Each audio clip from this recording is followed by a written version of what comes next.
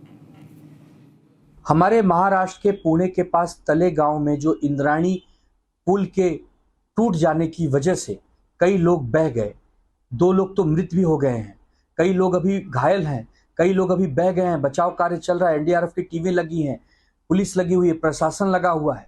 लेकिन एक सवाल उठता है कि जब कोई ब्रिज जर्जर था और उसको बंद कर दिया गया था तो वहां पर प्रशासन क्यों नहीं था, वहां बैरिकेटिंग क्यों नहीं थी, वहां पुलिसकर्मी क्यों नहीं थे, और उस पुल को बनाया क्यों नहीं गया? क्या जानबूझकर पहले लोगों को वहां इकट्ठा किया गया कि लोग वहां मर जाएं? क्या ये सब साजिश चल रही है?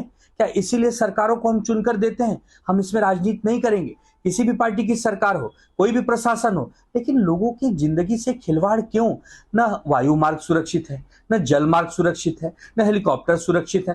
अरे हमारे देश में सुरक्षित क्या है?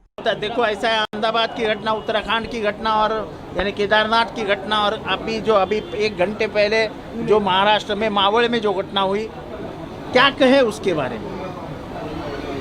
मौत ये किसी को कह के तो आती नहीं है, बुलावा आया है, लोग चले गए, लेकिन ऐसा होना ये दिल को दर्द देने वाला है। उन लोगों के आत्माओं को शांति मिले, इसके सिवा और हम क्या कर सकते हैं? मुझे मालूम नहीं ब्रिज कितना पुराना है, मैंने जो ब्रिज देखा है वहाँ पे जो वीडियो आया है वो ब्रिज मुझे पुराना सा दिख रहा है। शासन की ये जिम्मेदार, ये नहीं बोलना चाहिए क्योंकि अभी लोग चले गए, लेकिन जिस तरीके से वो लोखंड का है वो ब्रिज, आप अगर सूक्ष्म नज़र से वो लोखंड के ब्रिज को देखो तो पहले से ही कमकुवत हो गया है, तो उसकी पहले से ही उसको रोक देना चाहिए था। मुझे मालूम नहीं सत्य परिस्थिति क्या है, उसके आगे मैं कुछ नहीं बोलना चाहूँगा। Let me go across to my colleague Sandeep, who continues to track this story very closely. Sandeep, 4 hours after this tragic incident took place, the political blame game has started. In fact, questions are being asked that if the bridge was so old, notice was pasted onto it, then why was there no security guard there to stop people to enter that bridge area? Take us through the war of words as far as this entire incident is concerned. See, definitely very serious questions are being raised to the local authorities as well as to the government at this point in time, be it Uddhav Sena's leader or NCP Sharad Pawar camp Jitendra Wad. All of them are raising the same question that the bridge was dilapidated. So why the people were allowed to go up on that very bridge? Where were the authorities? Whether there was any kind of security guards or not?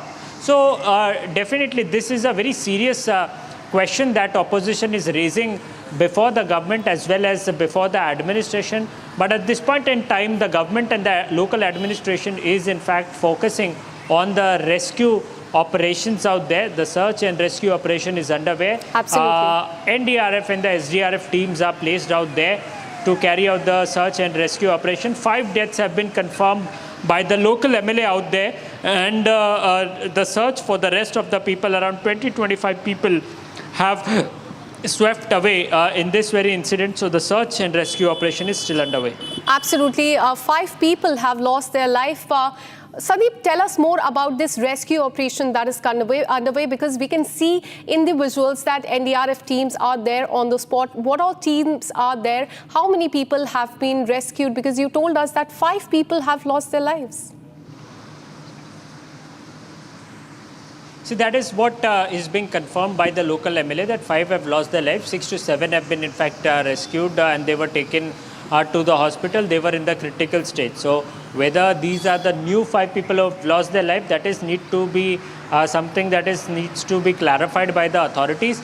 But 5 have lost their life. That is what is being confirmed by the local MLA. Apart from that, there are Hydra machines, there are crane which are placed at this point in time with the NDRF and the SDRF to carry out the search and the rescue operations. We are also being told that there are still 4 to 5 people who are still trapped beside this very bridge. So that is something they are taking help of machines, cranes, etc. to in fact lift that very dilapidated bridge, so that the people who are trapped inside that very bridge, they can be rescued. Whether they are alive or dead, that is something that will be cleared by the hospital. But at this point in time, the cardiac ambulances are present out there to give immediate medical attention to the people who are getting recovered or rescued from that very spot. Absolutely. Sandeep, keep tracking those details for us. We'll keep coming back to you for more on this. Now, we are shifting our focus. This is as far as Prime Minister is concerned. In a significant diplomatic outreach, Prime Minister Narendra Modi has arrived in Cyprus today, marking the first ever visit by an Indian Prime Minister to the island nation. This visit, as you can see in the visuals as well, that is Prime Minister meeting the diaspora there, shaking hands with them, and look at the excitement on their faces as Prime Minister has arrived in Cyprus. And this visit is seen as an important stopover ahead of the G7 summit in Canada and a reflection of India's renewed focus on strengthening ties with the European partners. Now, Prime Minister Narendra Modi was received with a ceremonial welcome at the international airport by the President of Cyprus. His arrival is being described as a historic moment by both Indian and the Cyprus diplomatic sources. During this visit, Prime Minister is scheduled to hold delegation-level talks with the President of Cyprus, and key issues which will be on focus will include expanding cooperation in trade and investment.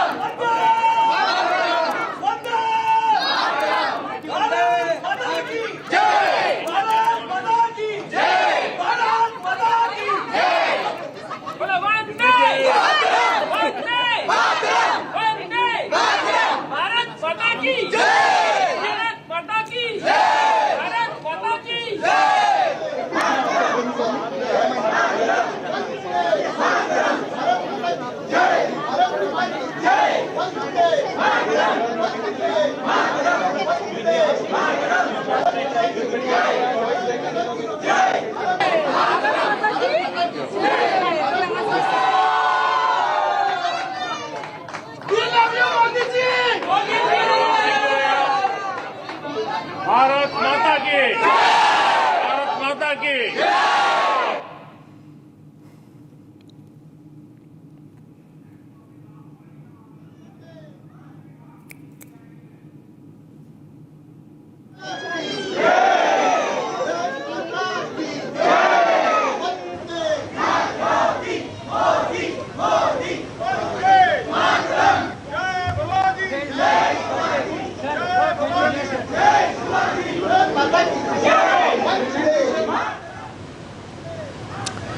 तो ये बहुत ही महत्वपूर्ण तस्वीर।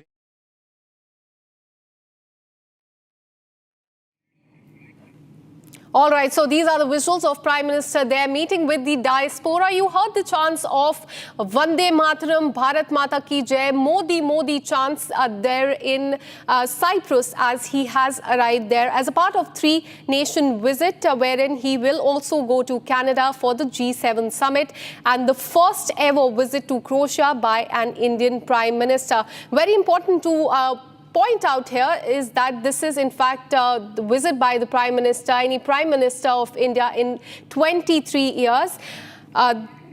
Two such visits have happened 40 years back by Indira Gandhi in 1982 and Atal Bihari Vajpayee in 2002.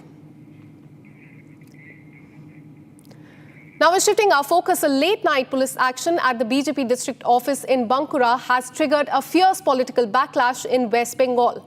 The Bharatiya Janata Party has accused the state police of acting under the political pressure of TMC and attempting to intimidate the opposition party. Here's a quick report on that. Take a look.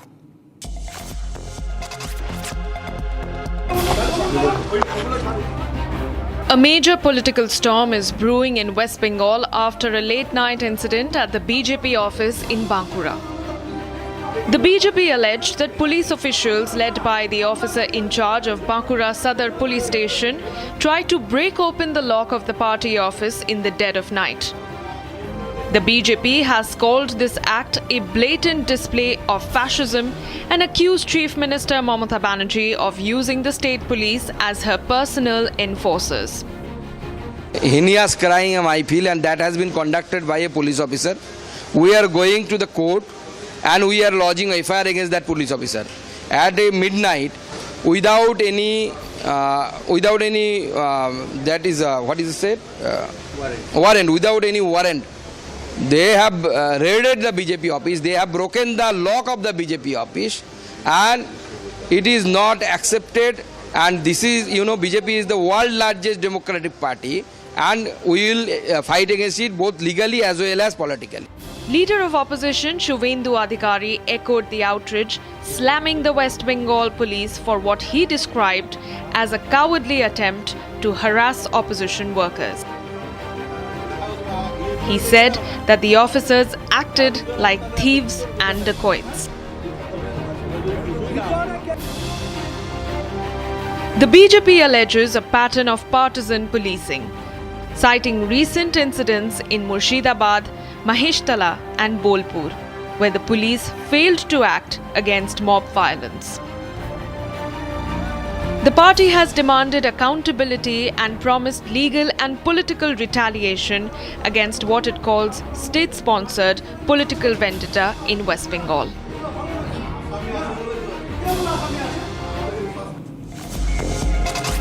Now moving on, tensions in Middle East have escalated dramatically. Deadly missile exchange happened between Iran and Israel, and it has pushed the region closer to open conflict. In the latest strike last night, in fact, Iranian missiles hit neighborhoods near Tel Aviv in Israel, killing and injuring several civilians, while Israel responded by targeting key sites in Iran, including its energy sector and defense ministry headquarters as well. Here's the latest on the destruction, rising fear and the human cost of this unfolding crisis in West Asia. Have a look.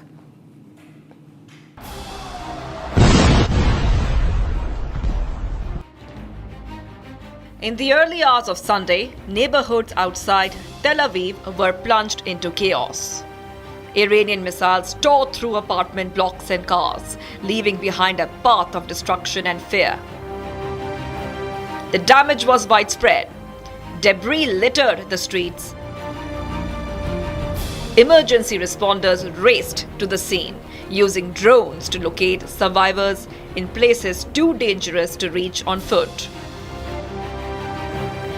First responders moved quickly, their eyes scanning for movement, their hearts burdened with the urgency of saving lives. Amid the chaos, residents fled with whatever little they could carry. Further north, in Tamara, tragedy struck again.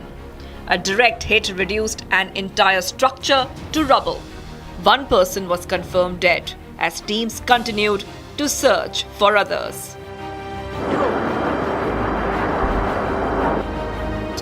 This latest exchange of fire is part of a spiraling confrontation.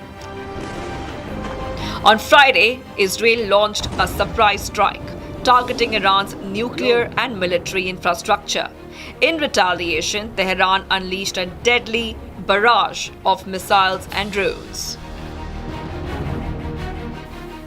Israel's counterstrikes targeted Iran's energy sector and the defense ministry headquarters, an escalation unprecedented in recent years.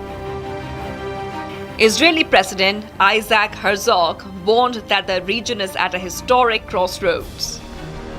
We are now at a historic crossroads, not only for Israel, but for the entire Middle East. On the one hand, the threat of terrorist jihad that seeks to dominate the region, whilst on the other, there's the vision of partnership, hope for the better future, and peace, what I call the day after. While Iran's leaders called on the international community to condemn what they described as violations of their sovereignty.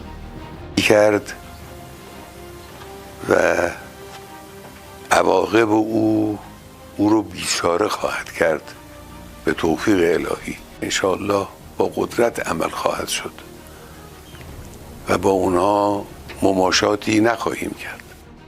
Behind the headlines and the missiles are families, displaced, mourning, surviving. This is no longer just a military exchange. It's a humanitarian crisis unfolding in real time. יש לי תינוק פג בן 3 שבועות, הוא נולד בשבת לפני 3 שבועות בדיוק. חמוד קטן, עוד קליל. כשהתחילו הבלגנים שלשום, התחילו הירי. אתמול, סליחה, אנחנו ירדנו מהפגייה. As day breaks and the dust settles, the question remains, what comes next in a region teetering on the edge of war? Now, another major story that we are tracking is from Ahmedabad in Gujarat. As far as the plane crash tragedy is concerned, what we're learning is that state government has constituted 22 teams, while 47 DNA samples of the victims have been matched, including that of former Chief Minister of Gujarat, Vijay Rupani. His last rites will be conducted tomorrow. 25 bodies have been handed over to their respective families. DGCA, which is the regulatory authority, their officials along with AAIB are conducting the investigation in this case. Let me go across to my colleague Gopi, who continues to track the story very closely. Gopi, on one side, investigation is underway. On the other, there's a human angle.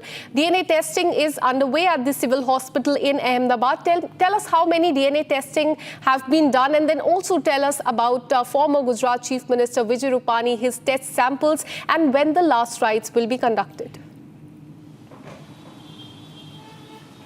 Well, in fact, Akanksha, just a short while back at around 5:30, there was a joint press conference by one of the IPS officers as well as the medical superintendent of Civil Hospital of Ahmedabad, where they informed us that, 47 samples, as you've correctly said, 47 samples, DNA samples have been matched, while 44 families have been contacted out of it, and total 25 bodies have been handed over.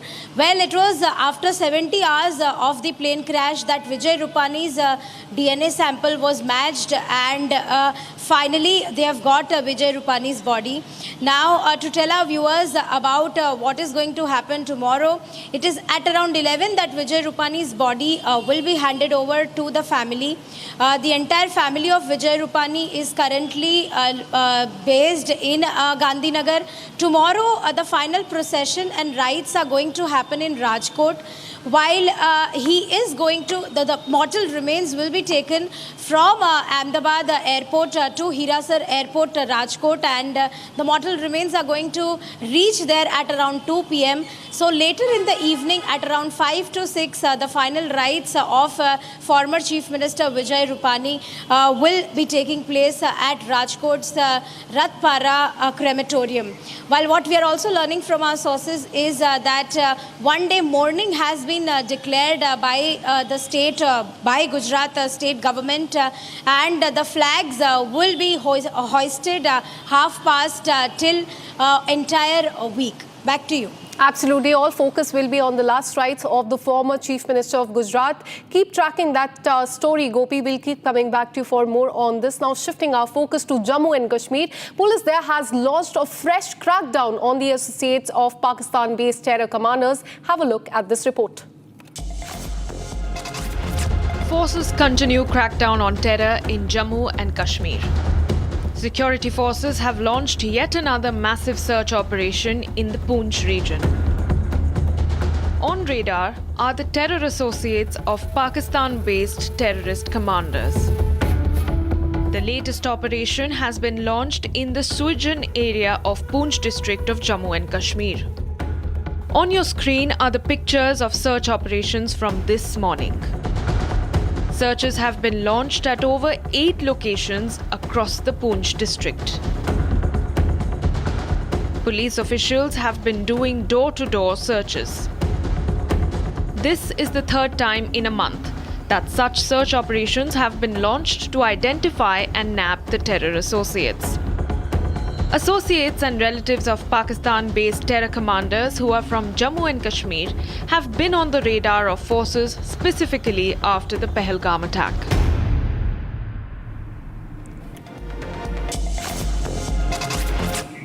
As tensions escalate between Iran and Israel, the United States has maintained a cautious distance, focusing on preventing Tehran from going nuclear while keeping diplomatic back channels alive. But for India, the stakes are even higher. With the deep economic, cultural and strategic ties to both the nation, New Delhi must navigate a razor-thin diplomatic path.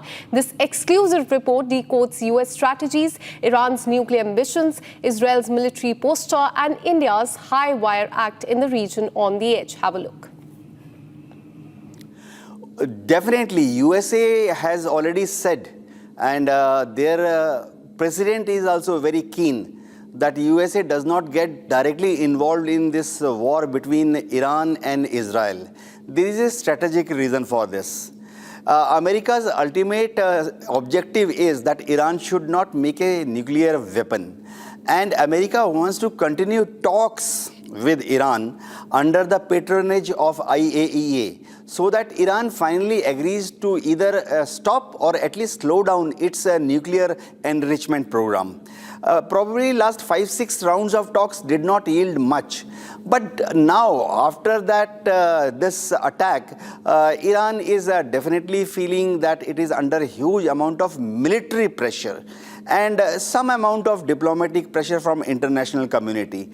So America will maneuver in a manner so that Israel stops this war from Israel's side in next few days, so that America can again persuade Israel's political leadership to restart the negotiations and the talks which were continuing in Qatar for limiting nuclear enrichment proposals and projects of Iran. See what happens. Iran says, and Iran has officially said many times, that it is not trying to make any nuclear weapon. Iran has enriched nuclear stockpile to about 60%. This means that they will have to enrich it a little bit more. About 90% enriched uranium-235 is required for making a weapon-grade nuclear material. Now, that may take some more time. USA wishes to stop Iran before that. Iran is agreeing to this proposal provided it gets some kind of an assurance that Israel will never attack Iran in future, especially with undeclared nuclear weapons which Israel has. We all know that Israel probably has 70 or 90 nuclear warheads with it. So the moment a guarantee, nuclear guarantee is provided by USA, Iran will slow down its nuclear enrichment program. We must remember that Iran military leadership knows that possessing just about 6 or 9 nuclear weapons does not give it any strategic advantage. Because if by mistake it uses even 1, 2 or 6 nuclear weapons against Israel, then during the second strike, counter strike by Israel, Israel may hit Iran with 70 or maybe 90 nuclear warheads. Iran will get annihilated, it will be decimated, it will be turned into ash within few minutes by Israel counter attack. So Iranian military will never think actually on ground using their limited stockpiles of nuclear weapons, 5-6 of them against Israel. India's position is rather delicate. We have to walk a very, very fine, razor-edged path. India is a very good friend of Iran. We have cultural ties going back to 2,000 years, 1,000 years. Till 2018, India was importing almost 25% of its crude oil requirement from Iran. It was advantageous for India because the technical parameters, the chemical composition of the crude oil which we used to import from Iran were suitable for Indian refineries. Moreover, the Iranian crude oil was made available to India about $1 to $2 less than international benchmark, like we say the Brent crude basket. Now, when America started putting sanctions on Iran, America also put pressure on India not to import any crude oil from Iran. This has definitely caused some amount of economic trouble to government of India and people of India. So India will like to balance its relation between Iran and Israel. Israel also remains a very, very dedicated, firm and loyal friend of India. We all know that all the weapon systems we are making under Make in India project, most of them we have got a transfer of technology or direct import of components, assemblies or sub-assemblies from Israel, especially when it comes to electronic warfare systems, jammers, electronic support systems. We are heavily dependent upon Israel. So India would not like to go away from Israel also. Our External Affairs Ministry, Shri S. Jaishankar, has got a very tough task cut out for him. He has to maintain a balanced and mutually beneficial relation with Iran as well as with Israel.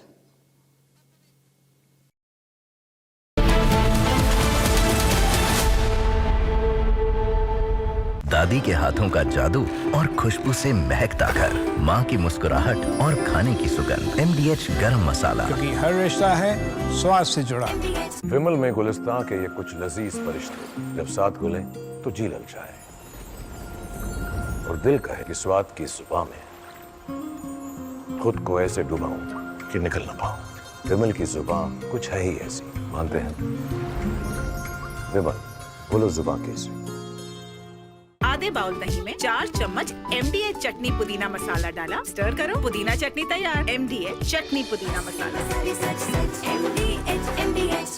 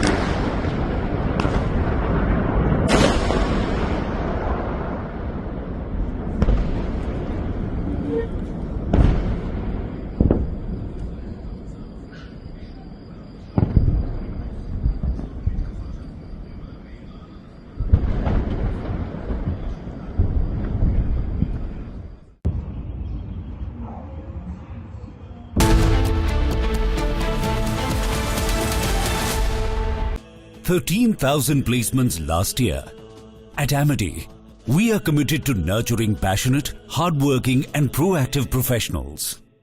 दादी के हाथों का जादू और खुशबू से महकता घर, माँ की मुस्कुराहट और खाने की सुगंध। MDH गरम मसाला, क्योंकि हर रिश्ता है स्वाद से जुड़ा। इसको घर पे लगाओगे तो शादी का तो पता नहीं, पर घर पक्का नहीं टूटेगा। रुंगटा नहीं तो घर स्ट्रॉन्ग नहीं। रुंगटा स्टील TMT बार एकदम सॉलिड। पहाड़ों में एक हाइकिंग स्टिक भी बन सकती है। MDH की हल्दी मिर्ची धनिया करे कमाल, ये रंग दे, ये खुशबू दे, ये तीखा, ये कम पड़े, क्या निराला MDH masala. From Asia's largest news headquarters, setting the agenda for Bharat.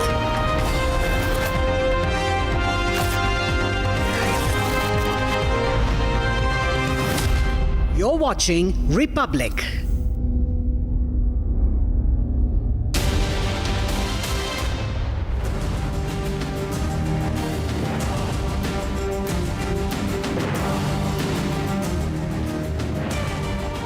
Hi there, welcome to the Sunday edition of This Is Exclusive, in which we are going to get you a big one. An interview with Maharashtra Chief Minister Devendra Fadnavis on the manner in which they are going after the mission of making India Naxals and Maoists free by early next year, possibly even before that. How the Maharashtra government, like in the case of Chhattisgarh government, like in the case of Andhra government, like in the case of Odisha government, are focused, mission focused on making sure that we are red terror free. That's going to be our big focus and exclusive. Let me get you the headlines first.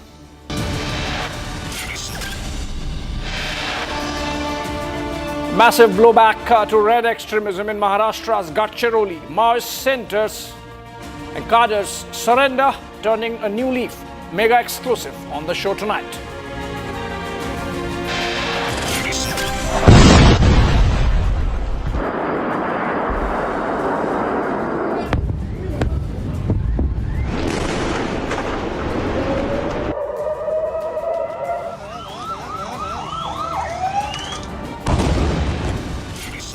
Day 3 of escalation in hostilities between Iran and Israel.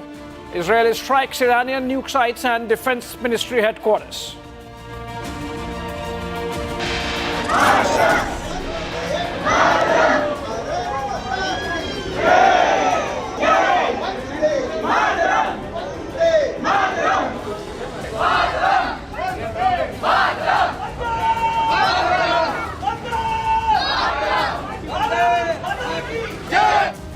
Prime Minister arrives in Cyprus as a part of three-nation tour set to head to Canada soon for G7 summit. Tragic bridge collapse in Pune, at least 20-25 tourists feared swept away, while 5 have been confirmed dead. Relief ops underway.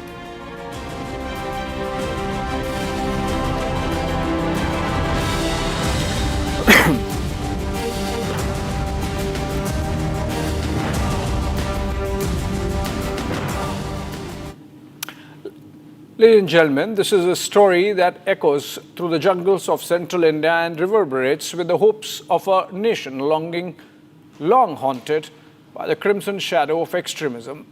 For decades, the dense forests of Gadchiroli in Maharashtra have been a battleground, not just of bullets and blood, but of ideologies. It was here that the Maoist insurgency found fertile ground.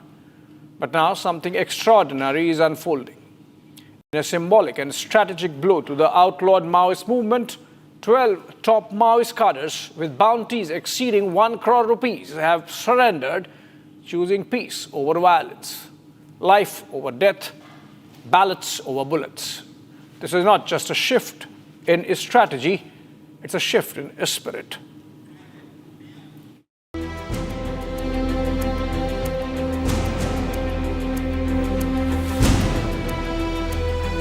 Vimla Chandra Sidam.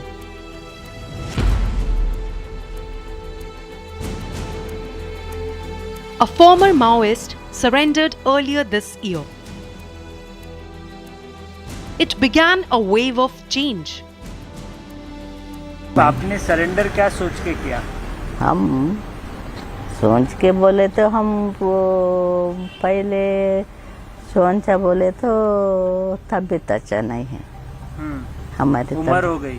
उम्र हो गया तबीयत लड़ नहीं सकते। तबीयत भी अच्छा नहीं है। तो सोचा जाने का तो अच्छा होते उधर जाके। अभी हम कम वो तो कब ये तबीयत उम्र बारे में आया। उम्र के बारे में आया, इधर सिलेंडर हो के बचेंगे बोल के आया। अगर विकास हो जाता है तो लोग को सरेंडर कर देना चाहिए, आपको लगता है? ये लड़ाई बंद हो जानी चाहिए।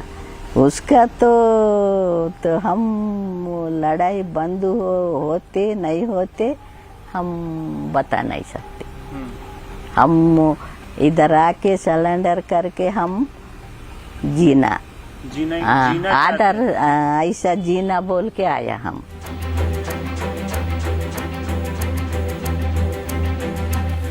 The option of coming out of the shadow of violence and blood has brought many more like Vimla to surrender.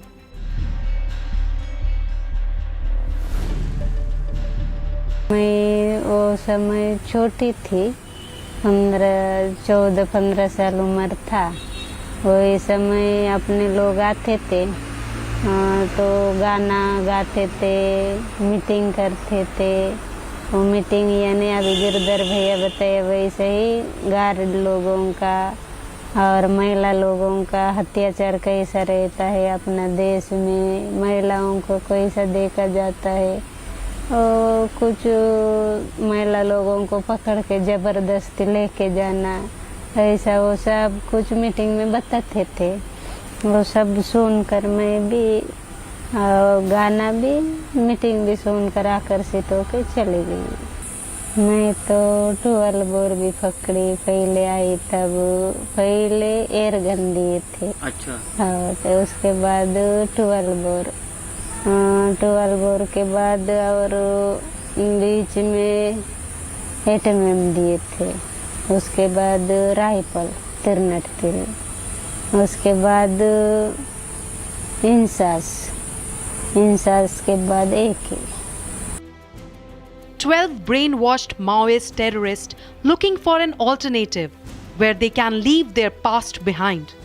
In front of Maharashtra government, they laid down their arms. उम्र क्या थी जब आप गई थी? 13-14। हाँ।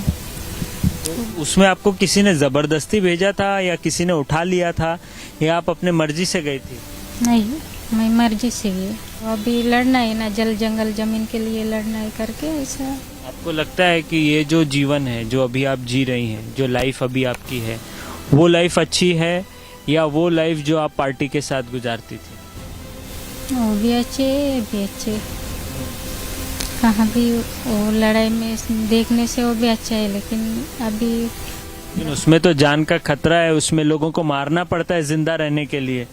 उधर तो मरता है ना, अभी दिन भर एनकाउंटर होता है, इसलिए मारना पड़ता है। वो मारना ही पड़ता है, इसलिए अभी सिलेंडर हुआ हमें।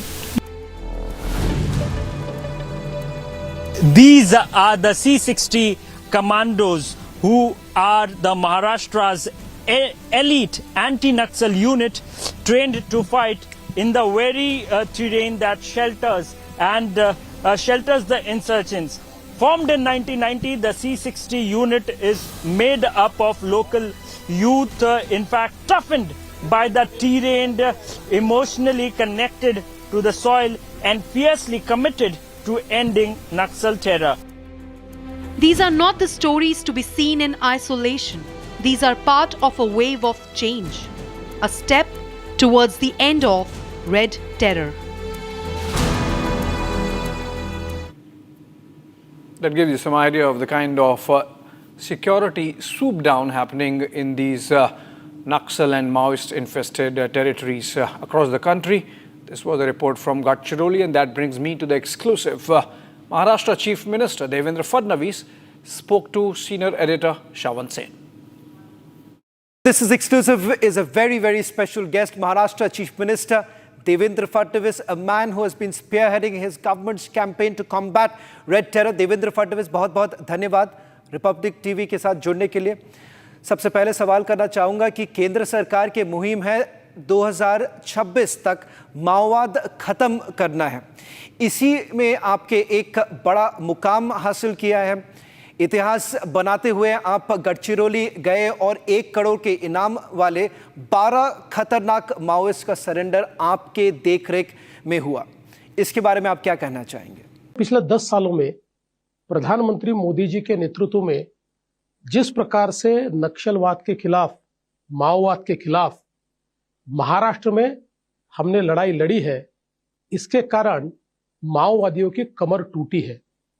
आज हम देख सकते हैं कि अब महाराष्ट्र में धीरे धीरे जो एक्टिव केडर है उसका नंबर बहुत थोड़ा रह गया है, क्योंकि पिछले 10 सालों में या तो हमने माओवादियों को न्यूट्रलाइज किया है या अरेस्ट किया है, या फिर इस प्रकार की परिस्थिति उनके ऊपर आई है कि उनको अब सरेंडर करना पड़ रहा है।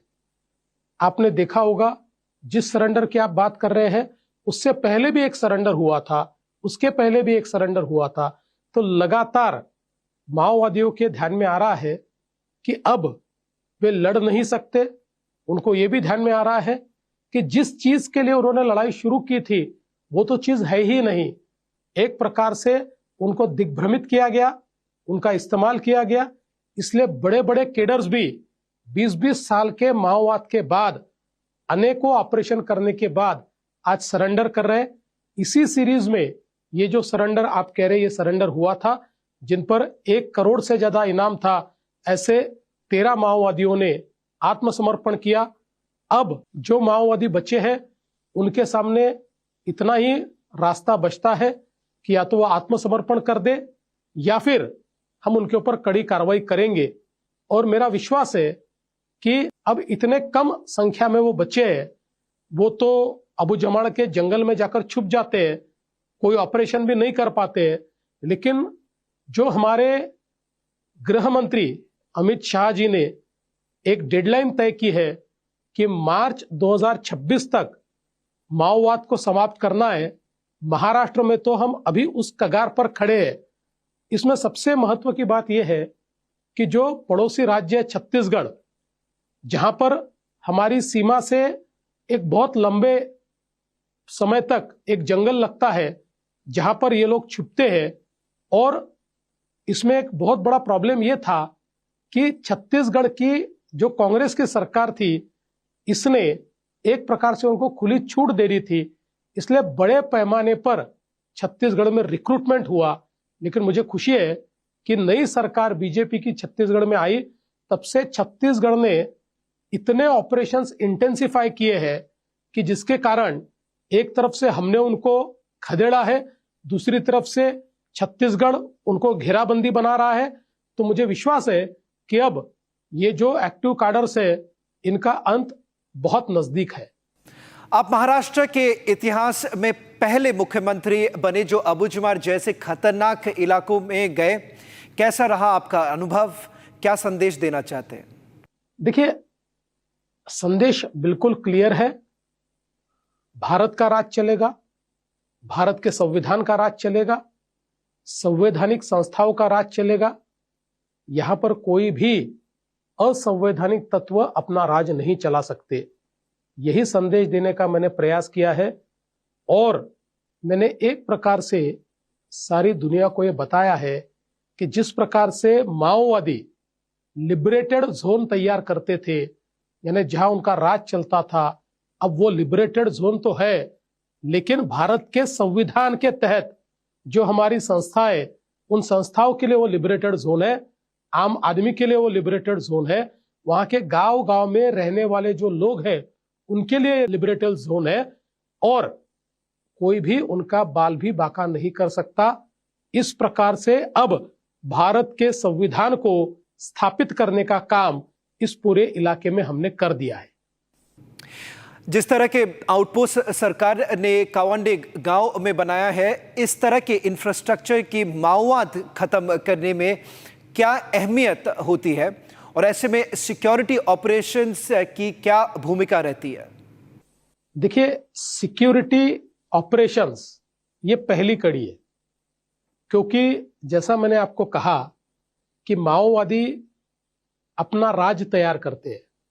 वो कहते हैं कि हम भारत के संविधान को नहीं मानते, भारत के संविधान ने तैयार की हुई संस्थाओं को हम नहीं मानते, हमारा राज यहां चलता है, और उसको लिबरेटेड जोन के रूप में वो इस्तेमाल करते हैं। लेकिन जब एक पुलिस आउटपोस्ट वहां पर खुलता है तो उसके कारण संवैधानिक संस्थाओं की एक प्रकार से वहां पर पहचान तैयार होती है, वे वहां पर स्थापित होते हैं। और गढ़चिरौली में हम लोगों ने पहले से एक कार्यप्रणाली ऐसी रखी कि जिसके तहत हमारा पुलिस आउटपोस्ट, ये केवल पुलिस आउटपोस्ट नहीं होता है, वो पूरी सरकार होती है। हमारे पुलिस वहां पुलिस दादा लोरा खिड़की इस नाम से एक उपक्रम चलाते हैं, जिसमें पुलिस जो हमारा रेवेन्यू प्रशासन है उसके सारे काम इसी आउटपोस्ट से चलाते हैं। सरकार की जितनी योजनाएं हैं वो सारी योजनाएं वहां से दी जाती है। जो हर व्यक्ति के लिए अलग अलग प्रकार की योजनाएं होती है वो सीधे उनको मिलती है। तो उसके कारण पुलिस प्रशासन और हमारे जो नागरिक है, इनकी एक दोस्ती तैयार होती है, इनका एक रिश्ता तैयार होता है। भारत के संविधान के प्रति और संविधान के तहत चुनी हुई सरकार के प्रति, हमारे लोकतंत्र के प्रति लोगों का विश्वास बढ़ता है। तो मुझे ऐसा लगता है कि ये आउटपोस्ट ये पहली कड़ी होती है और आउटपोस्ट जब तैयार होता है तो वहां पर विकास के कार्य करना भी आसान होता है। जैसे ही आउटपोस्ट हम लोग तैयार करते हैं, हम रास्ता बनाते हैं, पुलिया बनाते हैं, वहां पर हम 4G का टावर तैयार करते हैं, सारे प्रकार की कनेक्टिविटी वहां पहुंचती है। वहां पर हमारे जो बच्चे हैं उन बच्चों को अच्छी शिक्षा के लिए व्यवस्थाएं खड़ी होती है। हमारी जो स्टेट ट्रांसपोर्ट की बस है वहां चली जाती है। तो एक प्रकार से ये जो सुदूर इलाका है, इस इलाके के लोगों को भी वही फायदे मिलते हैं जो फायदे अन्य गांव के लोगों को मिलते हैं। इसलिए मैं ऐसा मानता हूं इसका बहुत बड़ा महत्व है। जैसे कि मैंने पहले कहा कि एक डेडलाइन है 2026 तक माओवाद खत्म करने की। इसको पूरा करने के लिए और क्या बड़े कदम आपकी सरकार उठाएंगी? देखिए, जैसा मैंने पहले ही कहा कि अब महाराष्ट्र में बिल्कुल थोड़े से एक्टिव काडर बचे हैं, जिसको हम लोग एक प्रकार से या तो अरेस्ट करेंगे या न्यूट्रलाइज करेंगे या फिर उनका आत्मसमर्पण होगा। और इसमें बड़ी मदद हमको छत्तीसगढ़ की ओर से चाहिए। वहां पर भी छत्तीसगढ़ की पुलिस और जो हमारे केंद्र सरकार के फोर्सेस है उसी प्रकार का ऑपरेशन कर रहे हैं। तो मुझे तो ये दिखता है कि हम लोग इसको अच्छे तरीके से कर पाएंगे। लेकिन गढ़चिरौली के लिए एक लॉन्ग टर्म प्लान भी हम लोगों ने शुरू किया। विशेष रूप से गढ़चिरौली ये देश का स्टील हब बन सकता है। देश का सबसे अच्छा आयरन ओर ये गढ़चिरौली में है। हमने 2016-17 में वहां पर माइनिंग शुरू की और आज परिस्थिति ऐसी है कि गढ़चिरौली में हम लोगों ने करीब 1.5 लाख करोड़ रुपए के MOUs किए हैं और करीब 50,000 करोड़ का काम शुरू है। और हमारा पहला स्टील प्लांट उसका उद्घाटन भी वहां पर हुआ है और दूसरे का उद्घाटन हम लोग कर रहे हैं। तो एक प्रकार से जो गढ़चिरौली केवल माओवाद के लिए जाना जाता था, अब वो स्टील हब के रूप में विकसित होता हुआ दिखाई पड़ता है। और इसका सबसे बड़ा फायदा यह है कि जो स्थानीय लोग हैं उन लोगों को बहुत बड़े पैमाने पर इसमें से रोजगार मिल रहा है। उसके कारण वो माओवादियों का साथ नहीं देते, वो हमारा साथ दे रहे हैं, सरकार का साथ दे रहे हैं, हमारे संवैधानिक संस्थाओं का साथ दे रहे हैं। और सबसे अच्छी बात यह है कि जो नए उद्योग शुरू हुए हैं इसमें आत्मसमर्पित जो नक्सलवादी है या माओवादी है उनको भी प्रशिक्षित करके अच्छी नौकरियां दी गई है, जिसके कारण वो अच्छा संसार अपना बैठा पाए। और अभी अभी हम लोगों ने आत्मसमर्पित जो माओवादी थे उनके शादियों का भी एक सामूहिक विवाह का कार्यक्रम भी किया है। तो मैं ऐसा मानता हूं कि एक और अब माओवाद समाप्त हो रहा है और दूसरी ओर गढ़चिरौली को स्टील हब ऑफ इंडिया के रूप में हम लोग विकसित कर रहे हैं। Well, thank you very much, Mr. Fadnavis, for joining us. In fact, this was the first interview of the Chief Minister after his successful visit to the Maoist-hit areas. Gadchiroli becoming, or possibly becoming a steel hub of India is what Devendra Fadnavis said towards the end. In fact, our team there in Gadchiroli caught up with the Superintendent of Police of the district. Listen into that sentiment on the ground.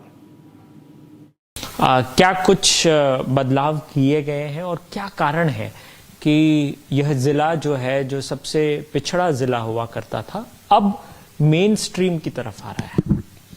पिछले कुछ वर्षों में, 8-10 वर्षों में जो Gadchiroli police की तरफ से माओवाद विरुद्ध लड़ाई में जो काम हुई है और जो हमने नए जो बदलाव के मुख्य कारण ये हैं कि लोगों की जो विश्वास कि माओवाद प्रभावित जिला नहीं होकर के ये मेन स्ट्रीम की तरफ बढ़ रहा है और माओवादी जिस बड़ी संख्या में सरेंडर कर रहे हैं या जिस बड़ी संख्या में न्यूट्रलाइज हो रहे हैं, तो ओवरऑल जो गढ़चिरौली की पहले इमेज थी कि माओवाद प्रभावित जिला है, उससे बाहर निकल करके अभी यहाँ पे लॉ एंड ऑर्डर सिचुएशन भी इम्प्रूव हो रही है, बड़े पैमाने पे इन्वेस्टमेंट भी आ रही है।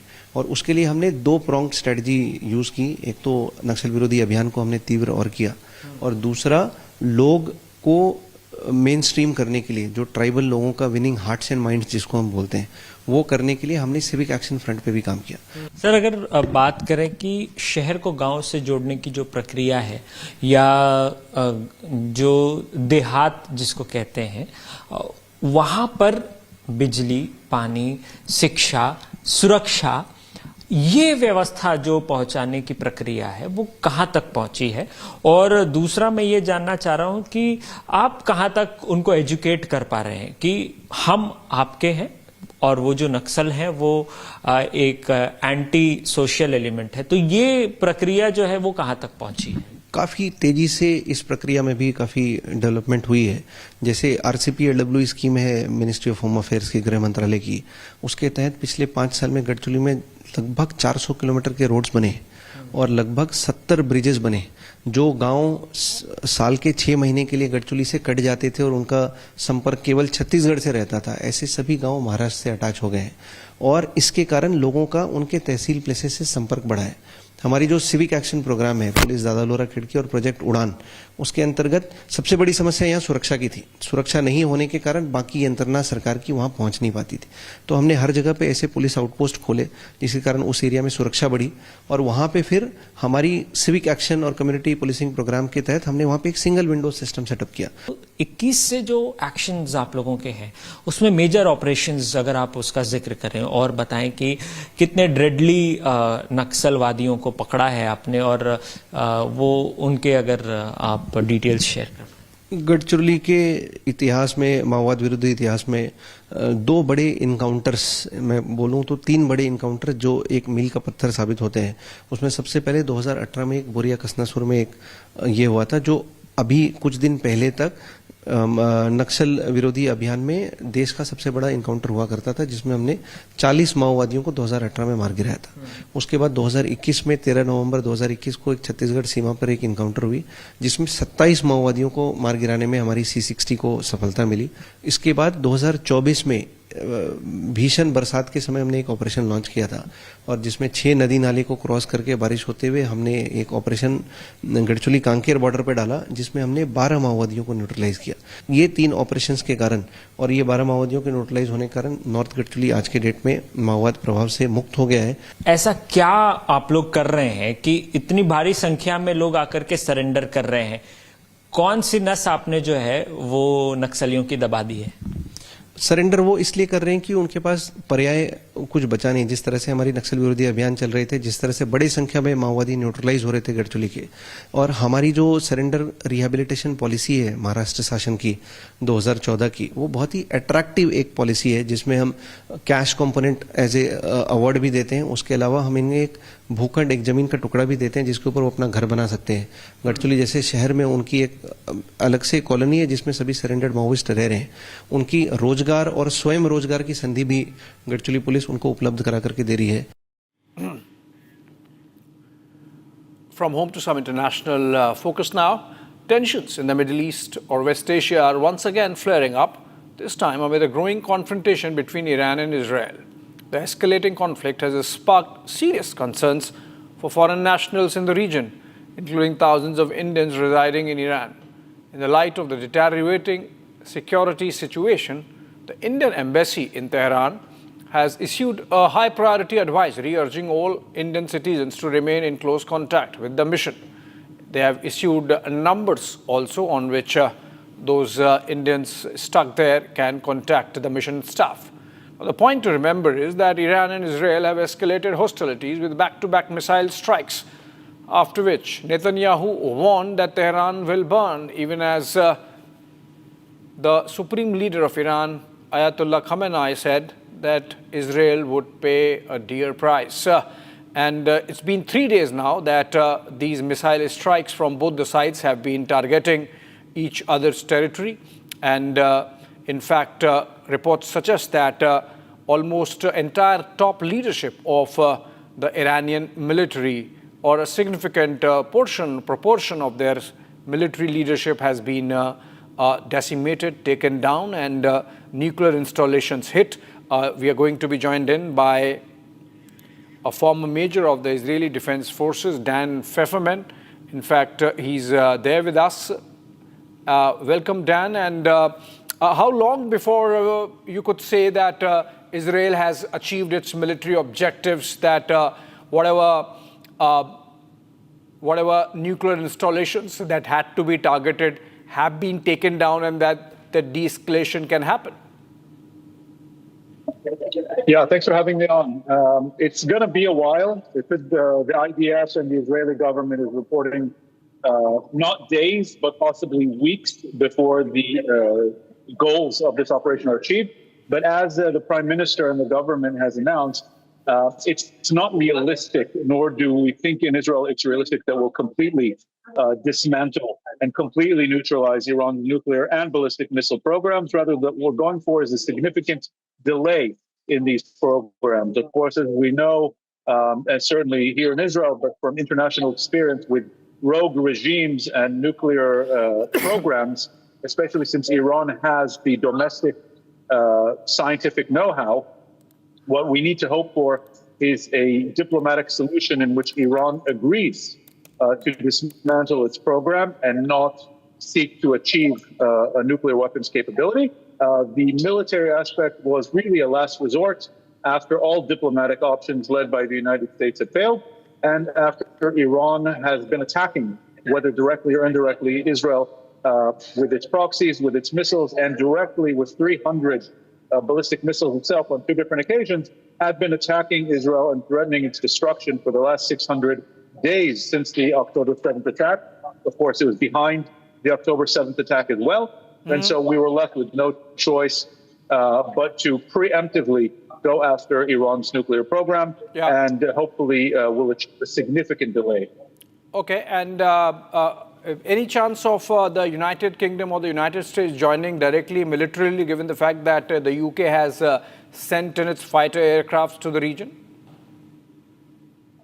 The only way I can see the United States, the UK, or other major powers joining directly is if their own interests, embassies or forces or bases are hit in the region. The United States has made this quite clearly, and I think President Trump ran on a ticket of disengaging from direct military affairs in the Middle East unless they harm American interests. So unless American bases or American interests are attacked directly, I think what we're going to continue to see from the United States is diplomatic support, intelligence support, and other kinds of forms of indirect support for Israel achieving these goals. With the UK and certainly the current leadership in the UK, I would say even more so. It's hard to see them getting involved unless direct UK interests are hit.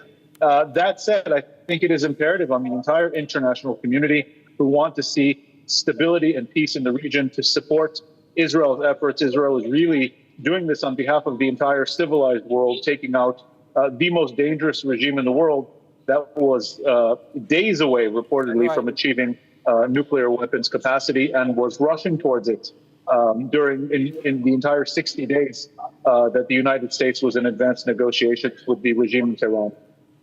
Right. Thank you, Dan, for joining us. So hopefully the military objectives would be achieved sooner than later, and then we would have some de-escalation happening in the region. Thank you so much for joining us, Dan Pfefferman, there, former major of the Israeli Defense Forces. And with this, we come to an end of this broadcast. Friends, a short break. On the other side, get me right.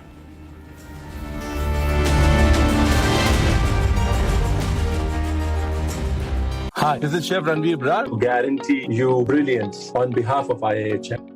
आधे bowl दही में 4 चम्मच MDH चटनी पुदीना मसाला डाला, stir करो, पुदीना चटनी तैयार। MDH चटनी पुदीना मसाला।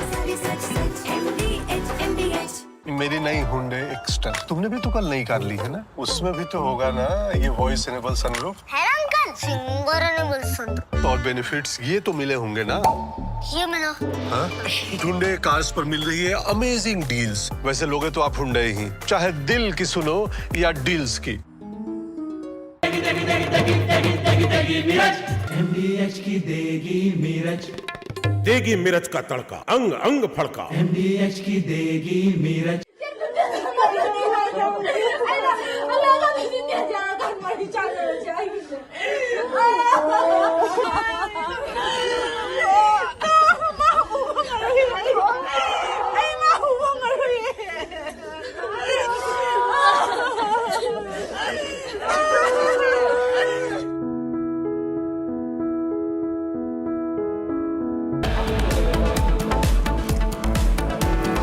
There's been a bridge collapse in Pune, in Maharashtra. At least 15 to 20 tourists fear trapped, 2 have killed.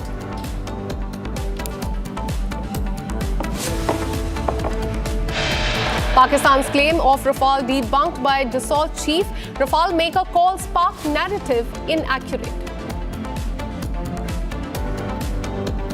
Air India to discontinue flight number 171. Air India's Boeing 787 to undergo detailed inspection.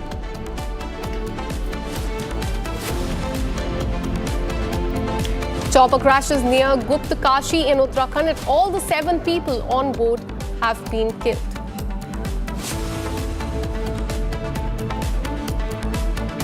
Israel strikes Iran's defense military headquarters and nuclear facility.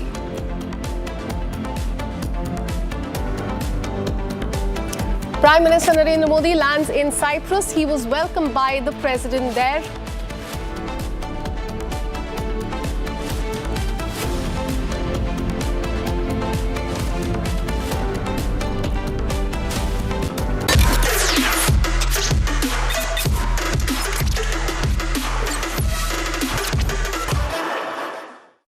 Hi there, welcome back to your favorite deep dive show on stories contemporary and consequential for India.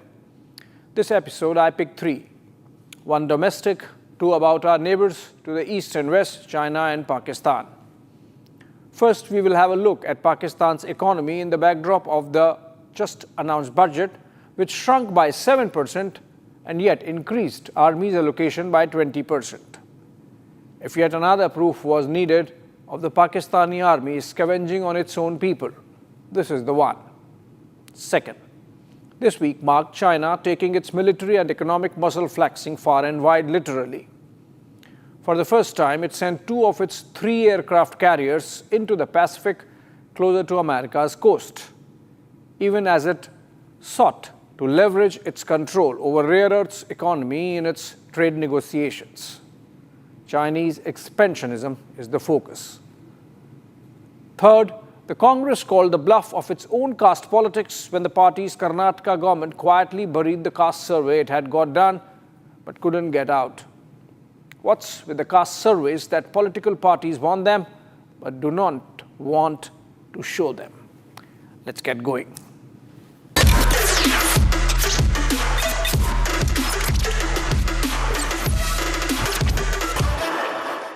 The way Islamabad has conducted itself post-Operation Sindoor standoff last month would make the gullible lot among the Pakistanis think that they actually won, or at least they stood up to India's military might. The celebrations, the decorations, General Asim Munir becoming Field Marshal, hiding behind the orchestrated euphoria, the government even gave a salary hike to all central ministers, including the Speaker and Chairman of the National Assembly and the Senate. Perhaps they knew what was coming. They had to do all this before the bad news came, which did this week. जनाब speaker, ये budget एक नहायत अहम और तारीखी मौका पर पेश किया जा रहा है, जब कौम ने हालिया दिनों में गैर मामूली इत्तेहाद, अज़्म और हिम्मत का अमली मुजाहिरा किया। भारतीय जारियत के मुकाबल हमारी सियासी क़यादत, अफवाज पाकिस्तान और पाकिस्तान के गजूर अवाम ने जिस जवामर्दी, दानिशमंदी और यकजहती का सबूत दिया, वो तारीख के सुनहरी औराक में हमेशा याद रखा जाएगा। 2 key documents, an economic survey and the annual budget, like it happens in the case of India, were brought out by the Pakistani government. Together, they give an X-ray, an MRI scan of where the Pakistani economy and indeed the nation stands. They tell a very different story from the one that was being sold through those celebrations. The Pakistani feudal elites can confuse and confound with their swagger. The ruling elites is one nation, while the rest of Pakistan is another planet. That Pakistan is broke, that Pakistan is barely hanging onto an economy in distress. It makes one wonder if the elites of Pakistan have created a mirage, a fool's paradise, for if the masses knew the real truth, they would rebel, they would revolt, they would tear apart the facade and take charge. This year has seen Pakistan's agricultural output tank by an average of 14%. In the case of cotton, their principal cash crop, production is down by 30%. You would recall those pictures of wheat flour loot from last year. Wheat production is down by 9%. And this is even before India's Indus Waters Treaty suspension effect kicks in. The economic survey marked down real GDP growth from planned 3.5% to 2.68%. Compare this with India's 6.5%, making us the fastest growing large economy in the world. Even Bangladesh, despite the perpetual state of turmoil since August last year, has grown at 4.2%. Or even Sri Lanka, which returned back to a sprightly 5% after the collapse of 2021-22. Pakistan is stuck in a low growth trap, and there is a reason for that. The policy rate of the Central Bank of Pakistan, a whopping 22% till last year, stands at 11% even now. It is a reflection of fears of inflation, as high policy rates are aimed at controlling liquidity. Not that there is any comparison, but just this week, the RBI, the Reserve Bank of India, slashed India's policy rate to 5.5%. The overseas Pakistanis are holding their nation afloat, sending back home $31 billion in the past year. But for this, even the IMF loan that Pakistan got last month would not have prevented it from going bankrupt. Their public debt stands at 76 lakh crores, which in Indian rupees is about 38 lakh crores or 87 billions in dollars. That is the reason why half this year's budget is going into debt servicing. Yes, literally half their annual budget goes in interest payments. Foreign exchange is at $16 billion, of which 90% is either debt rollover from China, Saudi Arabia and UAE, or comes from commercial loans to keep the account rolling. Which means, hypothetically, if the Chinese, Saudis and the Emiratis take back their loans tonight, Pakistan would have just about 10,000 crores of forex reserves. What a rich family spent on a wedding in India last year. Let's look at the energy production, a marker of the vibrancy in the economy. Overall electricity production declined by 3% in response to consumption also coming down last year, suggesting a larger stagnation. While the Pakistani masses suffer load shedding of hours per day, the deep state reserved 2,000 megawatts for data centers to run the cryptocurrency ecosystem as part of a deal with the Trump family firm World Liberty Financial last month. Now let us look at some budget specifics. The freshly minted Field Marshal has managed a hike of 20% in defense allocation, even as overall size of the Pakistani budget is down 7%. Look at the numbers in the graphics. Last year, Pakistan's annual budget was $67 billion, of which Pak Army got 7.5. This year, while the total budget size is down to 62, Pakistan Army allocation is $9 billion. This even as allocations of all sectors have been slashed. Education, health, water, every area has seen reduced allocation to compensate for the increase for the army. Moratorium has been put on all development schemes. Only the roads sector saw some increase because of a highway the Pakistan Army wants to build in Balochistan to tighten its loosening grip over the rest of province. Look at more numbers in Pakistan rupees. Infrastructure down from rupees 66,100 crores to rupees 64,400 crores. Energy sector would get rupees 14,400 crores against rupees 16,900 crores last year. Water, despite industry pressure, down to 10,900 from rupees 13,500 last year. Development expenditure has been decreasing every year since 2023 to meet strict IMF conditions, to the extent that the government has been using the share of provinces to pay debt. Pakistanis need to know what these numbers mean for them. Someone needs to explain them in Urdu perhaps. But even if they don't care, Sannu ki, what of us? For all the lip service Pakistan does to Kashmir, the area it controls illegally, POK plus Gilgit-Baltistan, saw a squeeze with lower allocations than last year. a deep cut of 16% from rupees 7,500 crores to rupees 6,300 crores. And mind you, these are Pakistani rupees. In Indian rupees, it would be half of about rupees 3,200 crores. Imagine the stupidity of Pakistanis. The Jammu and Kashmir budget for this year stands at Indian rupees 1,06,041 crores, which is roughly 35 times more than what Pakistan is allocating to the Kashmir it controls. Our Kashmiri brothers and sisters, of course, know that behind the call of Azadi is poverty, pauperization, radicalization, and stagnation. So they would never choose. And why should we bother about Pakistan? Just one state of Tamil Nadu has bigger GDP than entire Pakistan.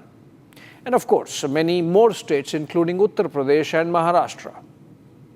Also this week, the World Bank came out with latest data on poverty, in which it redefined the definition of poor as someone who subsists on $3 per day.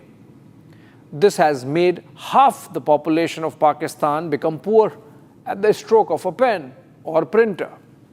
While with the same yardstick, India still managed to reduce its size of poverty to less than 10%, extreme poverty just about 5%. So for all those who thought Pakistan stood up to India, it did not. India decided to taper off Operation Sindoor after sending the military message we had to by destroying the terror infrastructure. Any war with Pakistan would have a semblance of an equal match only for the first week. After that, General Asim Munir would have no field left to marshal and no Tamgaz to take. Perhaps that might still be in the realm of the future. And why not? Come to think of it, was the Pahalgam terror attack triggered because the Pak army wanted to evade a squeeze? Munir wanted to become a field marshal and let the people of Pakistan go to dogs or wherever. Moving to our neighbor to the east in the second segment. This week marked a tectonic military shift in world's geopolitical dynamics, as China sent two of its aircraft carriers, the Liaoning and the Shandong, accompanied with a range of frigates and warships and of course submarines far into the Pacific Ocean, much further than the seas close to its coastline. That has been a routine.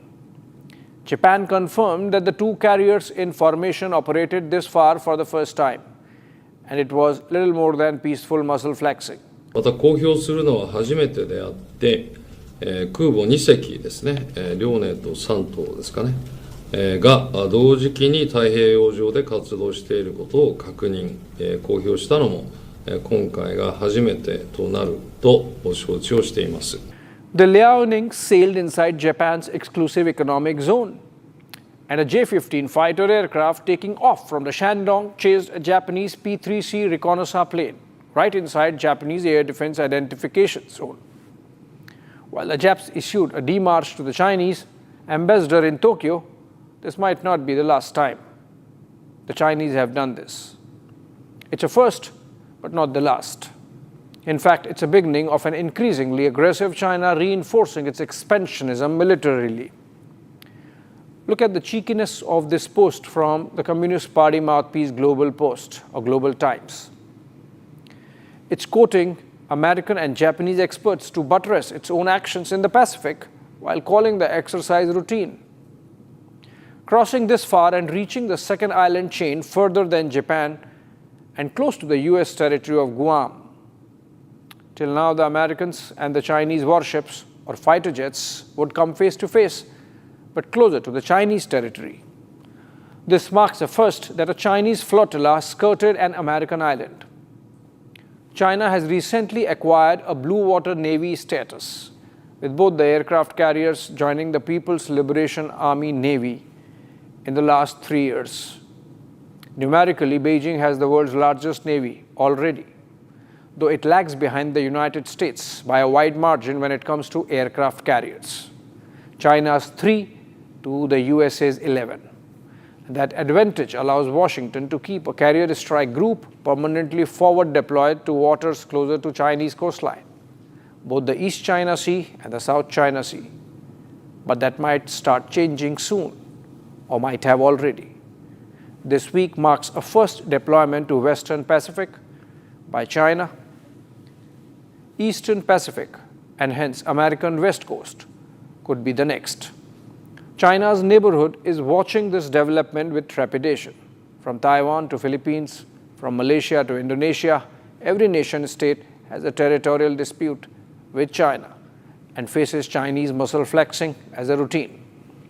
In the case of Taiwan, a territory China considers its own and intends to assimilate with the use of force, it has made blockade-level naval deployments at least twice in the last 6 months alone.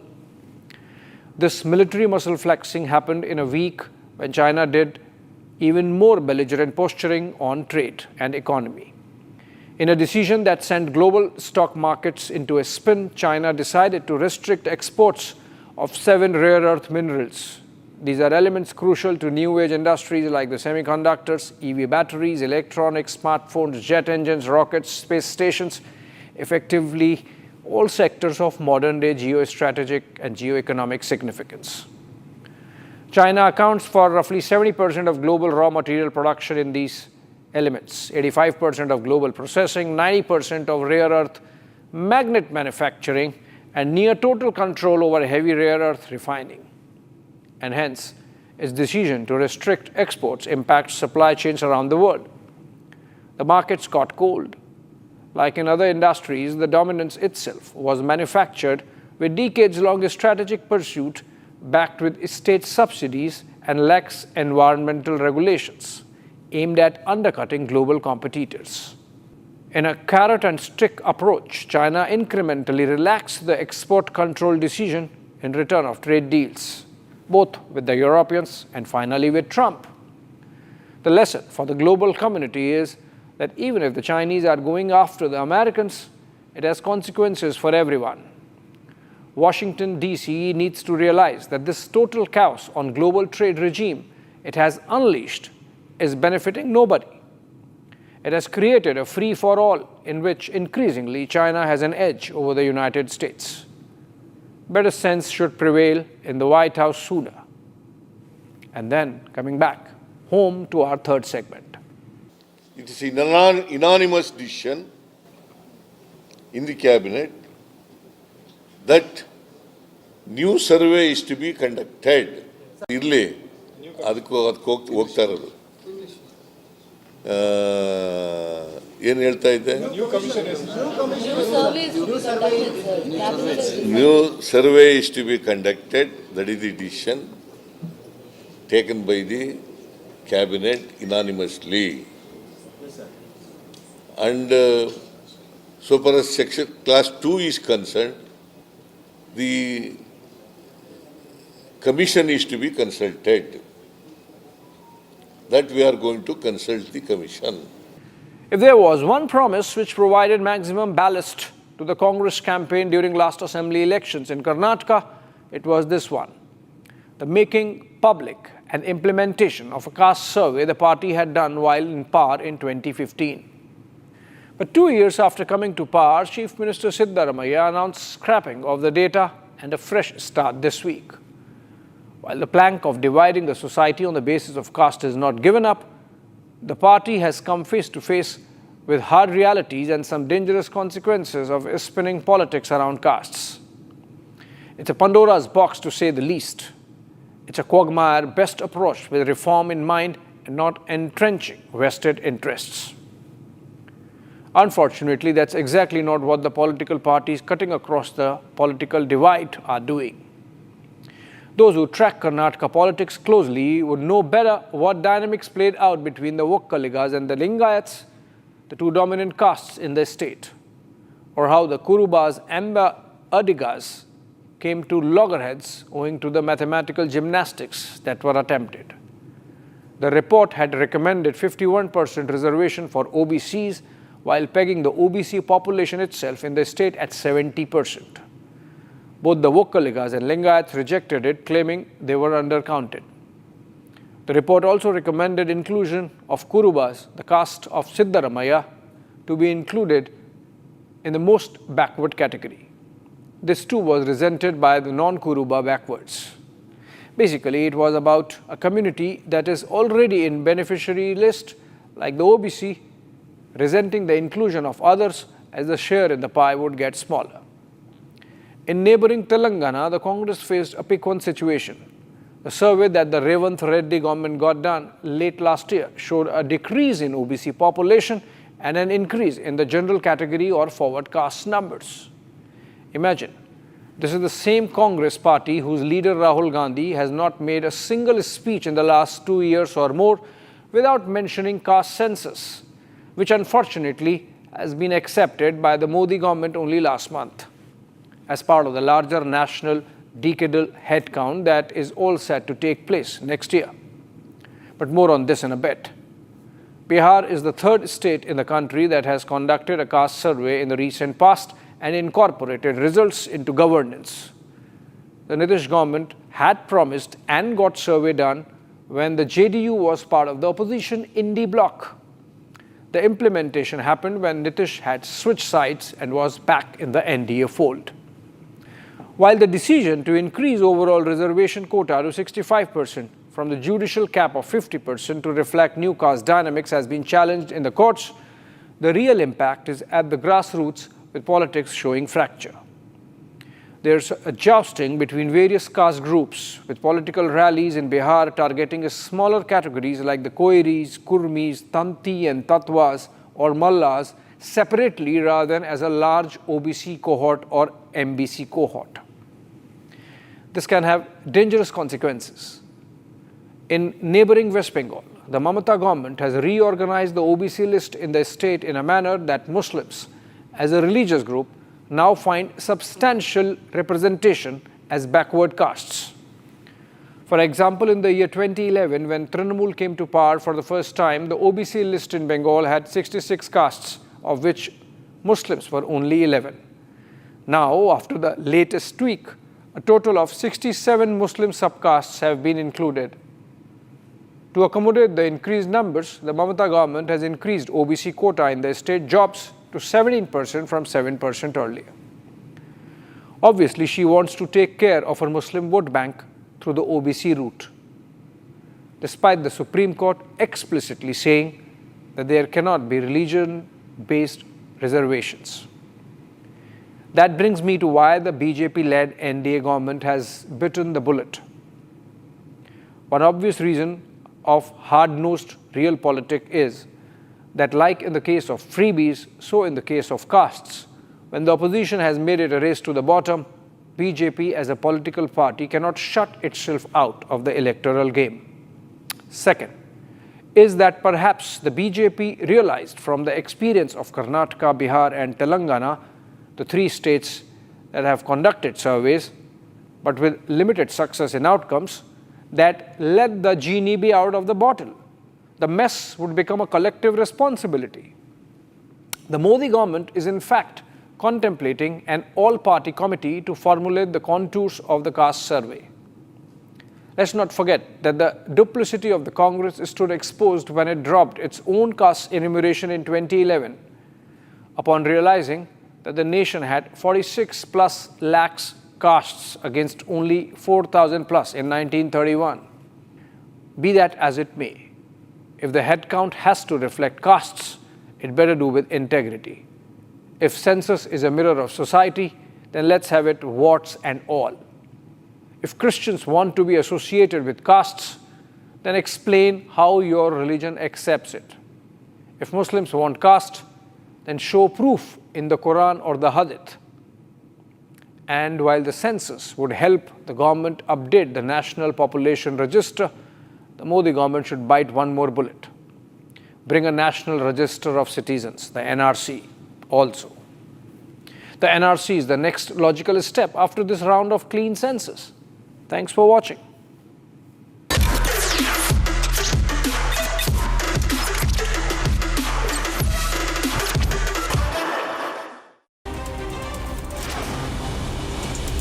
The Jammu and Kashmir police launched a major crackdown early this morning in Shaujan area of Poonch district, targeting associates and relatives of Pakistan-based terror commanders hailing from Jammu and Kashmir. This marks the third round of raids in past month, with searches underway at over 8 locations across district as security forces intensify effort to dismantle local support networks of cross-border terrorists.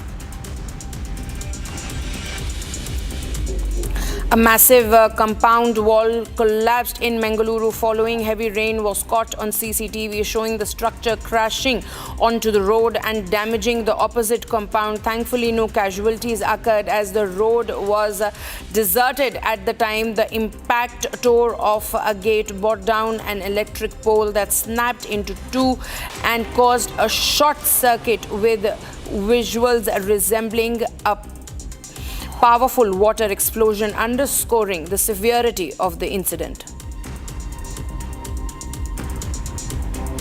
The last rites of Kalpana Prajapati, who lost her life in the Air India plane crash in Ahmedabad on June 12th, were held in Vadodara, Gujarat.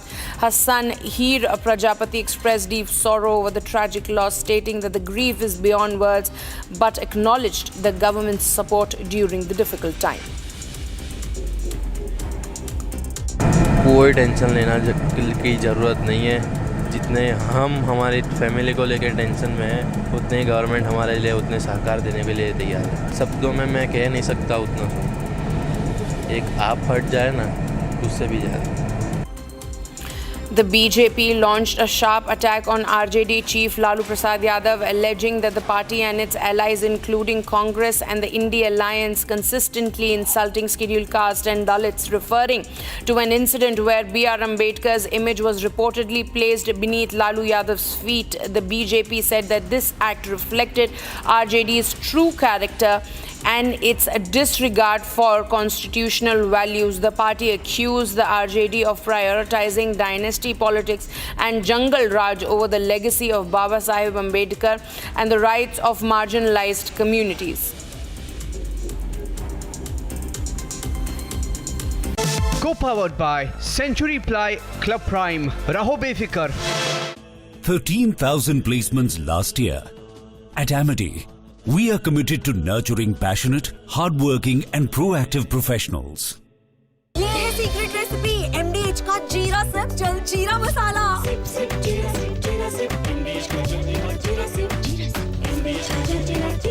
आपकी favourite Hyundai cars पर मिल रही है amazing deals.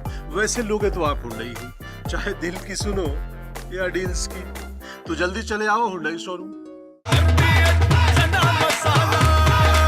अब छोलिया हो या लोबिया, सफेद चने या काले चने, सब कुछ मजेदार बने।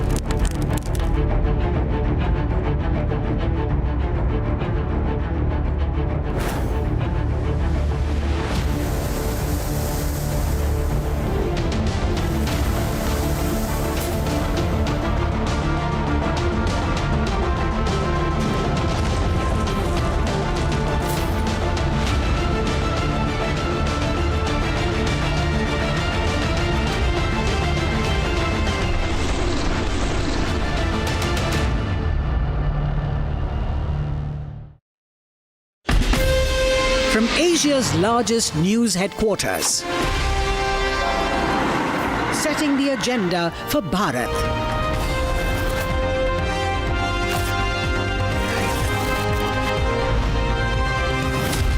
You're watching Republic.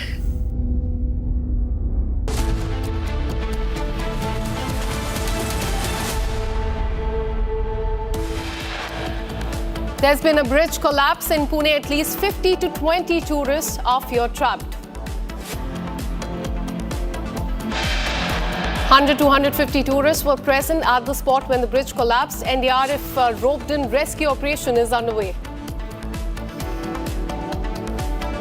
Pakistan claims of Rafale debunked by Dassault chief. Rafale maker calls Pakistan narrative completely inaccurate. 7, including an army veteran pilot, killed in chopper crash near Kedarnath. Chopper services have been suspended. Prime Minister lands in Cyprus on the first leg of the tour. He was received by the President on arrival.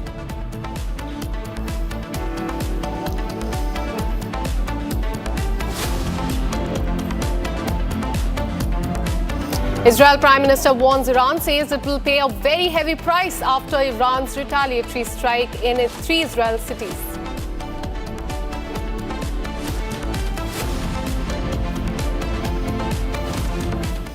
Hello and welcome. You're watching Republic TV with me, Akanksha Khajuria. We're starting the show with the breaking inputs coming in as far as the bridge collapse in Pune is concerned.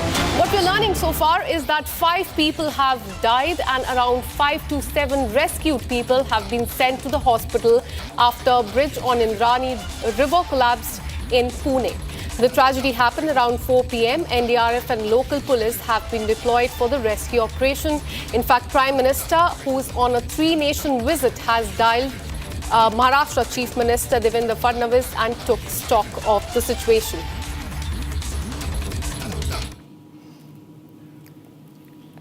So what we're learning so far is that 5 people have lost their lives and 32 people have received injuries. 5 to 7 people have been rescued and sent to the hospital after this bridge that you can see on the screen. It is on Indrayani River in Pune, which has collapsed. Now, politics is also happening on this entire issue.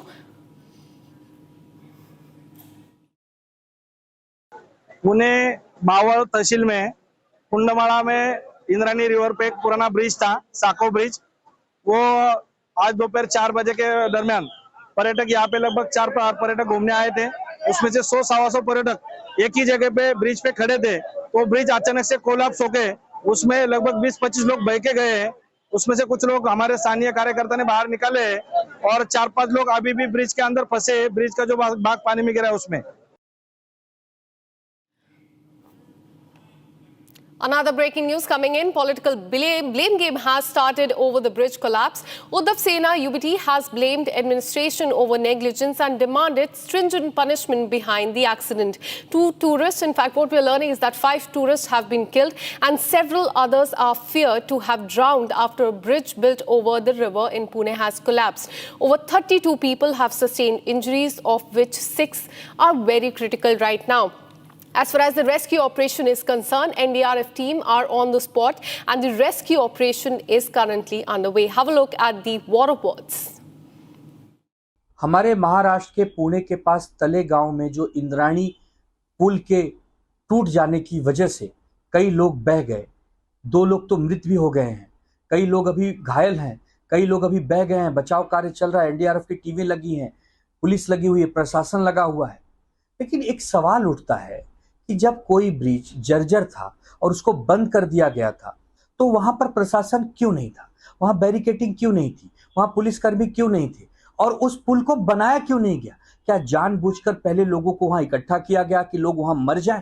क्या ये सब साजिश चल रही है? क्या इसीलिए सरकारों को हम चुनकर देते हैं? हम इसमें राजनीति नहीं करेंगे, किसी भी पार्टी की सरकार हो, कोई भी प्रशासन हो, लेकिन लोगों की जिंदगी से खिलवाड़ क्यों? न वायु मार्ग सुरक्षित है, न जल मार्ग सुरक्षित है, न हेलीकॉप्टर सुरक्षित है। अरे हमारे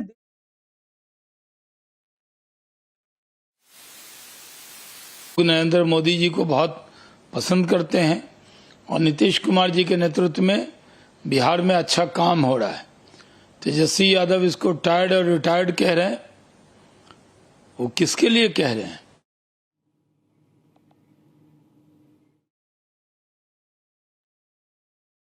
देखो, ऐसा है, अहमदाबाद की घटना, उत्तराखंड की घटना और यानी केदारनाथ की घटना और अभी 1 घंटे पहले जो महाराष्ट्र में मावळ में जो घटना हुई, क्या कहे उसके बारे में?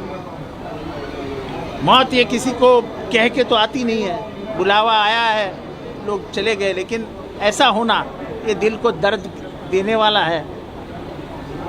उन लोगों के आत्माओं को शांति मिले, इसके सिवा और हम क्या कर सकते हैं। मुझे मालूम नहीं ब्रिज कितना पुराना है, मैंने जो ब्रिज देखा है वहाँ पे जो वीडियो आया है वो ब्रिज मुझे पुराना सा दिख रहा है।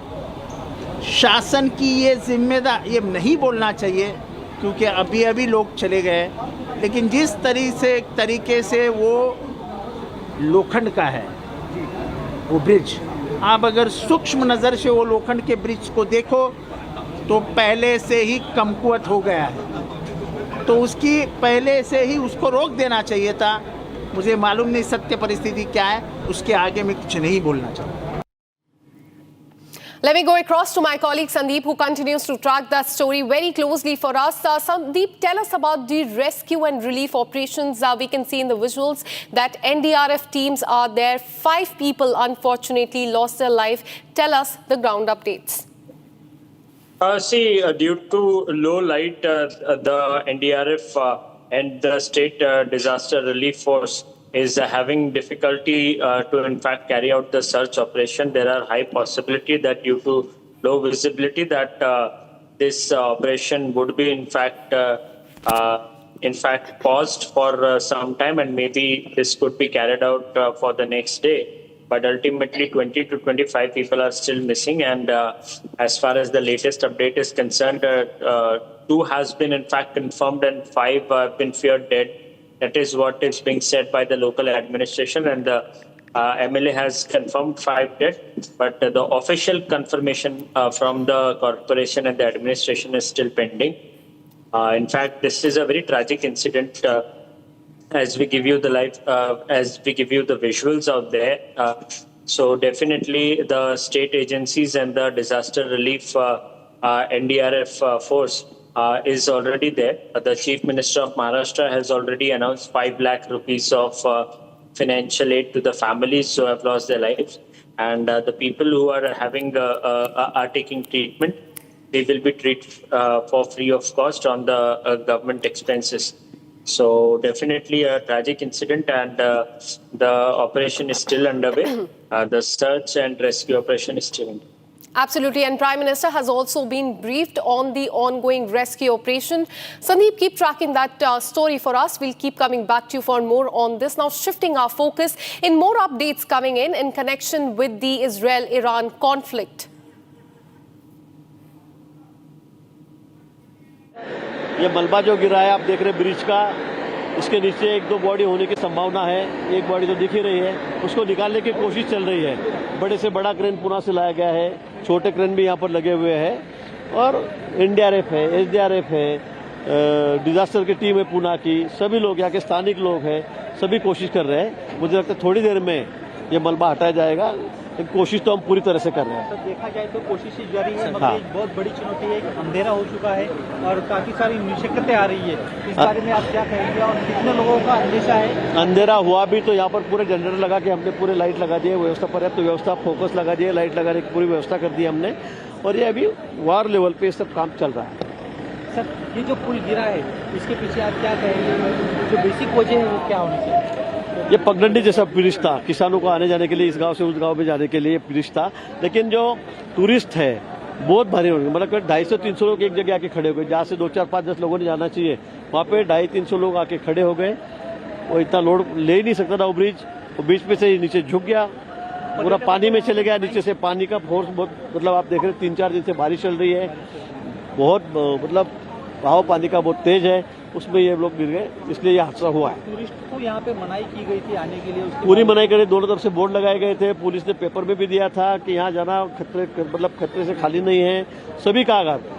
यहाँ के लोकल लोगों ने भी बहुत अपोज किया, लेकिन यहाँ कोई मानता नहीं है, टूरिस्ट मानते नहीं है, झगड़े पे उतर आते हैं, और इसलिए हादसा हुआ। 300 लोग, 250-300 लोग छोटे पगडंडी के ब्रिज पे आके खड़े हो गए, और इसलिए इसका लोड इससे बेयर नहीं हुआ, और ये ब्रिज बीच में से ही नीचे झुक गया और पानी में चले गया। Well, there you just heard, that is Minister of Water Resources Girish Mahajan speaking to media about the rescue operation that is currently underway, saying that around 250 to 300 people were standing on the bridge when this incident happened. It remains to be seen what the exact figure of people who have lost their life currently is. This is, in fact, we'll get you more details on this story, but definitely a very concerning news coming in from Pune in Maharashtra. Rescue operation is currently underway. And right now, the Minister of Water Resources is on the spot and is trying to ascertain what went wrong and inspect the area.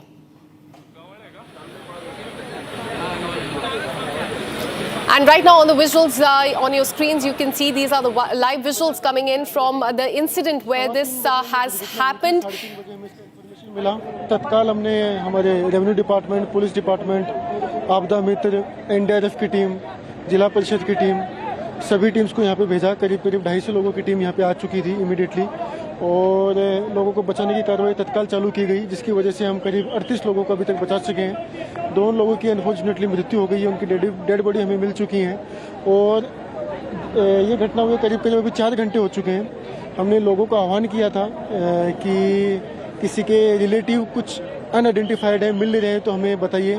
तो अभी हमारी information के हिसाब से 2 लोग जो हैं वो अनआइडेंटिफाइड है, उनको ढूंढने का काम चालू है।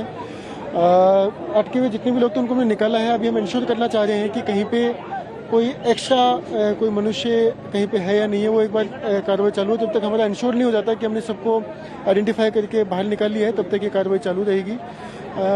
इसके ऊपर 163 का हमने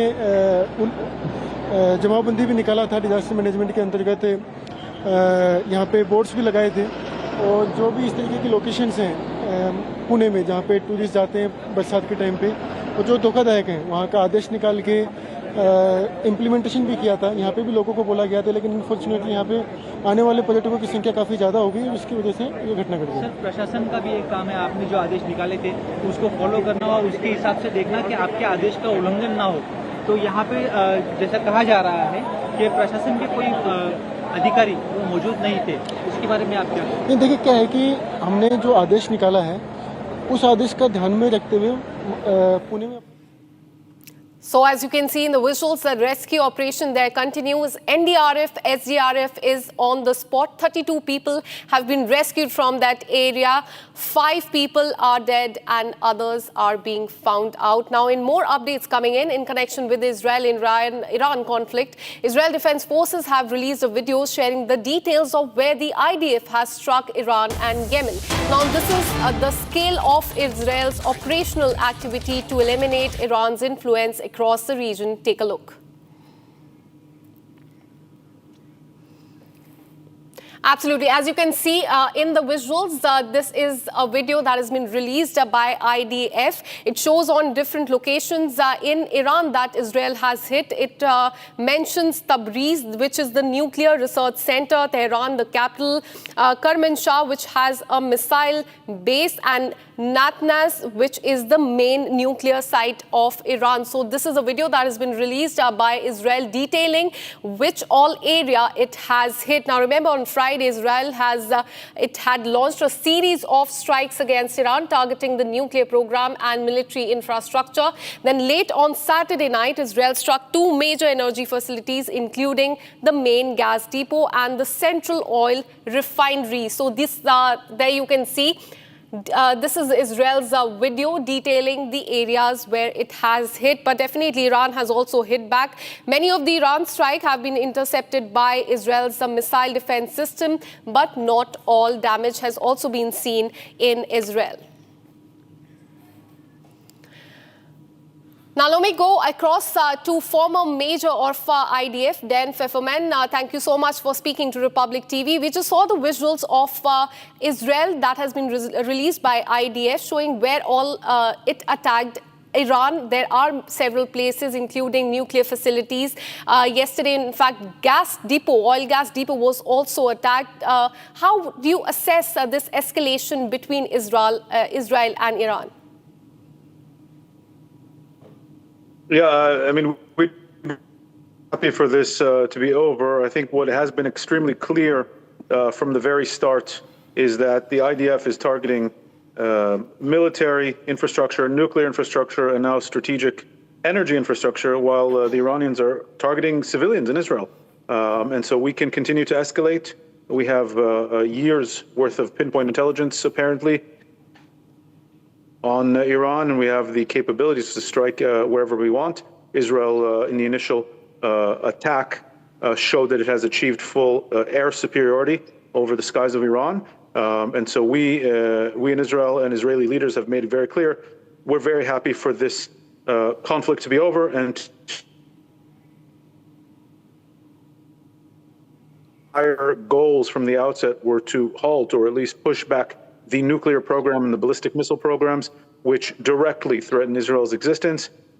We have absolutely no desire, nor will Israel strike Iranian civilians, and the Iranians have been striking Israeli civilian centers nonstop of this round of fighting. All right, so this is a fresh escalation between Israel and Iran. Before I let you go, I have another question to ask from you. We have seen in the last one day, in fact, today was the day when the nuclear talks between US and Iran was to take place. But yesterday, Iran said that these conversations and dialogues are completely meaningless for them. How do you assess these talks not happening between the two nations? Well, Iran has made it very clear from the beginning that it's a weapon. There's no other reason for Iran to do anything that it's been doing in the nuclear field since the beginning. The United States has been, in good faith, trying to negotiate with Iran, offering a series of economic incentives and diplomatic incentives for Iran to halt and roll back its nuclear weapons program. And Iran continues to lie, cheat, and stall the international community in this regard. This is a direct and existential threat to Israel. Iran, in word and in deed, has threatened Israel's existence since the inception of the Islamic Republic in 1979, and especially over the last 600 days, Iran itself and its various proxy armies around the Middle East have directly attacked Israeli civilians in the Israeli home front, first through Hamas, then Hezbollah and the Houthis, and then two direct Iranian attacks. As it was clear to Israeli leaders that the talks were going nowhere and even backwards, and Iran was hardening its positions, as it was clear that Iran would not budge on developing a weaponized nuclear program, Israel decided that it cannot leave Iran to break out and achieve a nuclear weapon. And this is something that Israel deemed existence in the region, and this is something that is beneficial really for the entire region and for the entire international community, as tough as it is now. And Israel, of course, is paying the price on the home front. Absolutely, and it remains to be seen how this entire situation pans out in the next 1 week, whether there is more escalation or there is dialogue between the two countries. Thank you so much for speaking to us. Now, meanwhile, Israel Prime Minister has warned Iran and said that Iran will pay a very heavy price for the murder of civilians, women and children. In fact, today visited Bat Yam. Remember, this is the area that was attacked by Iran last night with the home front command forces, the rescue forces, which was hit by Iran in the retaliatory strike. The Prime Minister was accompanied by the Minister of Defense, the Minister of Energy, the Police Commissioner, the Fire and Rescue Commissioner as well. The Mayor of this area, Bat Yam, was also with him, and also the Chairman of the local government.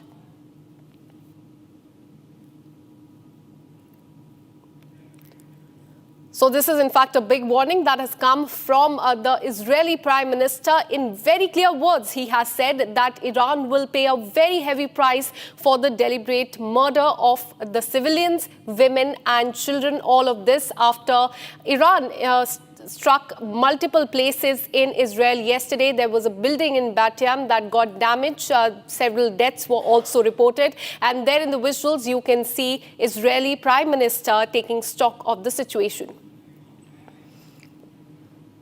And as tension escalates between Iran and Israel, the United States maintains a cautious distance, focused on preventing Tehran from going nuclear while keeping diplomatic back channels alive. But for our country, India, the stakes are even higher. With deep economic, cultural and strategic ties to both the nations, New Delhi must navigate a razor-thin diplomatic path. This exclusive report that we have for you decodes US strategies, Iran's nuclear ambitions, Israel's military posture and India's high wire act in the region on the edge. Here's it. Definitely, USA has already said, and their president is also very keen that USA does not get directly involved in this war between Iran and Israel. There is a strategic reason for this. America's ultimate objective is that Iran should not make a nuclear weapon. And America wants to continue talks with Iran under the patronage of IAEA, so that Iran finally agrees to either stop or at least slow down its nuclear enrichment program. Probably last 5-6 rounds of talks did not yield much. But now, after that, this attack, Iran is definitely feeling that it is under a huge amount of military pressure and some amount of diplomatic pressure from international community. So America will maneuver in a manner so that Israel stops this war from Israel's side in next few days, so that America can again persuade Israel's political leadership to restart the negotiations and the talks which were continuing in Qatar for limiting nuclear enrichment proposals and projects of Iran. See what happens. Iran says, and Iran has officially said many times, that it is not trying to make any nuclear weapon. Iran has enriched nuclear stockpile to about 60%. This means that they will have to enrich it a little bit more. About 90% enriched uranium-235 is required for making a weapon-grade nuclear material. Now, that may take some more time. USA wishes to stop Iran before that. Iran is agreeing to this proposal provided it gets some kind of an assurance that Israel will never attack Iran in future, especially with undeclared nuclear weapons which Israel has. We all know that Israel probably has 70 or 90 nuclear warheads with it. So the moment a guarantee, nuclear guarantee is provided by USA, Iran will slow down its nuclear enrichment program. We must remember that Iran military leadership knows that possessing just about 6 or 9 nuclear weapons does not give it any strategic advantage. Because if by mistake it uses even 1, 2 or 6 nuclear weapons against Israel, then during the second strike, counter strike by Israel, Israel may hit Iran with 70 or maybe 90 nuclear warheads.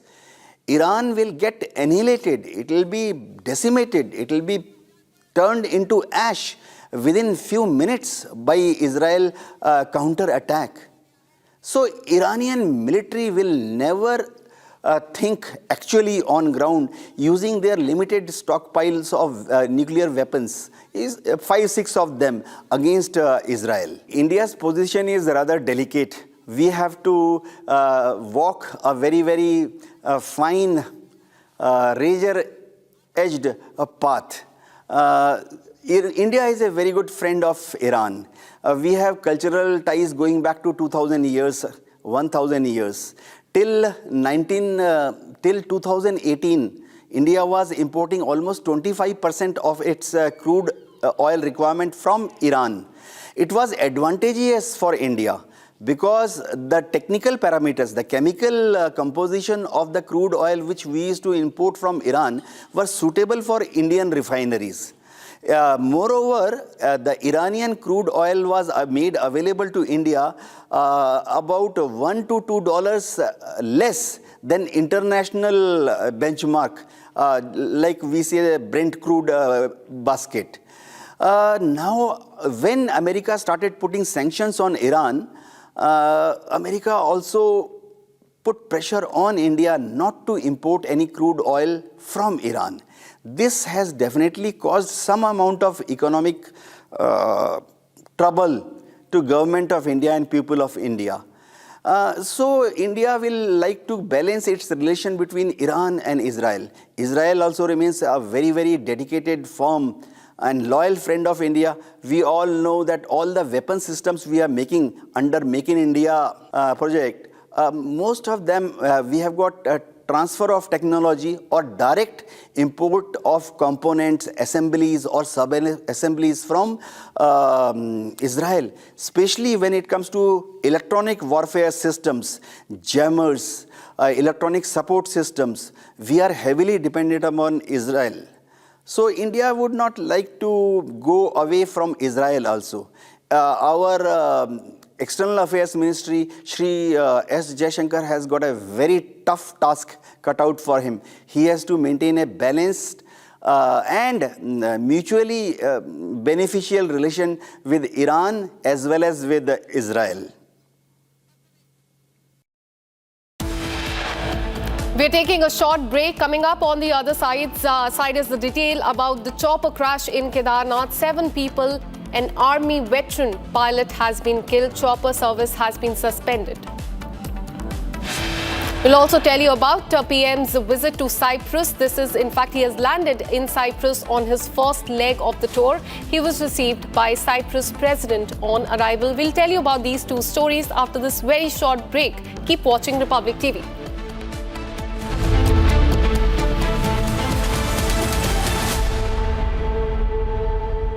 Co-powered by Century Ply Club Prime. Raho befikar. Hi, this is Chef Ranveer Brar. Guarantee you brilliance on behalf of IIHM. MDH की देगी मिर्च, देगी मिर्च का तड़का, अंग अंग फड़का। MDH की देगी मिर्च। विमल में गुलिस्तां की ये कुछ लजीज फरिश्ते जब साथ घुले तो जी ललचाए और दिल कहे कि स्वाद की इस जुबान में खुद को ऐसा डुबाऊं कि निकल ना पाऊं।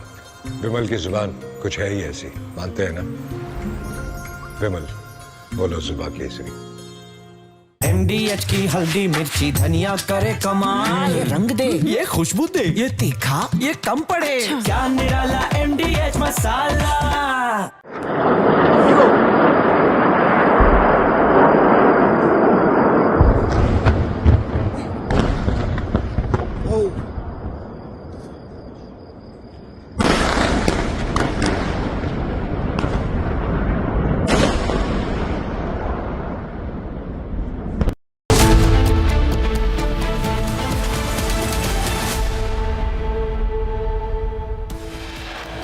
A bridge has collapsed in Pune. At least 15 to 20 tourists are feared trapped. 100 to 150 tourists were present at the spot when the bridge collapsed. NDRF roped in. Rescue operation is currently underway. Pakistan's claim of Rafale debunked by Dassault chief. Rafale maker has called Pakistani narrative completely inaccurate. 7 people, including army veteran pilot, has been killed in chopper crash in Uttarakhand. Chopper service has been suspended. PM Modi has landed in Cyprus on his first leg of the tour. He was received by the president on arrival. Israeli Prime Minister has warned Iran, says that it will pay a very heavy price after Iran's retaliatory strikes in 3 Israeli cities.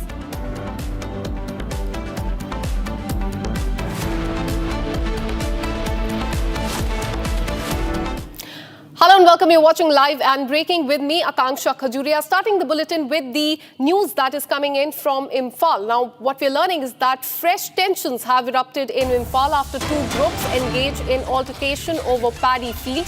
Now, this is coming from Imphal East District after Methi farmer attempting to cultivate their paddy fields at one of the areas were reportedly obstructed by villagers from Songfel area, a Kuki village near the police station in Kangpoki district. The The tension reportedly began around 8 a.m. in the morning, and local sources are saying that the farmers had obtained prior permission from Central Security Forces to carry out the cultivation in their ancestral fields. However, upon arrival, they were confronted by a group from nearby Kuki village, leading to a face-off that escalated quickly. Both sides were seen hurling stones and using slingshots at each other, disregarding attempts by the Central Authority forces to bring the situation under control.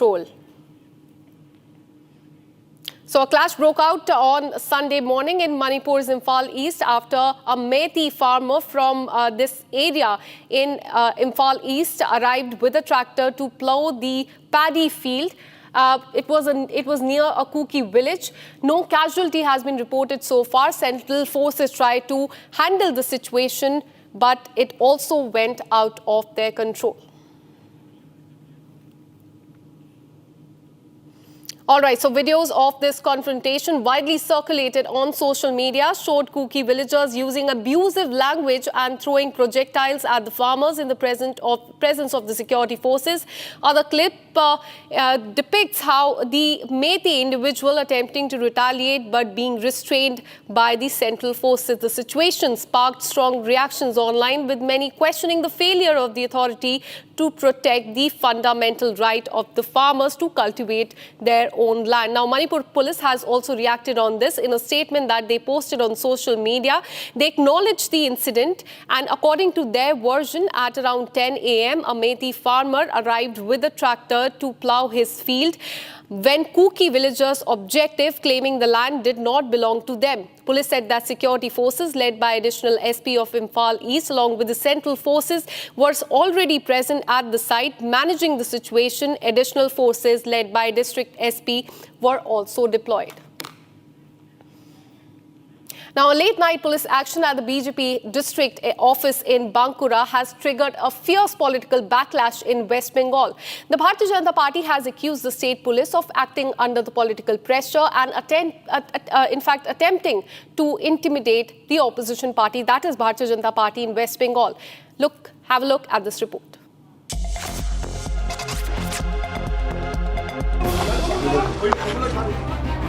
A major political storm is brewing in West Bengal after a late-night incident at the BJP office in Bankura.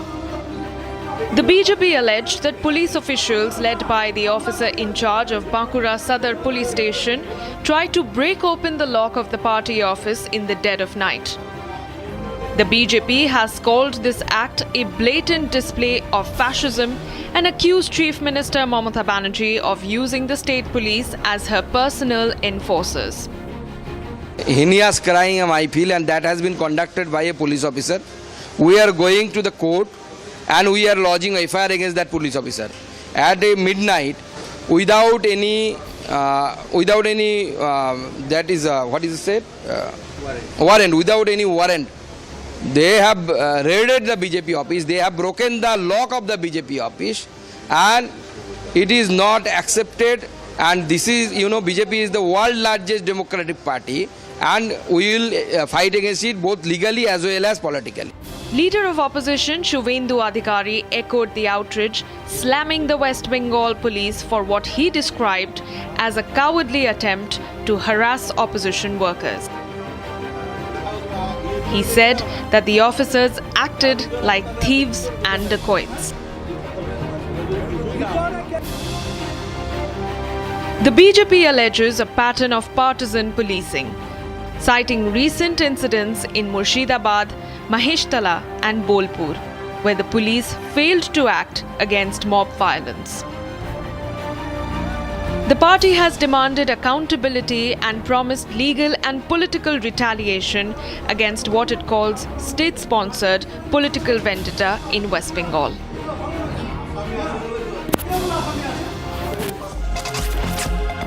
Now moving on, a heartbreaking tragedy unfolded in Uttarakhand this morning. A helicopter bound for Gaurikhand from Kedarnath carrying 7 people, including 23-year-old baby, crashed, leaving behind shattered families. Here are all the details.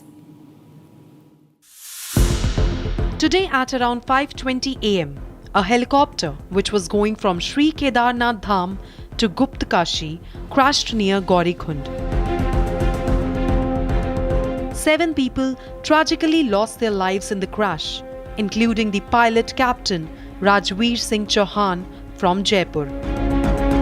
Vikram Rawat, a BKTC representative from Ukhimat, Vinod Devi, and Trishti Singh from Uttar Pradesh, and 3 members of the Jaiswal family from Maharashtra and Gujarat. Rajkumar Suresh Jaiswal, his wife Shraddha Rajkumar Jaiswal, and their 23-month-old daughter Kashi. Captain Rajveer Singh, a young pilot and father of 4-month-old twins from Jaipur, who was preparing to celebrate a traditional Rajasthani ceremony for his newborns, tragically lost his life in the crash. The helicopter, operated by Aryan Aviation, was returning from Kedarnath to Gupt Kashi when it encountered sudden adverse weather conditions. This led the pilot to attempt to maneuver out of the valley before the aircraft crashed and caught fire near the forest area between Gaurikhund and Sonprayag. Rescue teams from NDRF and SDRF have recovered all bodies. This accident marks the 5th helicopter crash in the Char Dham region within 40 days. Chief Minister Pushkar Singh Dhami expressed deep sorrow, ordered a high-level inquiry and mandated strict SOPs for helicopter operations to prevent future tragedies. आज प्रातःकाल खराब मौसम के कारण एक helicopter दुर्घटनाग्रस्त हो गया। इनको गंभीरता से लेते हुए हमने तत्काल एक आपातकालीन बैठक बुलाई है और उस बैठक में निर्देश दिए हैं कि एक सख्त SOP बनाई जाए जिसमें किसी भी कीमत पर जो हमारे DGCA के रूल हैं, मानक हैं, उनके मानकों के साथ किसी भी प्रकार का कोई भी ढिलाई न बरती जाए और जो उच्च हिमालयी क्षेत्र हैं, उच्च हिमालयी क्षेत्रों में चलने वाले पायलटों को उसका अनुभव हो, ये एविएशन कंपनियां भी सुनिश्चित करें। Meanwhile, helicopter service have been suspended until further notice. Now shifting our focus, tensions in the Middle East have escalated dramatically. Deadly missile exchanges between Iran and Israel have pushed the region closer to open conflict. In the latest strikes, Iranian missile hit a neighborhood near Tel Aviv in Iran, killing and injuring civilians, while Israel responded by targeting key sites in Iran, including its energy sector and defense ministry headquarters as well. Here is the latest on the destruction, rising fare and the human costs of this unfolding crisis.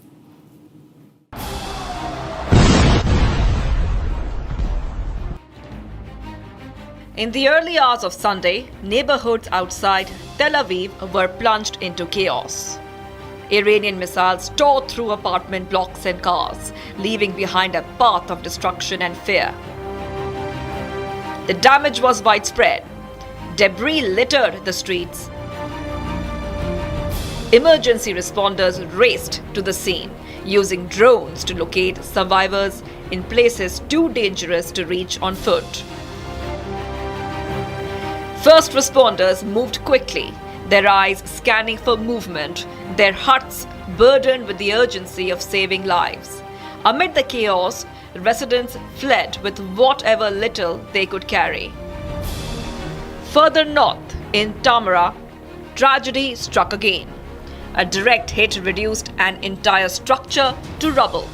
One person was confirmed dead as teams continued to search for others.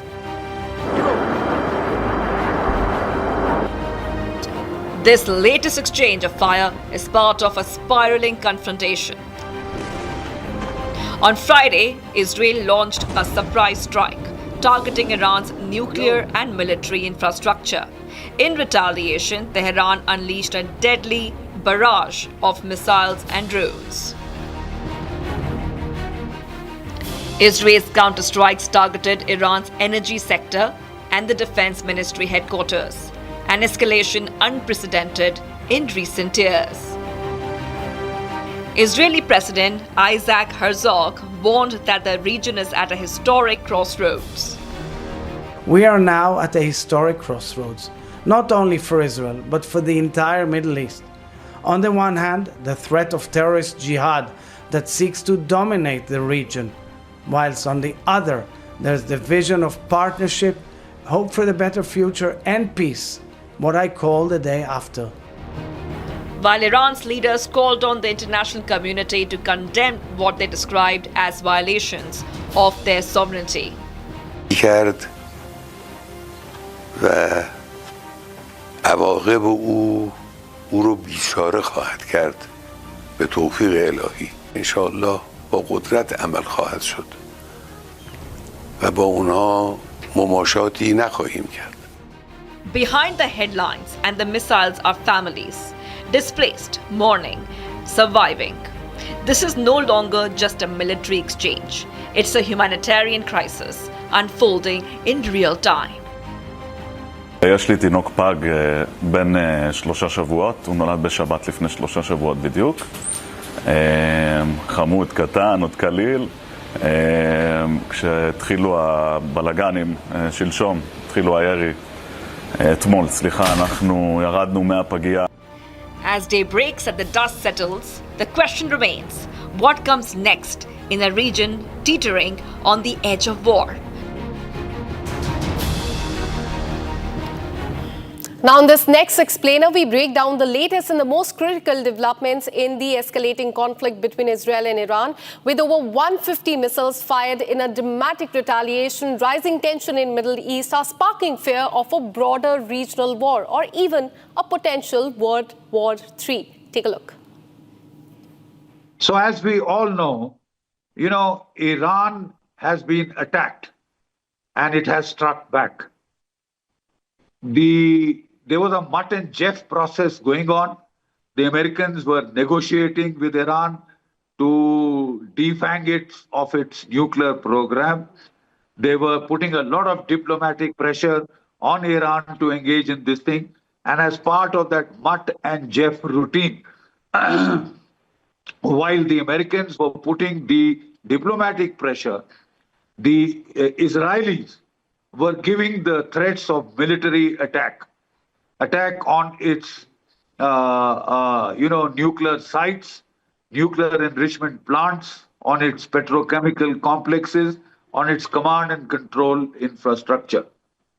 So as we have seen, this attack started yesterday. That is, when Israel struck Natanz, that is the uranium enrichment facility.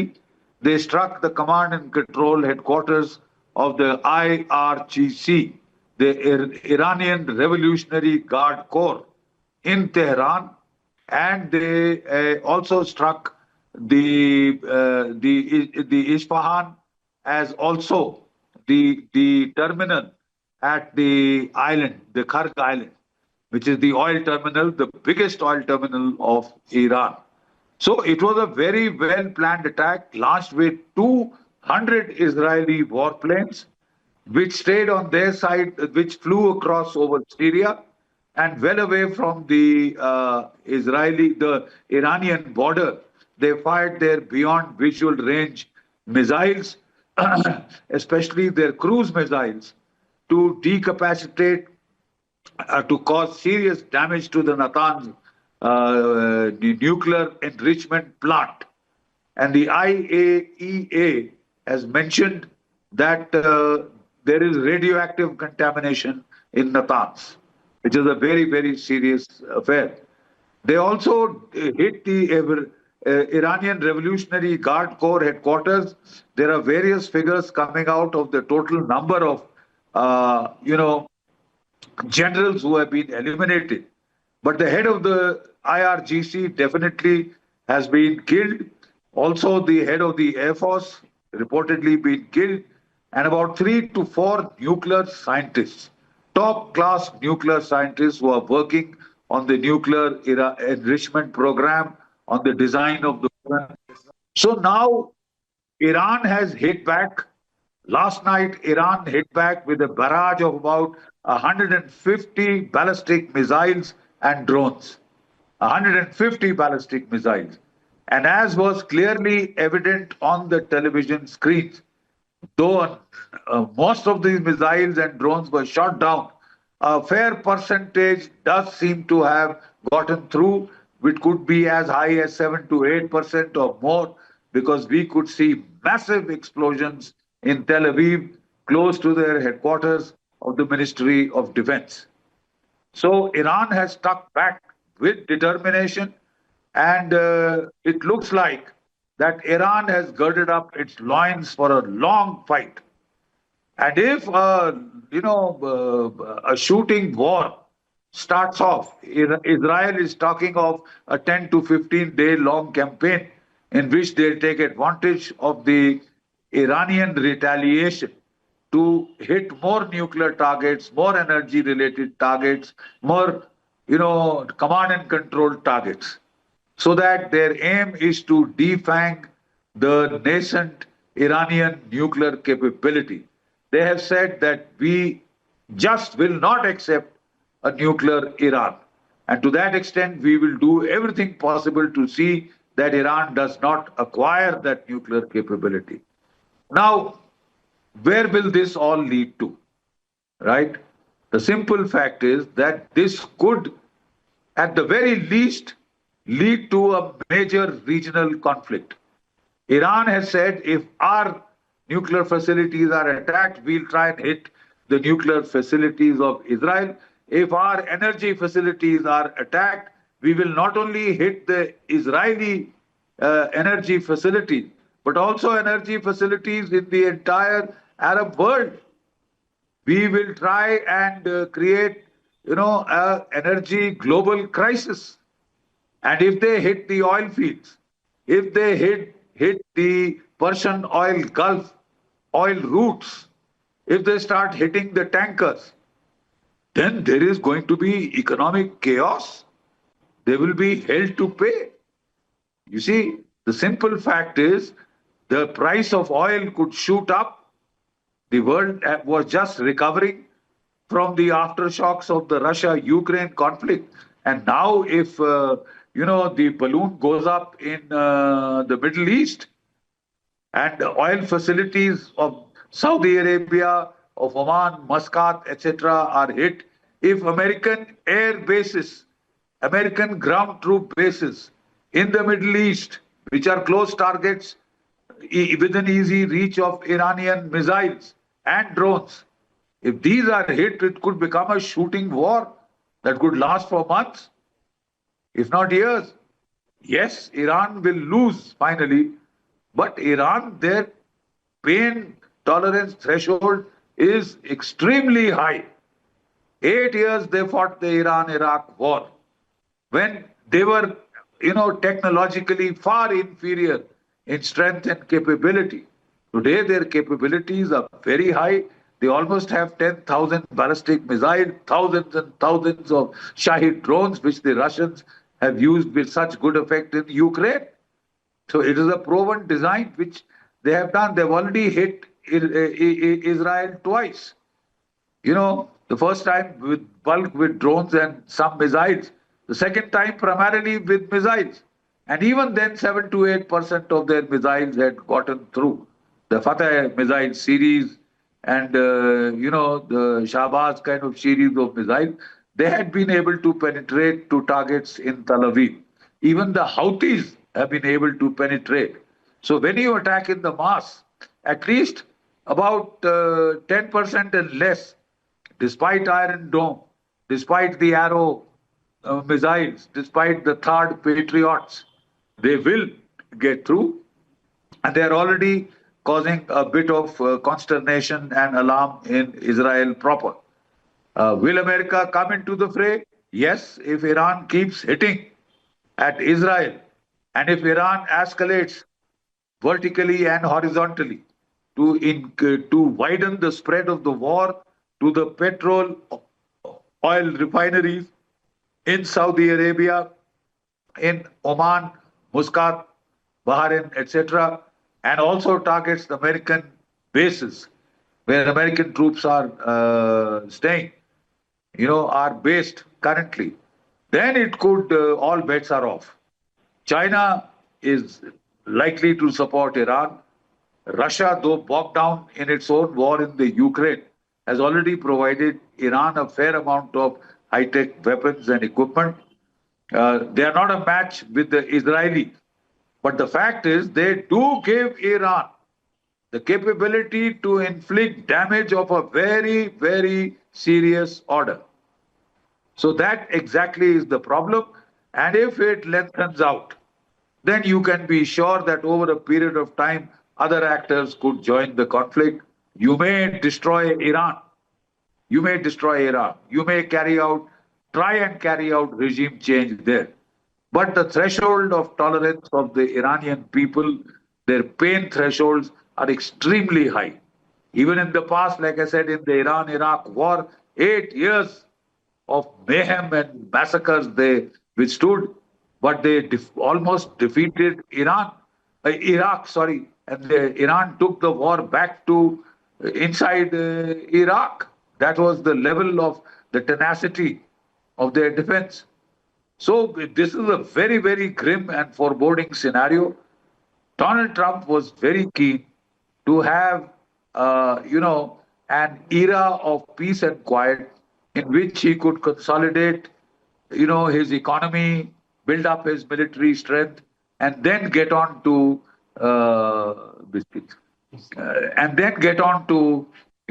any major or with China or with both. He didn't want to get bogged down straight away. He has to deal with his own deep state, which does not seem to be obeying his orders. And it looks like the operation, perhaps carried out to hit the Russian bombers, was a rogue operation. If that is so, it is an extremely serious matter. And he will take some time to assert control. So he was keen, as a grand strategic design, to have an era of peace and quiet in which he would consolidate the American economy. The turmoil that has been created by the induction of the tariffs and trade barriers, etc., all that would have settled down. But looks like he's not going to get that era of peace and quiet. And that has very grim prognostications for the rest of the world. We are headed towards a period of major wars and conflicts. Unfortunately, however much we may not like it, however much we may not want it, nobody can escape the grim conclusion the Russia-Ukraine war is 3.5 years and counting. No end in sight. It is only escalating. The war in the Middle East, is continuing and escalating. The Houthis, the Hezbollah, the Hamas will now try and come to the help of Iran. And therefore, there will be all-round fighting in the Middle East. And if China decides this is the precise time it wants to invade Taiwan, well, then you have a world war on your hands, whether you want to or you don't. That is the grim, very grim prognostication and forecast. We are headed for war and violence on a scale which has been unprecedented, was last seen only in World War I and World War II. A lot of people say that it can't be World War III because World War II, World War I, the Western powers were colonizing powers. They had their colonies in Asia and Africa, which were forced to join the war, whether they liked it or not. I fully understand that things have changed. But if the thing escalates to nuclear levels, that will affect the whole globe. Please understand this. A lot of people try and teach me history, current history. I'm well aware of current history. I'm saying that World War I was a multipolar conflict. World War II was a multipolar conflict.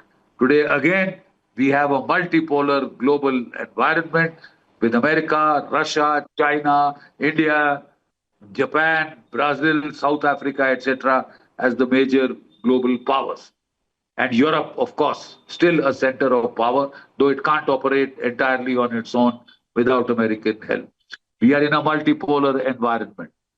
And historically, multipolar environment for scale of global conflicts.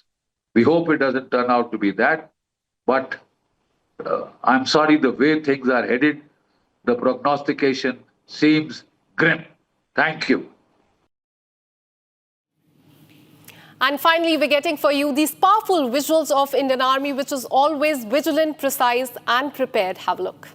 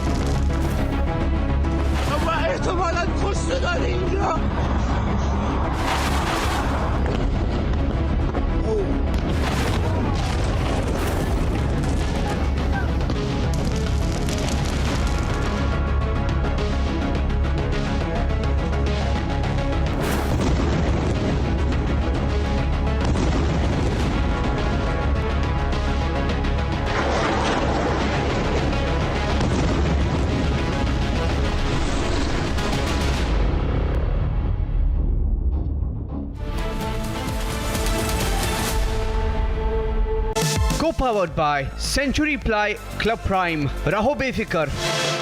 13,000 placements last year. At Amity, we are committed to nurturing passionate, hardworking and proactive professionals. MDH की देगी मीरज, देगी मिर्च का तड़का, अंग अंग फड़का। MDH की देगी मीरज। मेरी नई हुंडई एक्स्टा तुमने भी तो कल नई कार ली है ना, उसमें भी तो होगा ना ये वॉइस इनेबल सनरूफ। है ना अंकल, सिंगर इनेबल सनरूफ। और बेनिफिट्स ये तो मिले होंगे ना? ये मिला। हाँ? हुंडई कार्स पर मिल रही है अमेजिंग डील्स। वैसे लोगे तो आप हुंडई ही, चाहे दिल की सुनो या डील्स की। दादी के हाथों का जादू और खुशबू से महकता घर, माँ की मुस्कुराहट और खाने की सुगंध। MDH गरम मसाला, क्योंकि हर रिश्ता है स्वाद से जुड़ा।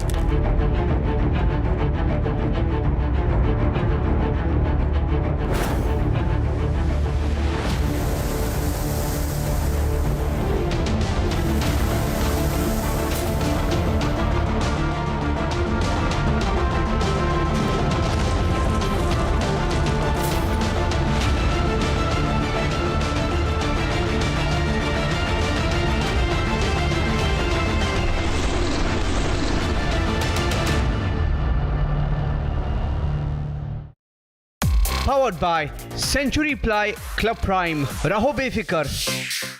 13,000 placements last year. At Amity, we are committed to nurturing passionate, hardworking and proactive professionals.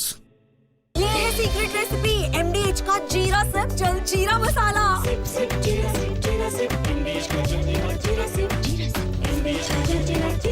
विमल में गुलिस्तां के ये कुछ लजीज फरिश्ते जब साथ घुले तो जी ललचाए और दिल कहे कि स्वाद की जुबां में खुद को ऐसे डुबाऊं कि निकल ना पाऊं। विमल की जुबां कुछ है ही ऐसी, मानते हैं? विमल बोलो जुबां कैसी? MDH की हल्दी मिर्ची धनिया करे कमाल, ये रंग दे, ये खुशबू दे, ये तीखा, ये कम पड़े, क्या निराला MDH masala.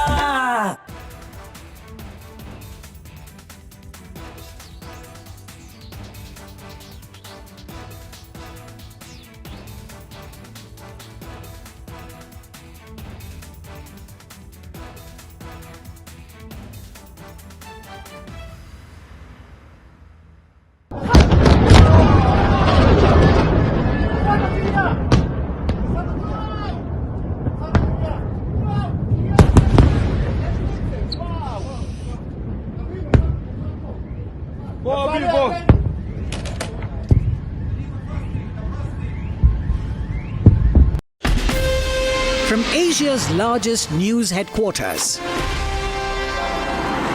Setting the agenda for Bharat.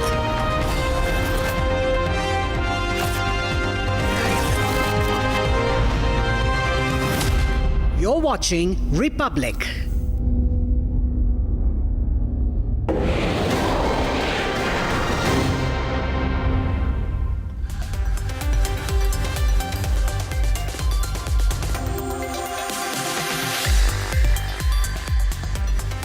Hi there, good evening and welcome to this special broadcast on Republic TV.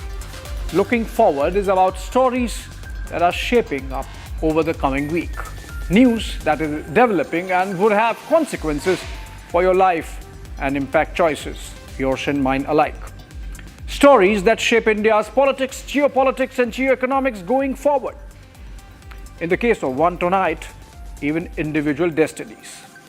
As a nation, we are still coming to grips with the loss and devastation due to the crash in Ahmedabad of the London-bound Air India flight on Thursday. Where is the probe heading to? How long before we would know what killed those innocents on board or who killed them? That's our story number one tonight. And story number two takes you to the theater of war in the Middle East. Escalation is building up like how? At least half a dozen nuclear installations of Iran have been hit by Israel. We don't know whether there is radiation threat, but no side is in a mood to back off yet. With the United Kingdom sending in its fighter jets and the United States already providing cover to Israeli operations, are we looking at a possible widening of the conflict in West Asia? And finally, story number three. Prime Minister Narendra Modi left today in the morning on a three-nation tour, while the showpiece of the visit is going to be his participation in the G7 summit in the alpine resort town of Kananaskis in Alberta, province of Canada. Our focus tonight is whether time has come to read the riot act to the Canadian establishment on its indulgence with the Khalistanis. As Prime Minister Modi comes face to face with Prime Minister Carney, would the two reset the ties in deep freeze since Trudeau's missteps last year? Let me get you the headlines first.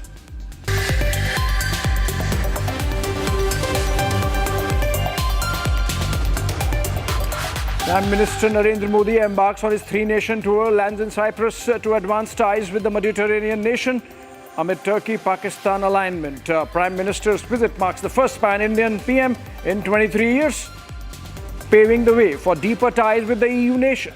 PM Modi to later travel to Canada for the G7 summit to complete the tour. On his way back, Prime Minister will also have a stop in Croatia.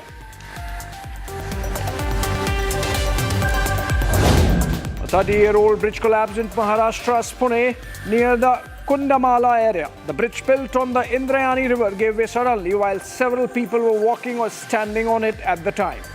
As per reports, 6 people have been rescued, 32 injured, while many are feared to have been either swept by the current or still trapped in the debris of the collapsed structure. Rescue efforts are on, with the NDRF now deployed.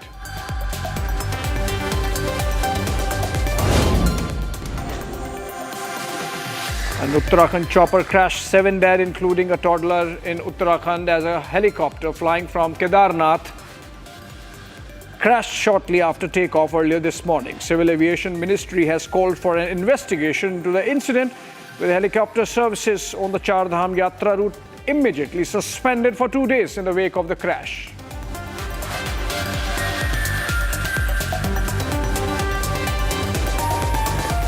Gujarat government has announced one-day state mourning tomorrow on June 16th in honor of former Chief Minister Vijay Rupani, who died in the deadly Ahmedabad AI-171 plane crash. The last rites of the former Chief Minister will be held in Rajkot. Earlier today, Rupani's DNA was matched with his remains found at the crash site, and his body was handed over to his family.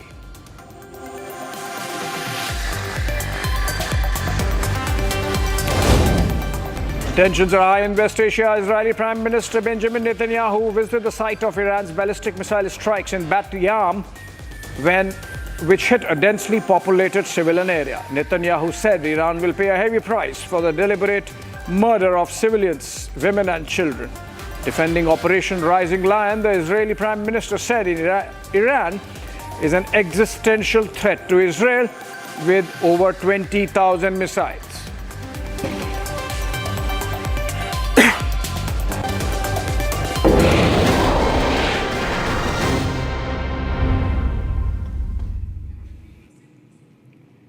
Prime Minister is going to be in Canada for 2 days beginning tomorrow. He's there on the invitation of Canada's Prime Minister Mark Carney to participate in the G7 summit. While the agenda is heavy and Prime Minister Modi is at G7 for the 5th time on the trot, what is going to be equally important is the bilateral with Carney. India-Canada ties went into a deep freeze owing to Trudeau government's open support of Khalistani extremists. And those elements have again opposed the invite to PM.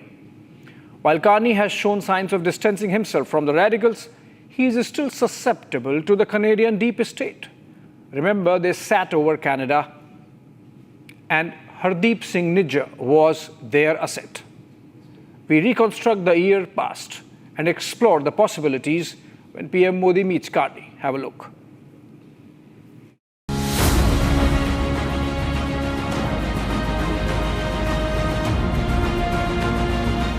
This visit of Prime Minister Modi to Canada, at times fraught with tensions around the world, is significant. From the war in Europe to the precipitating trade crisis to the Israel-Iran all-out clash. The invite to PM Modi to be at the geopolitical high table of G7 nations in itself underscores India's standing and relevance in the Committee of Nations. Something PM Carney of Canada himself brought out. To continued law enforcement dialogue. So there's been some progress on that. It recognizes issues of accountability. I extended the invitation to Prime Minister Modi in that context, and he has accepted interfere. The invite got immediate protests. These are the same elements behind the plunging to depths of India-Canada ties last year. Canada has developed a pattern of making allegations without providing specifics. In a way, the political space today, which is being given to extremist forces there. So we believe in freedoms. We also believe freedom should not be misused.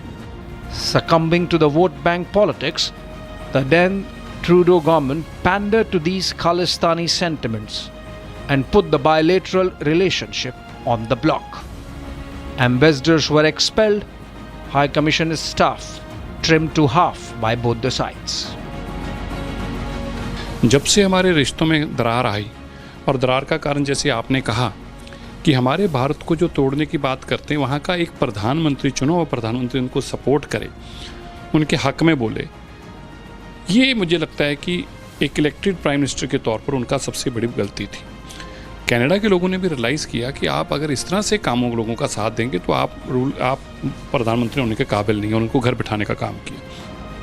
In the backdrop of all these developments was murder of this man, Hardeep Singh Nijjar, a Khalistani terrorist associated with Babbar Khalsa. While the murder is still under investigation and all evidence is leading to local Gurdwara politics and Khalistani gang wars, Trudeau risked it all with India. He was facing elections and needed the support of the Sikhs, mistaking the Pakistan orchestrated radicals to be representing the whole community.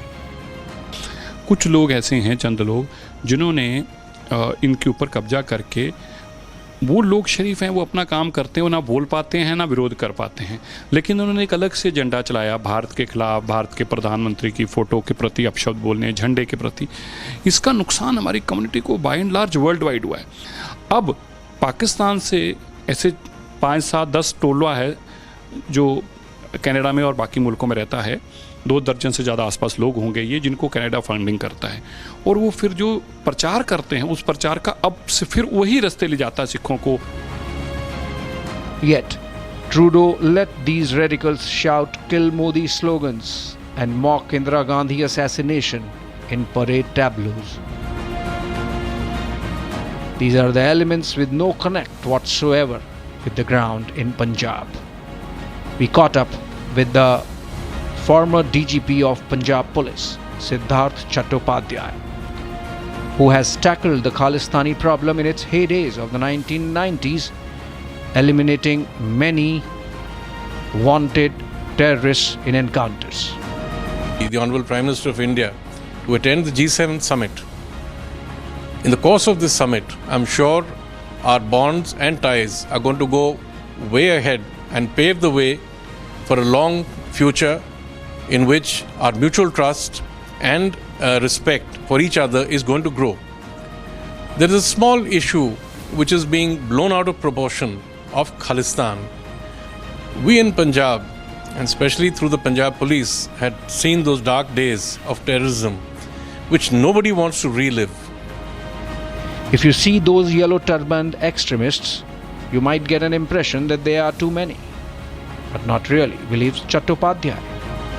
Out of the approximately 3 crore population of Punjab, not even a fraction, less than 1%, would even think about it. Nobody wants those back days to come back again. It's just certain vested interests in Canada who are leading some small groups of misinformed, misled people. Diplomatically, Prime Minister agreeing to be part of G7 in Canada shows he can overlook provocations. अगर आप फार cited अगर आप दूरअंदेशी से देखें तो देश के प्रधानमंत्री जी ने ये बहुत एक दूरअंदेशी का कदम उठाया है, बहुत सूझबूझ का कदम उठाया कि उन्होंने बिगड़े हुए रिश्तों को ठीक करने के लिए एक पहल की है और कनाडा जाना शुरू। उन्होंने दूसरा देश तोड़ने की बातें शुरू की। भारत के अंदर अगर कोई देश तोड़ेगा तो उसके नारे लगवाते थे। गलत है। इसका नुकसान बहुत सारी कैनेडियन कम्युनिटी को हुआ है। जो हमारे इंडियंस हैं उनको बहुत बड़ा खमियाजा भुगतना पड़ा। लाखों की तादाद में स्टूडेंट्स का नुकसान हुआ है जिन्होंने कनाडा जाना था। हमारे दोनों देशों के रिश्ते ख़राब होने से लाखों लोगों की ज़मीन जायदाद पे असर पड़ा है। वो आ नहीं पाए, किसी को वीज़ा नहीं मिला। ये बहुत एक लॉन्ग लास्टिंग इम्पैक्ट था जो पिछले 2-2.5 सालों में देखा गया है। Carney was clear on the Modi invite. India, the 5th largest economy in the world, effectively the most populous country in the world, central to a number of those supply chains, at the heart of a number of those supply chains, so it makes sense. Now that the two leaders would meet in Kanana skis on the sidelines of G7, is it the moment when India should make it clear that we won't brook any further indulgence with these extremist elements by the Canadian establishment? Oh, I think that, as I said, the summit provides an important occasion for bilateral meetings, and I must tell you that there will be, I think, a bilateral between the two Prime Ministers, Prime Minister Modi and Prime Minister Carney, and this will provide the occasion for a reset in the India-Canadian relationship. Most probably ambassadors will be exchanged and so on. So this is important, very important development. And I think this has also given a rethink to all those elements within Canada who have been talking against Prime Minister Modi's visit. This has strengthened the hands of those among the Indian community, among the Khalistani community who have been in favor of good relations. There are elements, there are moderate elements everywhere, and those have to be supported. This presence of our Prime Minister supports the future of good relations between India and Canada. The mess left by Trudeau needs a mopping up. With the previous government led by Prime Minister Justin Trudeau, the difficulties in the Indo-Canadian relationship had become quite serious because Prime Minister Trudeau chose on his own, without any evidence at all, to blame India and what he described as credible allegations, which was absolutely a completely unheard of combination of words. Now, as it happened, Prime Minister Trudeau lost a lot of popularity. He was forced to resign. Fresh elections were held, and his party, led by Prime Minister Carney, has been re-elected. But the NDP, Jagmeet Singh, they've all lost their election. That party has been decimated. That this is a significant tribute to India's strength, India's growing economy, India's global stature, that you cannot think of having a G7 summit, which is the largest global economies coming together in the G7, without the presence of India. And this is what has happened, that, the whole idea that you can have a G7 summit without the fourth largest economy in the world and all the important issues being discussed like supply chains, technology, energy security, and so many issues. So India's presence was considered absolutely important and vital by the vast majority of members. And Prime Minister Carney himself has been talking about improving the relationship with India. The Khalistanis think they can rock the India-Canada boat. Under Trudeau, they came close to doing it. The onus is now on the Carney government to walk the talk if it wants the ties back on track. All right, so let's look forward to how the possible bilateral is going to pan out. Is it going to lead to a reset between India and Canada? And should it? Given the kind of indulgence we have seen from the Canadian side. Joining us, Terry Malusky, senior journalist who, friends, you have seen him often on debates, and he minces no words when it comes to the Khalistani presence in Canada. He's someone who has closely tracked the Khalistanis, not just in Canada, but outside. Also, welcome, Terry. And, first up, has Carney distanced himself from the Trudeau legacy by inviting Prime Minister Modi to the G7 summit? Well, thank you for the invitation. I think the answer is yes, he has, but not very far. What I mean by that is that both prime ministers are obviously sending a message that we want better relations, we want to get past this. That's good because they're setting a target even if they haven't hit it yet. They haven't got there yet. We still have not restored diplomatic relations. We don't see new high commissioners from each country taking up residence in the other. We've got a ways to go, but they are signaling that we intend to go there. And I think the plan is, and what's unfolding now is, that they want to put this Khalistan issue on a sidetrack. I don't mean park it forever. I don't mean ignore it, but put it on a sidetrack, and we've got better things to talk about, is what Carney is saying. And I think that Prime Minister Modi appears to agree. However, I remain to be convinced that the nice announcement, we've already made progress, says Carney, on law enforcement to law enforcement conversations and communication. Well, that's great, but the proof is in the pudding. Let's remember that if Indians expect to see in Canada, radical change, the Khalistanis tossed out of the halls of politics, I don't think they're going to see that for this very simple reason, that the Prime Minister of Canada is not empowered to pick up the phone, call the Royal Canadian Mounted Police and say, look, those charges you have against some Indian origin gangsters and even some Indian diplomats that you suspect of involvement in criminal activity, can you drop those charges because they're diplomatically inconvenient? That's not how it works at all. They don't take orders from the Prime Minister, and there is a process that will unfold. Remember also that in the United States, the Department of Justice has a case against a suspected murder plot against Gurpatwant Singh Pannu of Sikhs for Justice. And that's still hanging. It hasn't gone away. So nobody has apologized, nobody has retreated, nobody's saying, okay, we admit wrongdoing on either side. But they are sending a signal that they intend to park it on a sidetrack and get on with a better relationship, which is a good thing because they are putting pressure on themselves to achieve that.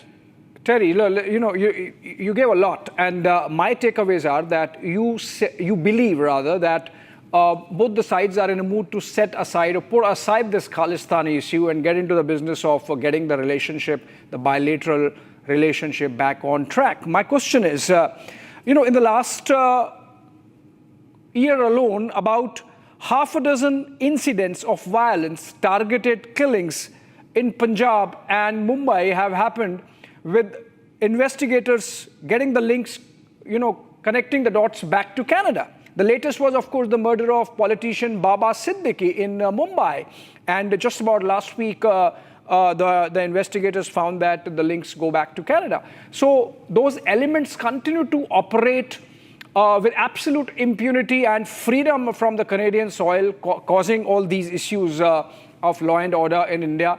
How can you say that this has to be set aside? I mean, obviously, that's the elephant in the room.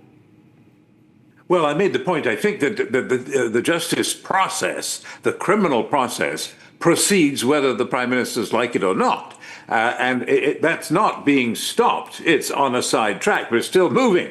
And I think the point you make is a good one, though, that Canadians have not reckoned yet. They have a ways to go to grasp the extent of the rot, how far it's gone in terms of violence in our communities and Indian communities. Okay. And but the thing I can just add one thing, and that is that they are in remission like a cancer. The Khalistanis are in remission in Canada. In this sense, they've lost political power. Remember that previously they had the balance of power that sustained Justin Trudeau's government. That Jagmeet Singh has now disappeared, basically, from the political scene in Canada, and it's not very helpful to campaign and pander to the Khalistanis now if you want to get ahead in Canadian politics. Things have changed for the worse for the Khalistanis. They're in a bit of a panic. They're wailing about the visit of Modi. Why did Canada invite Modi? Oh, Sikhs are in danger and this kind of thing. For the last several days, they're still moaning about it. And let me tell you, nobody's listening. The visit goes on. The WSO, the World Sikh Organization, which is a separatist group, as you know, is not running Canada. Good point you made, Terry, about the NDP gone off the back of the Conservatives, and hopefully that would free the hands of Prime Minister Carney to, speak to the Indian delegation with little better options in terms of getting the relationship back on track. My last question to you before I let you go. I hope, and people in India hope, that there would be no security threats, no security situation when the Prime Minister is there in Calgary, Alberta. Well, there are others, of course, as you imply there, who hope that there will be some security challenge for Prime Minister Modi. However, I have to tell you that it's pretty... I've been to Kananaskis. It's very beautiful. Most people do. When they arrive, they just gape at the view. But it's pretty remote. And there's only one way in.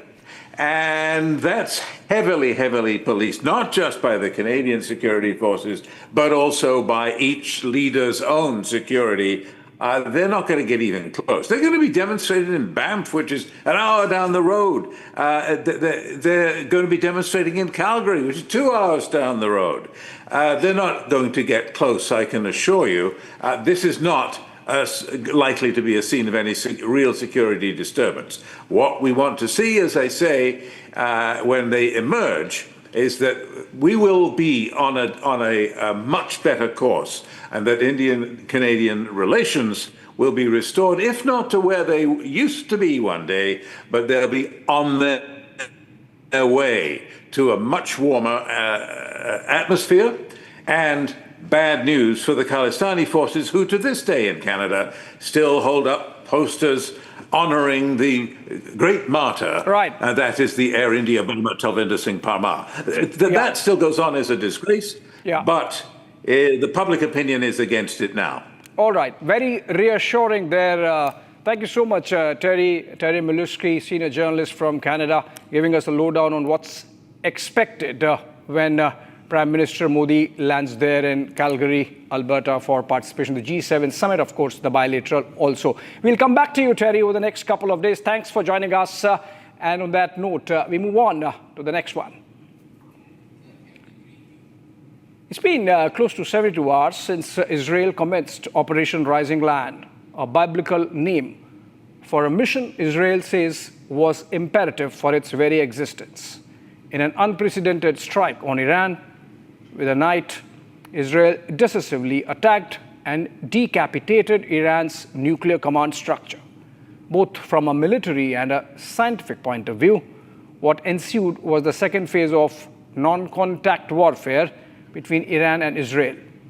With the night sky over Tel Aviv, Tehran, and even Amman witnessing interceptions of projectiles ranging from drones to ballistic missiles all night for the last 48 hours. Red lines have been crossed, energy infrastructure's been set ablaze, and skylines littered with fire. Is this how the pot in the West Asia conflict finally coming to a boil? Our next report attempts to decode this rapidly deteriorating situation and how it's going to go forward from here. Take a look.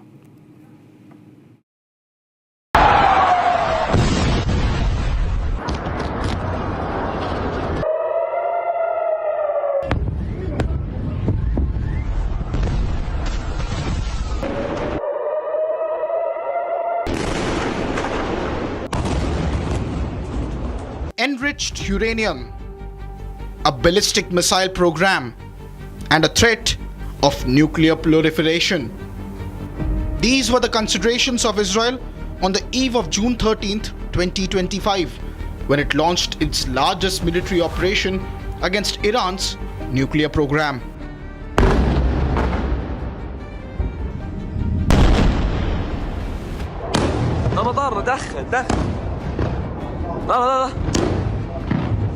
موشک همین الان اسرائیل حمله کرد به صورت زنده موشک زدن و احتمالاً کشته داده اینجا مردم داشتن. Israel called it Operation Rising Lion. The strike was not just focused on nuclear and military targets. Israel decapitated the entire top military command structure of Iran. I'll tell you what would have come if we hadn't acted. We had information that this unscrupulous regime was planning to give the nuclear weapons that they would develop to their terrorist proxies. That's nuclear terrorism on steroids. That would threaten the entire world. Israel also targeted nuclear scientists of Iran. You've eliminated nuclear scientists who are working on the enrichment program. They were part of this criminal scheme. But you targeted you acknowledge you targeted the nuclear scientists as well. Yes. Why are you targeting the scientists? Why they were part of the criminal element that is destined to destroy Israel. Iran calls it an act of war. This was not self-defense. It was a premeditated, unjustifiable act of aggression. The targets include peaceful nuclear facilities under the IAEA safeguards, military installations, civilian infrastructure, and residential areas. So far, Israel has targeted several radar sites, ballistic missile sites, and Iran's top nuclear facilities in its bid to prevent Iran from procuring nuclear weapons. We attacked not only the nuclear facilities, we attacked their missile capability, because if the nuclear track is the first track to annihilate Israel, the ballistic missile is the second track. And we hit some of it in October. We hit more now because they were planning to build 10,000 ballistic missiles in 3 years and 20,000 in 6 years. Iran has refused to let go of Israel's escalation. In the last 3 nights, we have seen the biggest barrage of ballistic missiles launched by Iran in retaliation.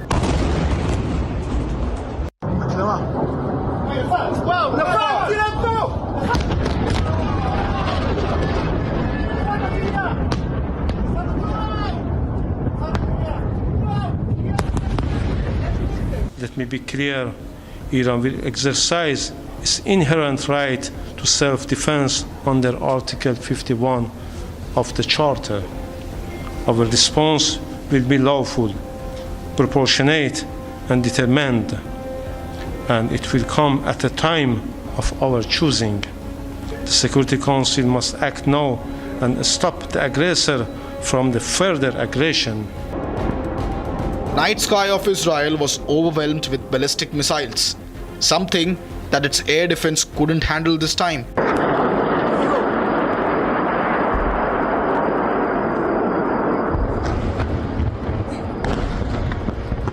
Here behind me you can see the destruction just of one Iranian missile.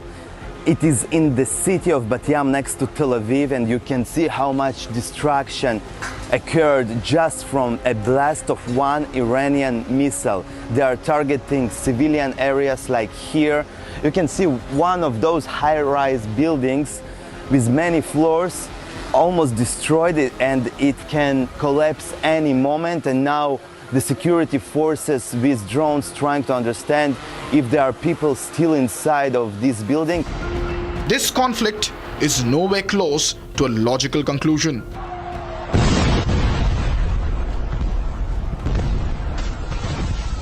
I think there's a real danger that unless the war is quickly brought to an end, this will become a full-fledged war. It has already spread, initially Israel was targeting nuclear sites and the military installations. Then there were attacks on in civilian centers in both the countries. So it has already spread. And as the casualties mount, the tempers will also increase, and there's a chance of an all-out war breaking out. The West is egging on Israel to continue, emphasizing how a nuclear Iran would risk the security of Europe. Je le dis avec la plus grande clarté, le risque de cette marche vers l'arme nucléaire par l'Iran menace la région, l'Europe et plus généralement la stabilité collective. Das Nuklearprogramm Irans ist eine Bedrohung für die ganze Region und insbesondere für Israel. Israel hat das Recht, seine Existenz und die Sicherheit seiner Bürger zu verteidigen. Und gleichzeitig kennen Sie auch unsere Haltung. Wir fordern alle Seiten dringend dazu auf, von Schritten abzusehen, die zu einer weiteren Eskalation führen und die Sicherheit in der gesamten Region gefährden. Meanwhile, the British Royal Air Force has sent in more jets to the Middle East, including Typhoons and air-to-air refuelers. The British Prime Minister said they were being sent for, quote, the contingency support across the region. The United States too has used this opportunity to overtly exert pressure on the Iranians while providing tactical support to Israel. Well, I'd love to avoid the conflict. Iran's going to have to negotiate a little bit tougher, meaning they're going to have to give us some things that they're not willing to give us right now.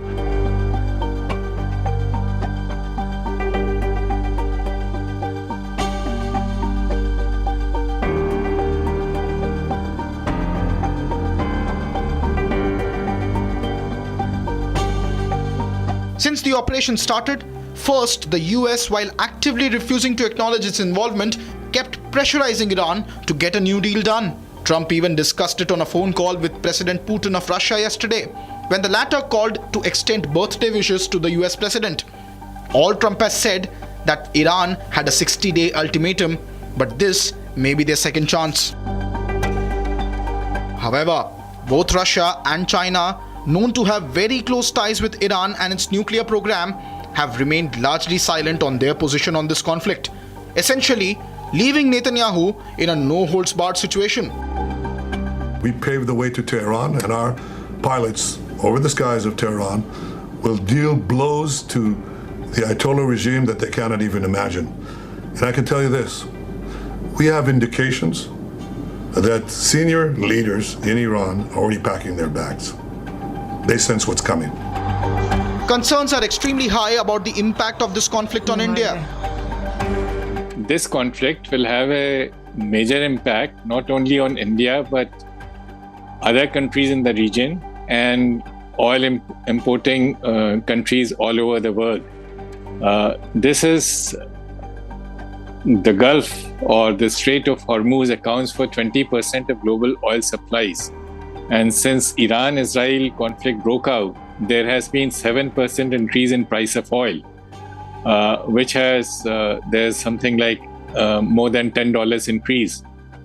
Please remember, $1 increase in the price of oil leads to an increase of 14,000 crores in the annual import bill of India.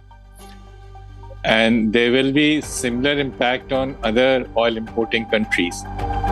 The Islamic world in the Middle East is also largely silent on Israel's escalation, as a nuclear warhead in the hands of Shia-majority Iran could be an equally concerning situation for the Sunni-majority neighborhood. Many prominent Shia leaders in India are condemning Israel's action against Iran. Israel had bombed in the civilian areas in which a lot of people live. And they gave a story that the scientists and the generals would live on those areas. Even if the generals or scientists were living in those areas, Israel had no right to enter a sovereign country and attack their knowledgeable people and their generals. In a major escalation, with mounting civilian casualties, Iran and Israel have both struck each other's energy infrastructure, a red line both sides have avoided in the past.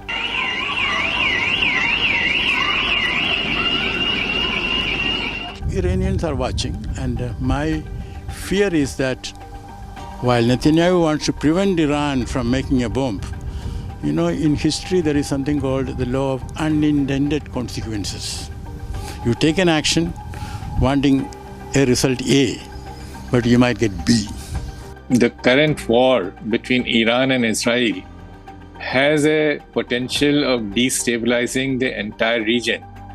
Now, this has to be brought to an end. There are different dimensions. One dimension is Israeli security, and that has to be taken into account. The second dimension is that Iran, the sanctions against Iran have to be lifted. With Israel in no mood to de-escalate and Iran pushed to the edge unlike ever before, tonight, just like the last two, is going to be very long, both in Tel Aviv and Tehran.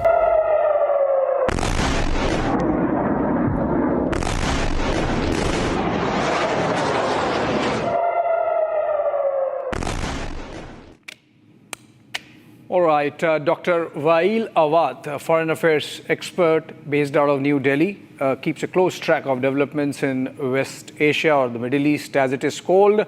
Very good evening to you, Dr. Awad. And, so many red lines crossed from both the sides. The manner in which the Israelis have hit their targets, taking down the defense ministry, taking down the nuclear sites installations, taking down the IRGC headquarters, taking down their generals, half of their leadership gone, the nuclear scientists taken down in precise hits. Where is it headed to? Like, the escalation is really building up. Nobody is going to back off from this.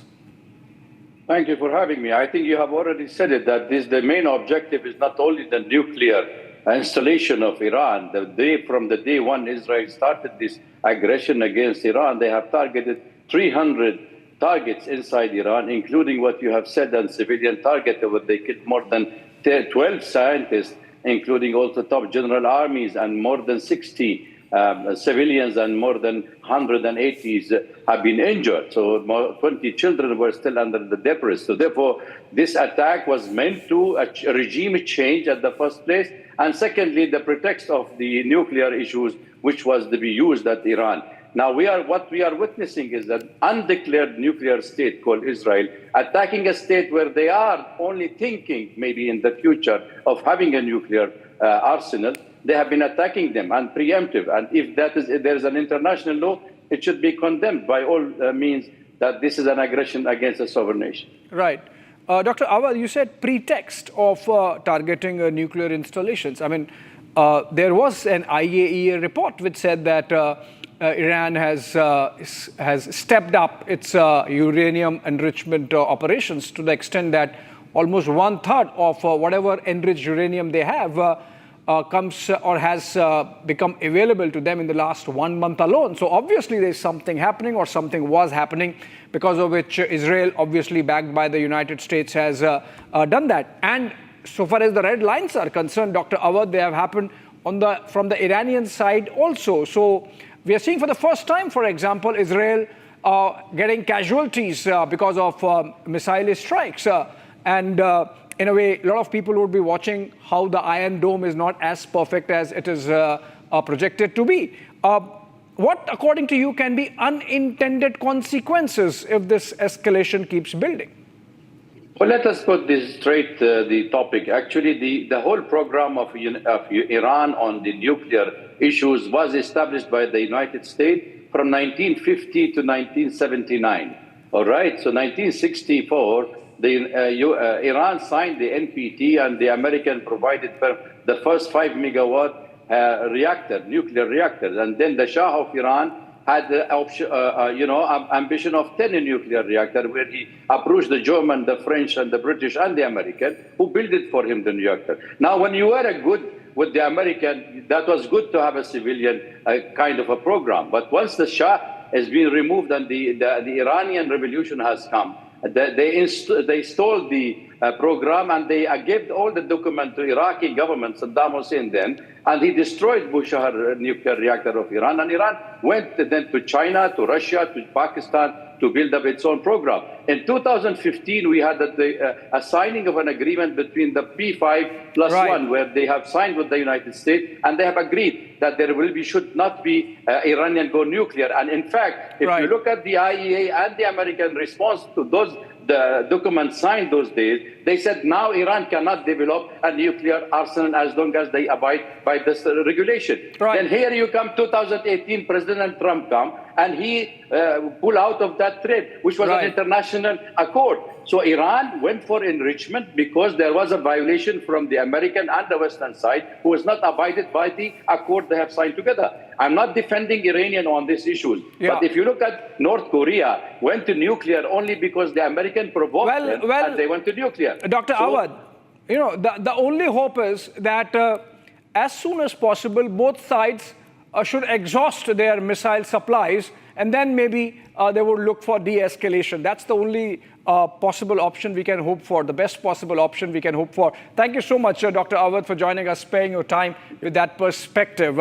And on that note, moving on to our third one, friends, which is lives lost, families shattered, and future compromised for the next of kin in grief. The Air India flight AI-171 crash has left devastation and a burning hole in our hearts. As the nation comes to grips with the biggest aviation tragedy in recent memory, there are questions in the minds of each one of us. What led to the crash? Still being seen as an accident. Tech issue or human error? Bird hit or sabotage? Investigators are already piecing together evidence as we speak. Black boxes are on their way to a foreign lab to be decoded. Tonight, we bring to you a peep into the possibilities that the AI crash probe might unravel.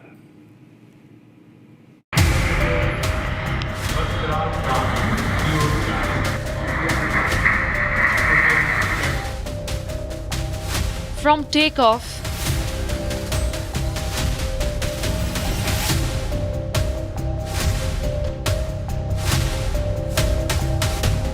to crash, the pilots of Air India 171 had only 49 seconds to react. What happened in the last 1 minute remains a mystery to be solved.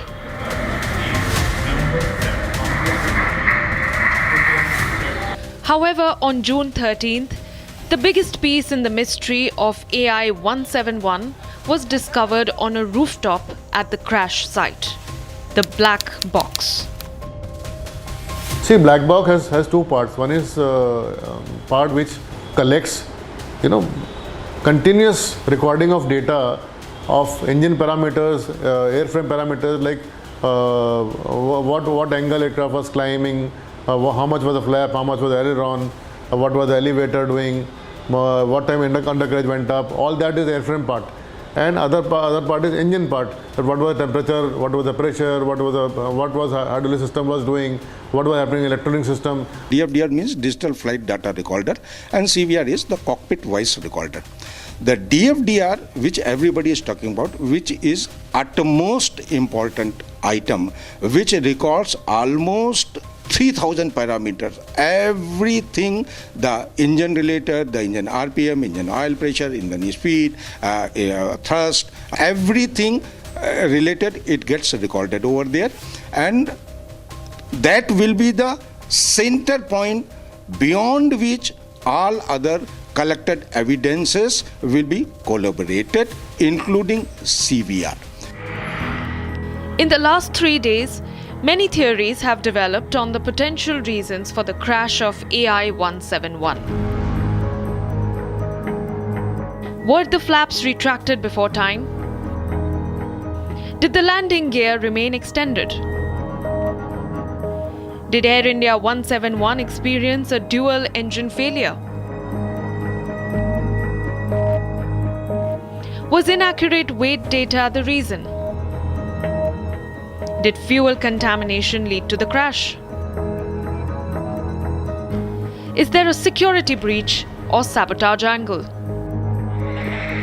While June 12th, the day of takeoff, had clear skies, some experts believe the hot temperatures may have contributed to the aircraft's losses. Temperature that day in Ahmedabad was 30 degree temperature, 30 degrees Celsius, but on the surface, because runway gets heated up, so there is a surface temperature which is higher than the 30 degree. So it's assumed about 42, 43 degree must have been the surface temperature. And in such condition, sometimes there is a lesser air which goes in the engine and which causes some kind of loss of thrust, okay, loss of power in the aircraft, which is a very normal thing as long as other parameters are normal. Now, this is one factor which I observed that this must be one factor. One of the first mysteries that emerged after the crash was why were the landing gears retracted after initial takeoff? As a pilot, I cannot imagine that you are 600 feet and you still not retracted the undercarriage. So I will not blame the pilot at this moment, but this was one of the reasons. If the undercarriage would have gone up, probably it would have had some more time. But why it has not happened? It is a matter of investigation. Some people even mentioned that there could be an issue in the full authority digital engine control system or electronic system of the flight. Some visual evidence points to a potential deployment of the RAT, ram air turbine, used as an alternative to generate power during emergencies for system hydraulics and electrical systems. There are two engines. Both engines are independently controlled by a technical item known as FADEC. FADEC is full authority digital engine control. Without detailed investigation, I also can give my hypothetical thought process that there could be a technical failure on this FADEC system, mind it, on both the engine. So since it is electronic governor which is being operated by various electronic signals, a wrong signal might have got generated. With the flight data recorder part of the black box recovered within 28 hours of the crash, the Aircraft Accident Investigation Bureau has set things into motion for analysis of the crucial data from the flight, with sources indicating foreign investigators from France and US also likely to join the probe. Boeing would like to find a corner where they can say, no, everything was fine. And if these people are, influenced, they can always give analysis which can hide their, shortcoming or shortages. So unless it is challenged by equally competent people from our country, they will try to say, no, there was nothing wrong in the engine. The missing cockpit voice recorder is also a big key in this mystery. One of the early inputs on the AI-171 crash was the pilot's Mayday call.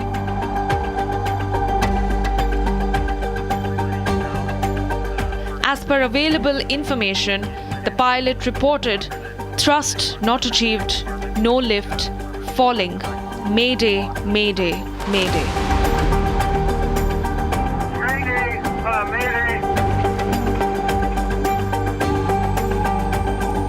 When the Mayday call is given, it is given in a particular manner: Mayday, Mayday, Mayday, followed by identity AI-171, followed by he is supposed to tell what is the grave emergency. So as what we have heard in the media, he said Mayday followed by engine thrust loss.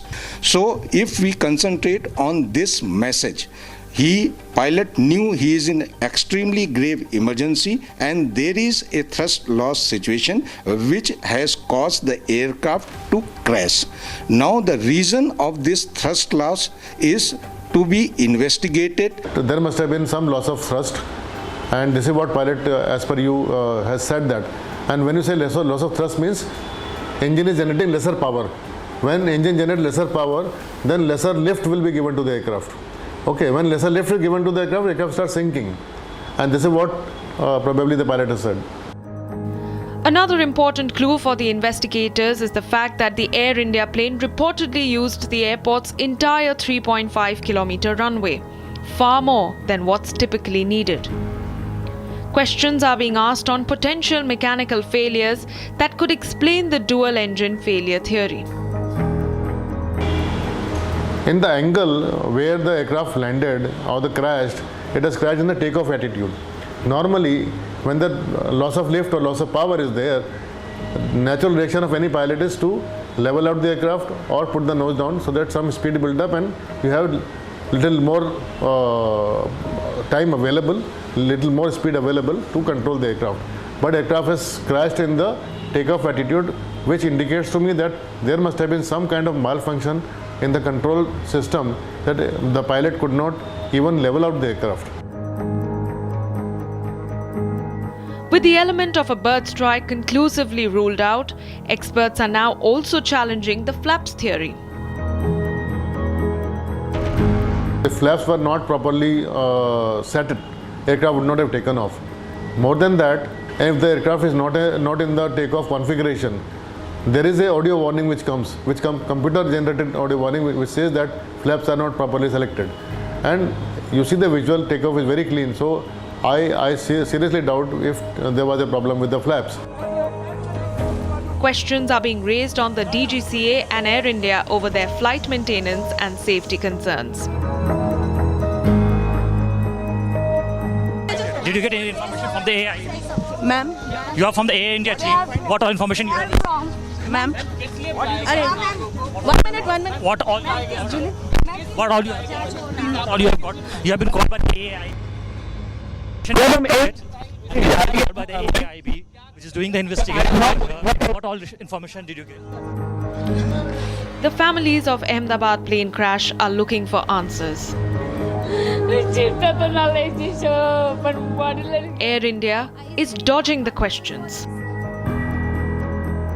Wanted to know, is Air India accountable for this? Look, it's our aircraft, it's our crew. We need to make sure the investigation is well supported. But first and foremost, we want to look after the people that have been affected by this incident. One last question. There were multiple show cause notices given. Why were they ignored? I don't believe this is the appropriate time to talk about things that are unrelated to this incident. You would at least have information about the Turkish technique. Do you have contract with Turkish technique? As I said before, this is not the time to talk about that. We're focused very much on the people that have been affected by this incident. Yes or no? Just yes or no. Mr. Wilson, please say yes or no. All hopes now rest on the black box, which will connect the dots and reveal the mystery of the flight that couldn't land. All right, two straight questions that I have in my mind, and to answer those, Captain Surjit Panesar, he is aviation safety expert. In fact, he's a former director of the flight safety and training at the erstwhile Indian Airlines, which became merged with Air India and then, of course, went to the Tatas. Very good evening, Mr. Panesar, and my first question to you is, by when, because the black box has been recovered with its components and given to the experts, by when we should expect a preliminary report on what the pilots or the co-pilot said when the aircraft crashed? Well, at the outside, I must say that the whole nation is saddened to know this crash and loss of so many lives. Now, coming back to the recovery of black box, I can assure you, black box has a capacity to tolerate temperature of 2000 degrees centigrade even.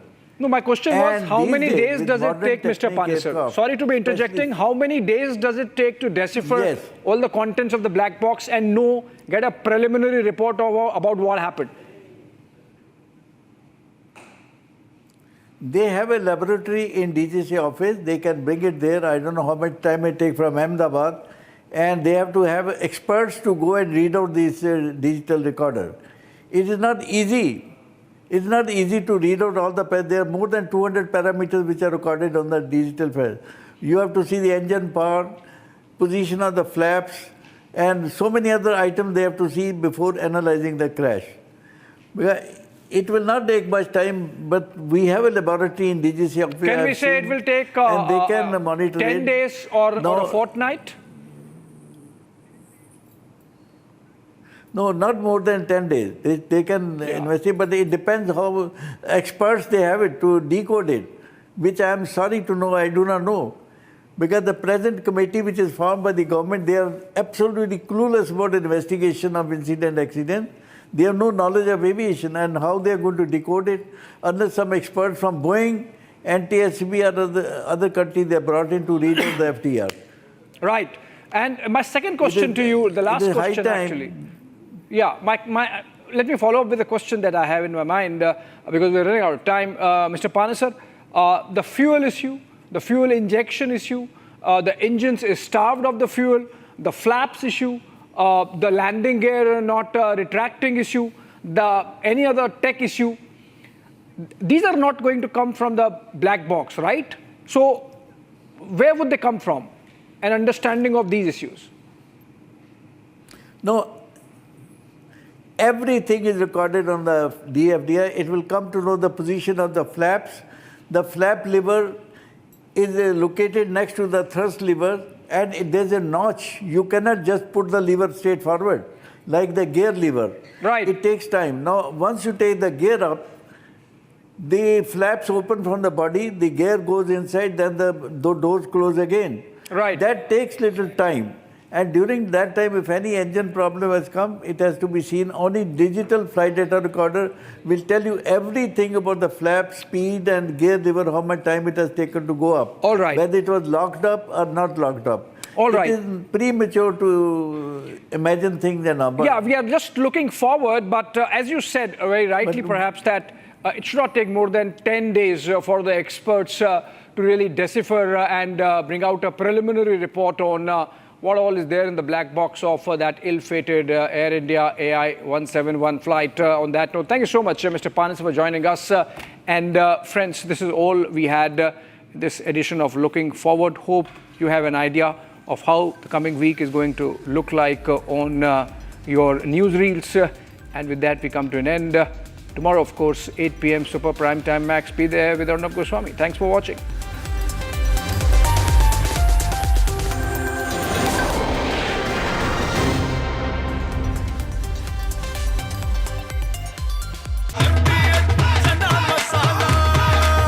अब छोलिया हो या लोबिया, सफेद चने या काले चने, सब कुछ मजेदार बने। इसको घर पे लगाओगे तो शादी का तो पता नहीं, पर घर पक्का नहीं टूटेगा। रुंगटा नहीं तो घर स्ट्रॉन्ग नहीं। रुंगटा स्टील TMT बार एकदम सॉलिड। पहाड़ों में एक हाइकिंग स्टिक भी बन सकती है। दादी के हाथों का जादू और खुशबू से महकता घर, माँ की मुस्कुराहट और खाने की सुगंध। MDH गरम मसाला, क्योंकि हर रिश्ता है स्वाद से जुड़ा।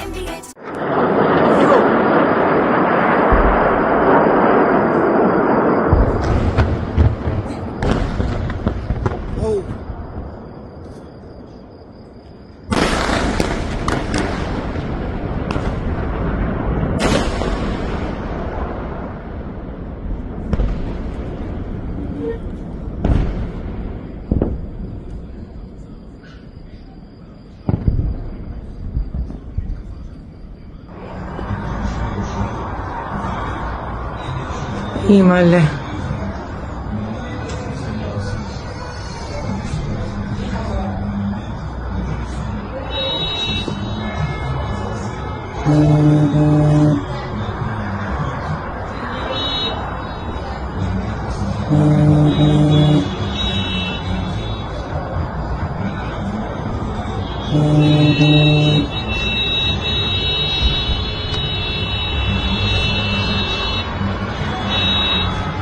A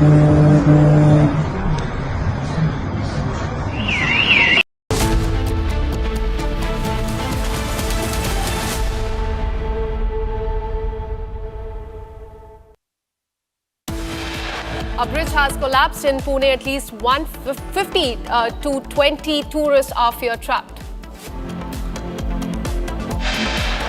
100 to 150 tourists were present at the spot when the bridge collapsed. NDRF roped in. Rescue operation is underway.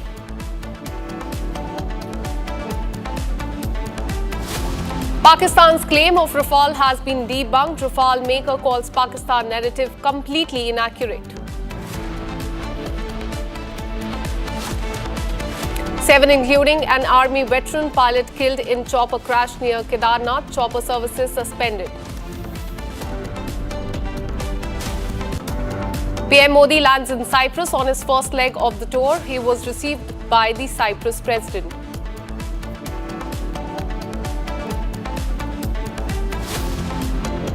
Israeli Prime Minister warns Iran, says it will pay a very heavy price after Iran's retaliatory strikes in 3 Israeli cities.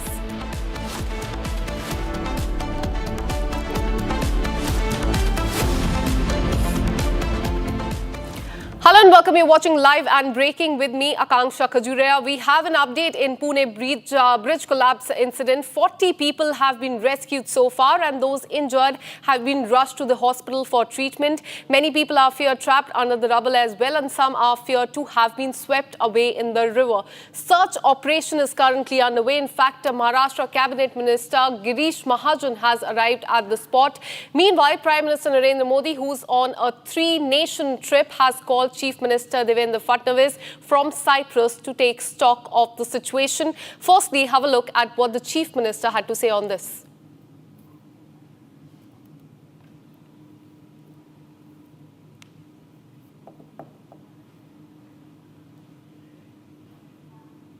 विभागीय आयुक्त, तहसीलदार आणि police commissioner यांच्याशी बोललो आहे. आत्ता प्राथमिक माहिती एवढीच आहे की हा पूल तुटलेला आहे. त्याच्यामध्ये काही लोक जखमी झाले. त्या जखमींना हॉस्पिटलमध्ये नेलेलं आहे आणि त्यासोबत काही लोक अडकलेले आहेत. त्यांच्याकरता एनडीआरएफची टीम त्या ठिकाणी पोहोचते आहे त्यांना रेस्क्यू करण्याकरता. काही लोक वाहून गेल्याची शक्यता आहे. अजून त्या संदर्भातलं पूर्ण कन्फर्मेशन मिळालेलं नाही किंवा कॅज्युअल्टीजच्या संदर्भातलं पूर्ण कन्फर्मेशन मिळालं नाही. त्यामुळे या क्षणाला त्याबद्दल बोलणं हे योग्य ठरणार नाही. पूर्ण माहिती याची मिळाल्यानंतर याच्यावर आपल्याला माहिती देता येईल. आत्ता प्रशासन तातडीनं सगळी मोबिलायझेशन करून आणि लोकांना कसा दिलासा देता येईल अशा प्रकारचा प्रयत्न चाललेला आहे. And meanwhile, political blame game has begun over the bridge collapse. Uddhav Sena has blamed administration over the negligence and demanded stringent punishment behind the accident. 5 tourists, is what we are learning, have been killed in this accident, and several others are feared to have drowned after a bridge built over Indrayani River in Pune has collapsed. NDRF teams are at the spot to rescue trapped tourists. The rescue and relief operation is underway, but at the same time, the blame game continues. Have a look. हमारे महाराष्ट्र के पुणे के पास तले गांव में जो इंद्रायणी पुल के टूट जाने की वजह से कई लोग बह गए. 2 लोग तो मृत भी हो गए हैं. कई लोग अभी घायल हैं. कई लोग अभी बह गए हैं. बचाव कार्य चल रहा है. एनडीआरएफ की टीमें लगी हैं, पुलिस लगी हुई है, प्रशासन लगा हुआ है. लेकिन एक सवाल उठता है कि जब कोई ब्रिज जर्जर था और उसको बंद कर दिया गया था तो वहां पर प्रशासन क्यों नहीं था? वहां बैरिकेटिंग क्यों नहीं थी? वहां पुलिसकर्मी क्यों नहीं थे? और उस पुल को बनाया क्यों नहीं गया? क्या जानबूझकर पहले लोगों को वहां इकट्ठा किया गया कि लोग वहां मर जाएं? क्या ये सब साजिश चल रही है? क्या इसीलिए सरकारों को हम चुनकर देते हैं? हम इसमें राजनीति नहीं करेंगे. किसी भी पार्टी की सरकार हो, कोई भी प्रशासन हो, लेकिन लोगों की जिंदगी से खिलवाड़ क्यों? न वायु मार्ग सुरक्षित है, न जल मार्ग सुरक्षित है, न हेलीकॉप्टर सुरक्षित है. अरे हमारे देश में सुरक्षित क्या है? देखो, ऐसा है, अहमदाबाद की घटना, उत्तराखंड की घटना और यानी केदारनाथ की घटना, और अभी 1 घंटे पहले जो महाराष्ट्र में मावळ में जो घटना हुई, क्या कहे उसके बारे में? मौत ये किसी को कह के तो आती नहीं है. बुलावा आया है, लोग चले गए, लेकिन ऐसा होना ये दिल को दर्द देने वाला है. उन लोगों के आत्माओं को शांति मिले, इसके सिवा और हम क्या कर सकते हैं। मुझे मालूम नहीं ब्रिज कितना पुराना है। मैंने जो ब्रिज देखा है वहाँ पे जो वीडियो आया है वो ब्रिज मुझे पुराना सा दिख रहा है। शासन की ये जिम्मेदारी, ये नहीं बोलना चाहिए क्योंकि अभी अभी लोग चले गए, लेकिन जिस तरीके से वो लोखंड का है वो ब्रिज, आप अगर सूक्ष्म नज़र से वो लोखंड के ब्रिज को देखो तो पहले से ही कमकुवत हो गया है, तो उसकी पहले से ही उसको रोक देना चाहिए था। मुझे मालूम नहीं सत्य परिस्थिति क्या है, उसके आगे मैं कुछ नहीं बोलना चाहूँगा।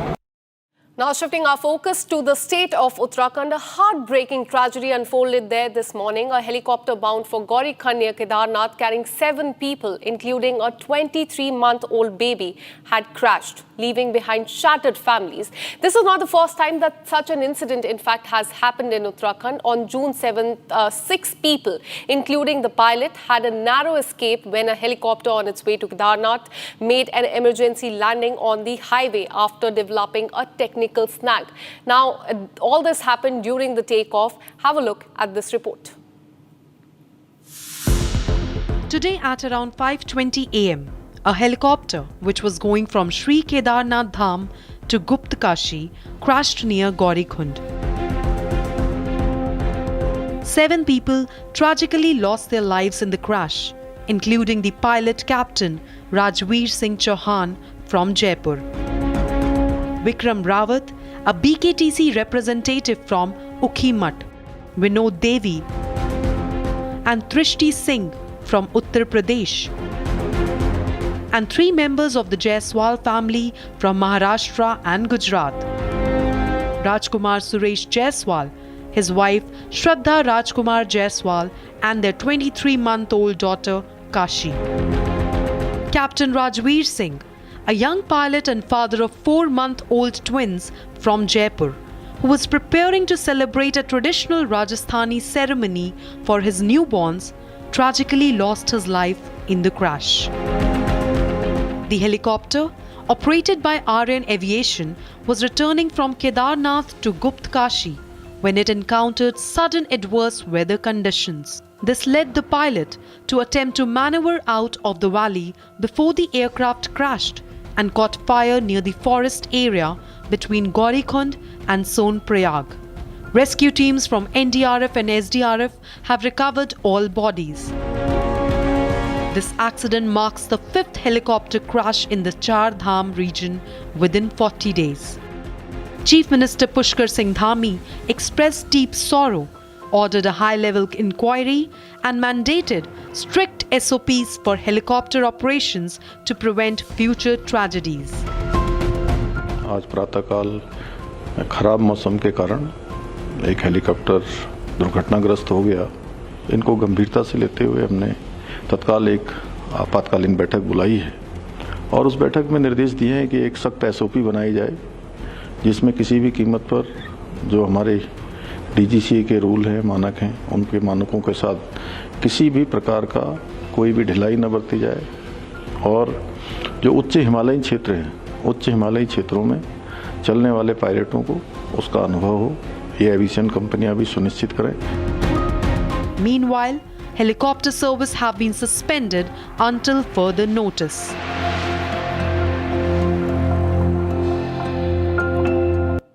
Now shifting our focus, West Asia is on the edge again. Tensions in the Middle East have escalated dramatically. In the latest strikes, Iranian missiles have hit Tel Aviv in Israel, killing and injuring civilians, while Israel responded by targeting key sites in Iran, including its energy sector and the Defense Ministry headquarters. Have a look at this report to know the destruction, the rising fear and the human cost of this unfolding crisis.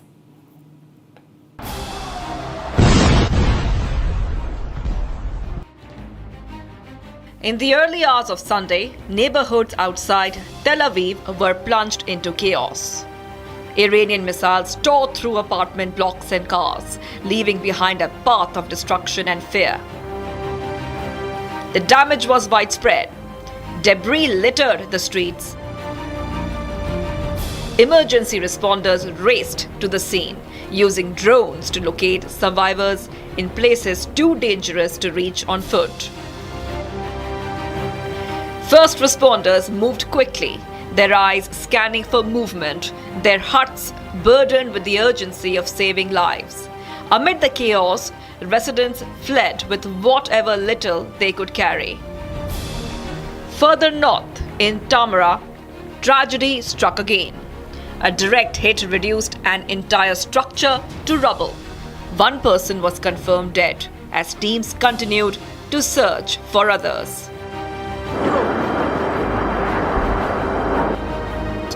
This latest exchange of fire is part of a spiraling confrontation. On Friday, Israel launched a surprise strike, targeting Iran's nuclear and military infrastructure. In retaliation, Tehran unleashed a deadly barrage of missiles and drones. Israel's counterstrikes targeted Iran's energy sector and the defense ministry headquarters, an escalation unprecedented in recent years. Israeli President Isaac Herzog warned that the region is at a historic crossroads. We are now at a historic crossroads, not only for Israel, but for the entire Middle East. On the one hand, the threat of terrorist jihad that seeks to dominate the region, whilst on the other, there's the vision of partnership, hope for the better future, and peace, what I call the day after.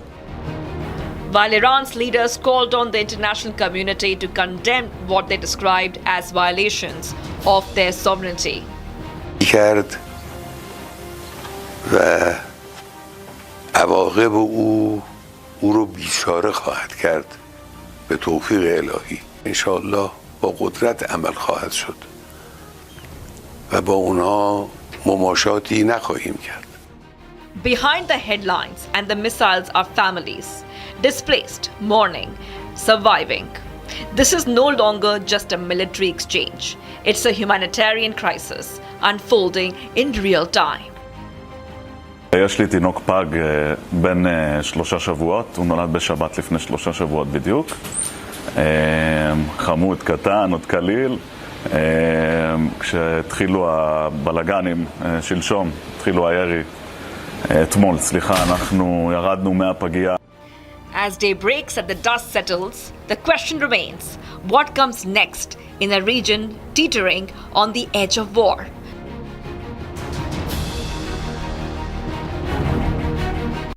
And meanwhile, Israeli Prime Minister has warned Iran that it will pay a very heavy price for the murder of civilians, women and children. He visited Bat Yam with the Home Front Command Forces. Prime Minister was seen touring the site of this early morning's Iranian strike on the apartment building where 6 Israelis were killed and dozens were wounded. There you can see in the pictures that is Israeli Prime Minister taking stock of the situation.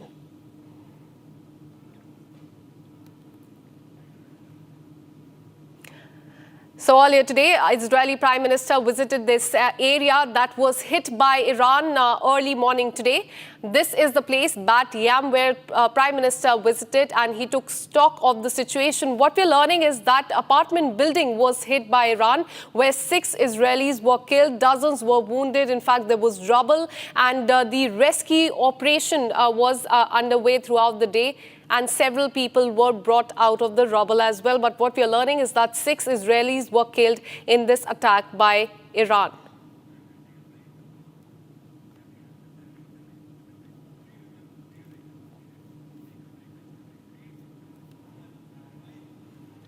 All right, with this, we're taking a short break. We'll be right back with more news and updates. Keep watching Republic TV.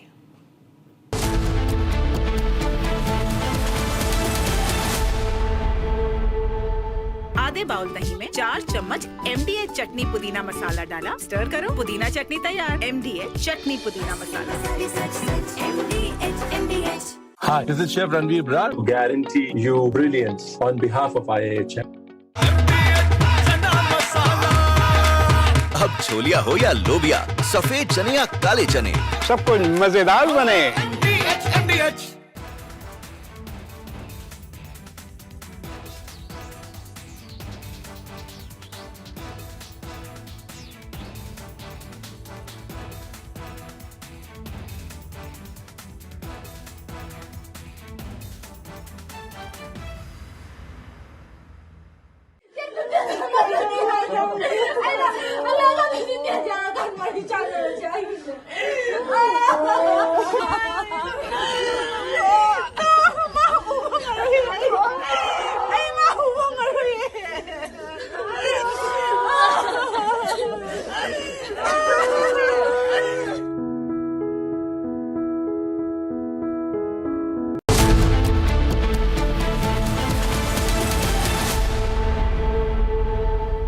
Well, West Asia is on the boil once again. In the next explainer, we break down the latest and most critical developments in the escalating conflict between Israel and Iran, with over 150 missiles fired in this dramatic retaliation. Rising tension in the Middle East are sparking fears of a broader regional war or even a potential World War III. Take a look. So as we all know, Iran has been attacked and it has struck back. There was a mutt and Jeff process going on. The Americans were negotiating with Iran to defang it of its nuclear program. They were putting a lot of diplomatic pressure on Iran to engage in this thing. And as part of that mutt and Jeff routine, while the Americans were putting the diplomatic pressure, the Israelis were giving the threats of military attack on its, nuclear sites, nuclear enrichment plants, on its petrochemical complexes, on its command and control infrastructure. So as we have seen, this attack started yesterday. That is, when Israel struck Natanz, that is the uranium enrichment facility. They struck the command and control headquarters of the IRGC, the Iranian Revolutionary Guard Corps, in Tehran, and they also struck the Isfahan, as also the terminal at the island, the Kharg Island, which is the oil terminal, the biggest oil terminal of Iran.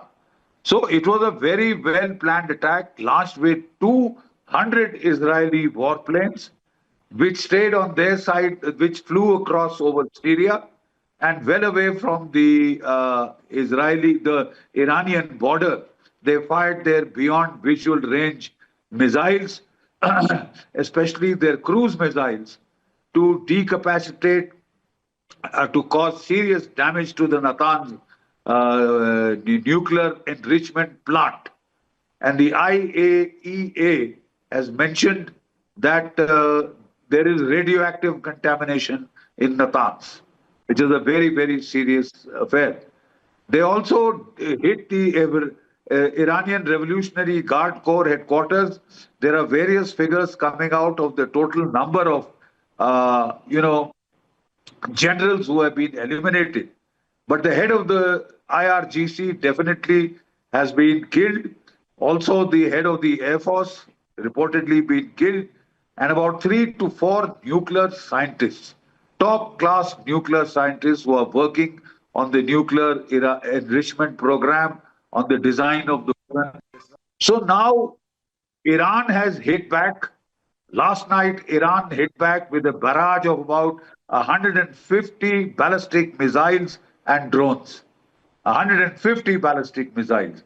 And as was clearly evident on the television screens, though most of these missiles and drones were shot down, a fair percentage does seem to have gotten through, which could be as high as 7 to 8% or more, because we could see massive explosions in Tel Aviv, close to their headquarters of the Ministry of Defense. So Iran has stuck back with determination, and it looks like that Iran has girded up its loins for a long fight. And if a shooting war starts off, Israel is talking of a 10 to 15 day long campaign in which they'll take advantage of the Iranian retaliation to hit more nuclear targets, more energy related targets, more, command and control targets. so that their aim is to defang the nascent Iranian nuclear capability. They have said that we just will not accept a nuclear Iran. And to that extent, we will do everything possible to see that Iran does not acquire that nuclear capability. Now, where will this all lead to? Right? The simple fact is that this could, at the very least, lead to a major regional conflict.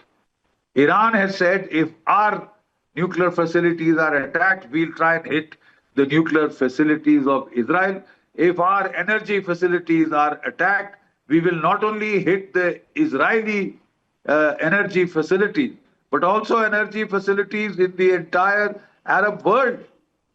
We will try and create, an energy global crisis. And if they hit the oil fields, if they hit the Persian oil Gulf oil routes, if they start hitting the tankers, then there is going to be economic chaos. They will be held to pay. You see, the simple fact is the price of oil could shoot up.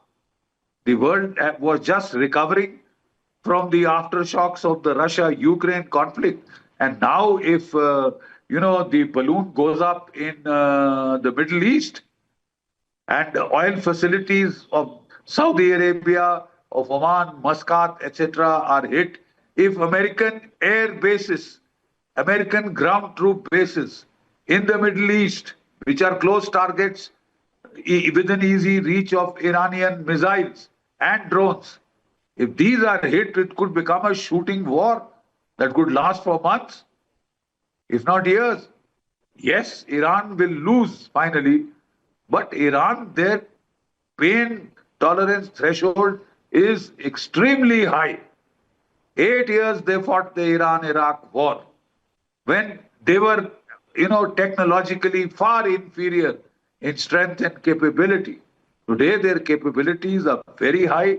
They almost have 10,000 ballistic missiles, thousands and thousands of Shahid drones, which the Russians have used with such good effect in Ukraine.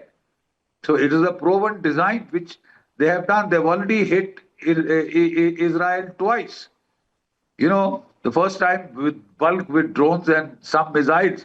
The second time primarily with missiles. And even then 7 to 8% of their missiles had gotten through.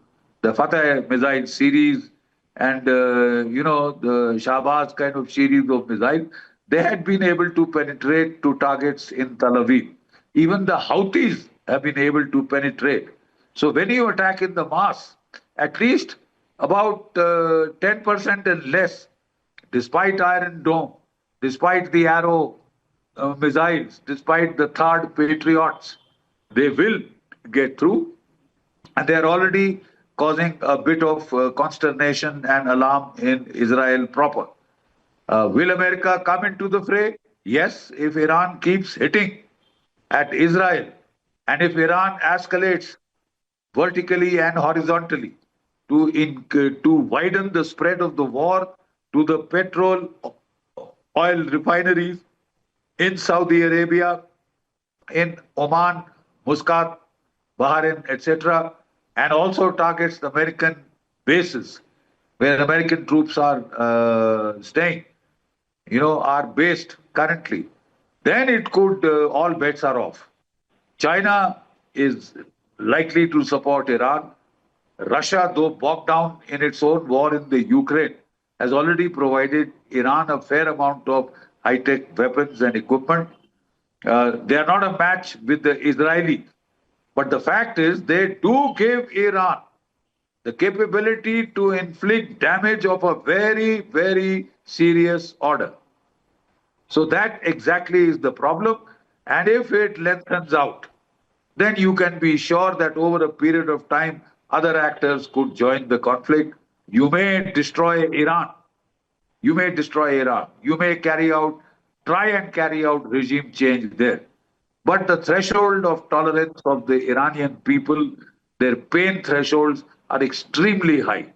Even in the past, like I said, in the Iran-Iraq war, 8 years of mayhem and massacres they withstood. but they almost defeated Iraq, sorry, and Iran took the war back to inside Iraq. That was the level of the tenacity of their defense. So this is a very, very grim and foreboding scenario. Donald Trump was very keen to have, an era of peace and quiet in which he could consolidate, his economy, build up his military strength, and then get on to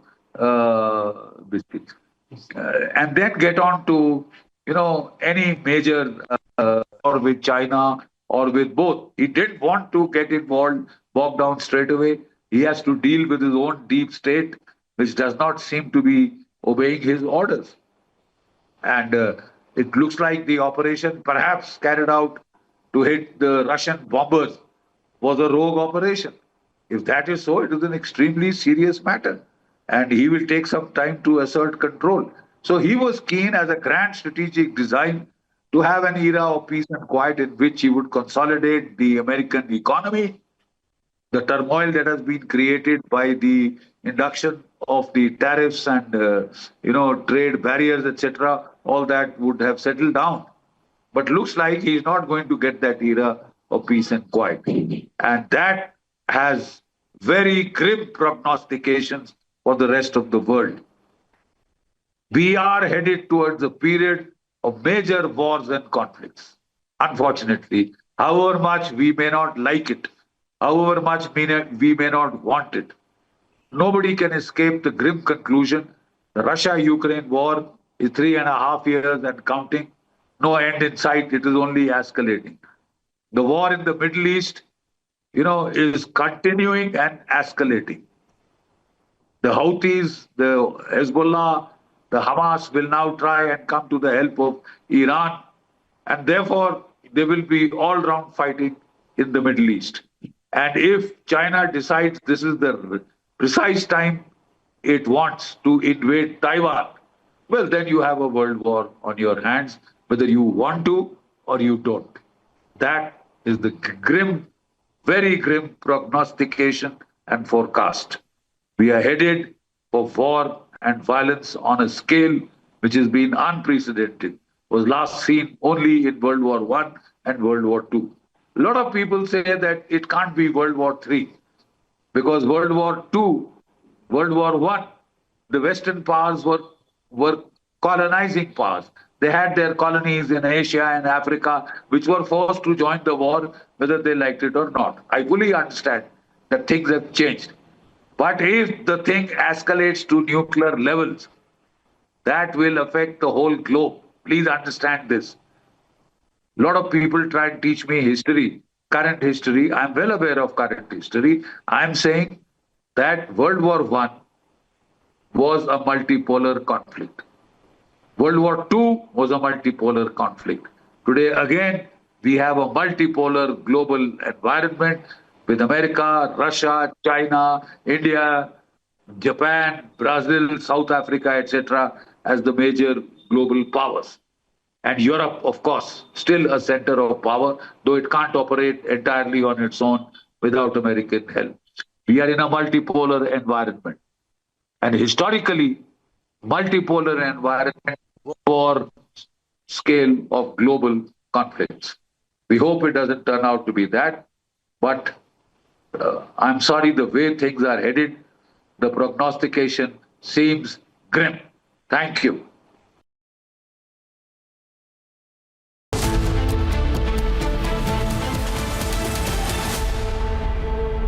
Powered by Century Ply Club Prime. रहो बेफिक्र।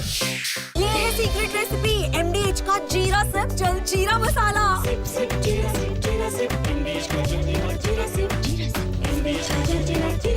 मेरी नई Hyundai extra तुमने भी तो कल नई car ली है ना, उसमें भी तो होगा ना ये वॉइस इनेबल सनरूफ है ना अंकल, सिंगर इनेबल सनरूफ। और बेनिफिट्स ये तो मिले होंगे ना। ये मिला। हाँ? हुंडई कार्स पर मिल रही है अमेजिंग डील्स। वैसे लोगे तो आप हुंडई ही, चाहे दिल की सुनो या डील्स की। MDH की हल्दी मिर्ची धनिया करे कमाल, ये रंग दे, ये खुशबू दे, ये तीखा, ये कम पड़े, क्या निराला MDH masala.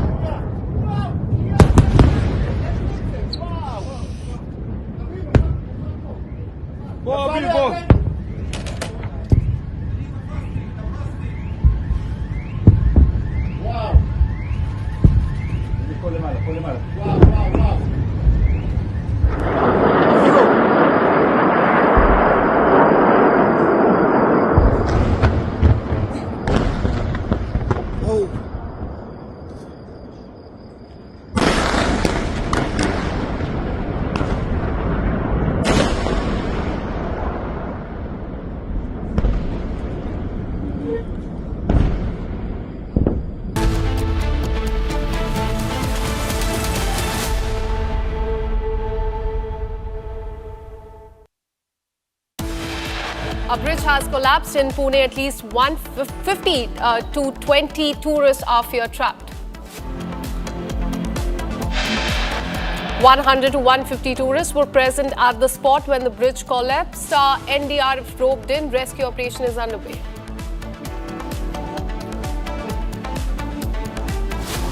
Pakistan's claim of Rafale has been debunked. Rafale maker calls Pakistan narrative completely inaccurate. 7, including an army veteran pilot, killed in chopper crash near Kedarnath. Chopper services suspended. PM Modi lands in Cyprus on his first leg of the tour. He was received by the Cyprus president.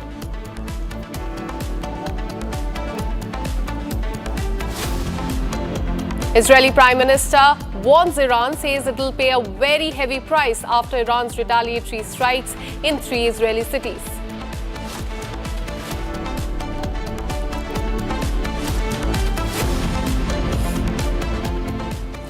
Hello and welcome. You're watching Live and Breaking with me, Akanksha Khajuria. We have an update in Pune bridge collapse incident. 40 people have been rescued so far and those injured have been rushed to the hospital for treatment. Many people are fear trapped under the rubble as well, and some are feared to have been swept away in the river.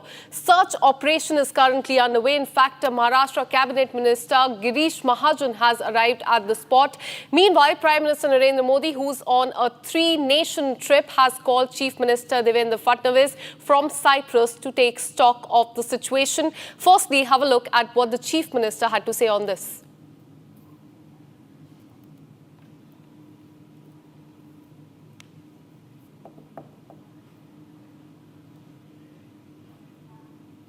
विभागीय आयुक्त, तहसीलदार आणि police commissioner यांच्याशी बोललो आहे. आत्ता प्राथमिक माहिती एवढीच आहे की हा पूल तुटलेला आहे. त्याच्यामध्ये काही लोक जखमी झाले. त्या जखमींना हॉस्पिटलमध्ये नेलेलं आहे आणि त्यासोबत काही लोक अडकलेले आहेत. त्यांच्याकरता NDRFची टीम त्या ठिकाणी पोहोचते आहे त्यांना रेस्क्यू करण्याकरता. काही लोक वाहून गेल्याची शक्यता आहे. अजून त्या संदर्भातलं पूर्ण कन्फर्मेशन मिळालेलं नाही किंवा कॅज्युअल्टीजच्या संदर्भातलं पूर्ण कन्फर्मेशन मिळालं नाही. त्यामुळे या क्षणाला त्याबद्दल बोलणं हे योग्य ठरणार नाही. पूर्ण माहिती याची मिळाल्यानंतर याच्यावर आपल्याला माहिती देता येईल. आत्ता प्रशासन तातडीनं सगळी मोबिलायझेशन करून आणि लोकांना कसा दिलासा देता येईल अशा प्रकारचा प्रयत्न चाललेला आहे. And meanwhile, political blame game has begun over the bridge collapse. Uddhav Sena has blamed administration over the negligence and demanded stringent punishment behind the accident. 5 tourists, is what we are learning, have been killed in this accident, and several others are feared to have drowned after a bridge built over Indrayani River in Pune has collapsed. NDRF teams are at the spot to rescue trapped tourists. The rescue and relief operation is underway, but at the same time, the blame game continues. Have a look. हमारे महाराष्ट्र के पुणे के पास तले गांव में जो इंद्राणी पुल के टूट जाने की वजह से कई लोग बह गए. 2 लोग तो मृत भी हो गए हैं. कई लोग अभी घायल हैं. कई लोग अभी बह गए हैं. बचाव कार्य चल रहा है. NDRF की टीमें लगी हैं, पुलिस लगी हुई है, प्रशासन लगा हुआ है. लेकिन एक सवाल उठता है कि जब कोई ब्रिज जर्जर था और उसको बंद कर दिया गया था तो वहां पर प्रशासन क्यों नहीं था, वहां बैरिकेटिंग क्यों नहीं थी, वहां पुलिसकर्मी क्यों नहीं थे, और उस पुल को बनाया क्यों नहीं गया? क्या जानबूझकर पहले लोगों को वहां इकट्ठा किया गया कि लोग वहां मर जाएं? क्या ये सब साजिश चल रही है? क्या इसीलिए सरकारों को हम चुनकर देते हैं? हम इसमें राजनीति नहीं करेंगे, किसी भी पार्टी की सरकार हो, कोई भी प्रशासन हो, लेकिन लोगों की जिंदगी से खिलवाड़ क्यों? न वायु मार्ग सुरक्षित है, न जल मार्ग सुरक्षित है, न हेलीकॉप्टर सुरक्षित है। अरे हमारे देश में सुरक्षित क्या है? देखो ऐसा है, अहमदाबाद की घटना, उत्तराखंड की घटना और यानी केदारनाथ की घटना, और अभी एक घंटे पहले जो महाराष्ट्र में मावड़ में जो घटना हुई, क्या कहे उसके बारे में? मौत ये किसी को कह के तो आती नहीं है, बुलावा आया है, लोग चले गए, लेकिन ऐसा होना ये दिल को दर्द देने वाला है। उन लोगों के आत्माओं को शांति मिले, इसके सिवा और हम क्या कर सकते हैं? मुझे मालूम नहीं ब्रिज कितना पुराना है। मैंने जो ब्रिज देखा है, वहाँ पे जो वीडियो आया है, वो ब्रिज मुझे पुराना सा दिख रहा है। शासन की ये जिम्मेदार, ये नहीं बोलना चाहिए क्योंकि अभी लोग चले गए, लेकिन जिस तरीके से वो लोखंड का है,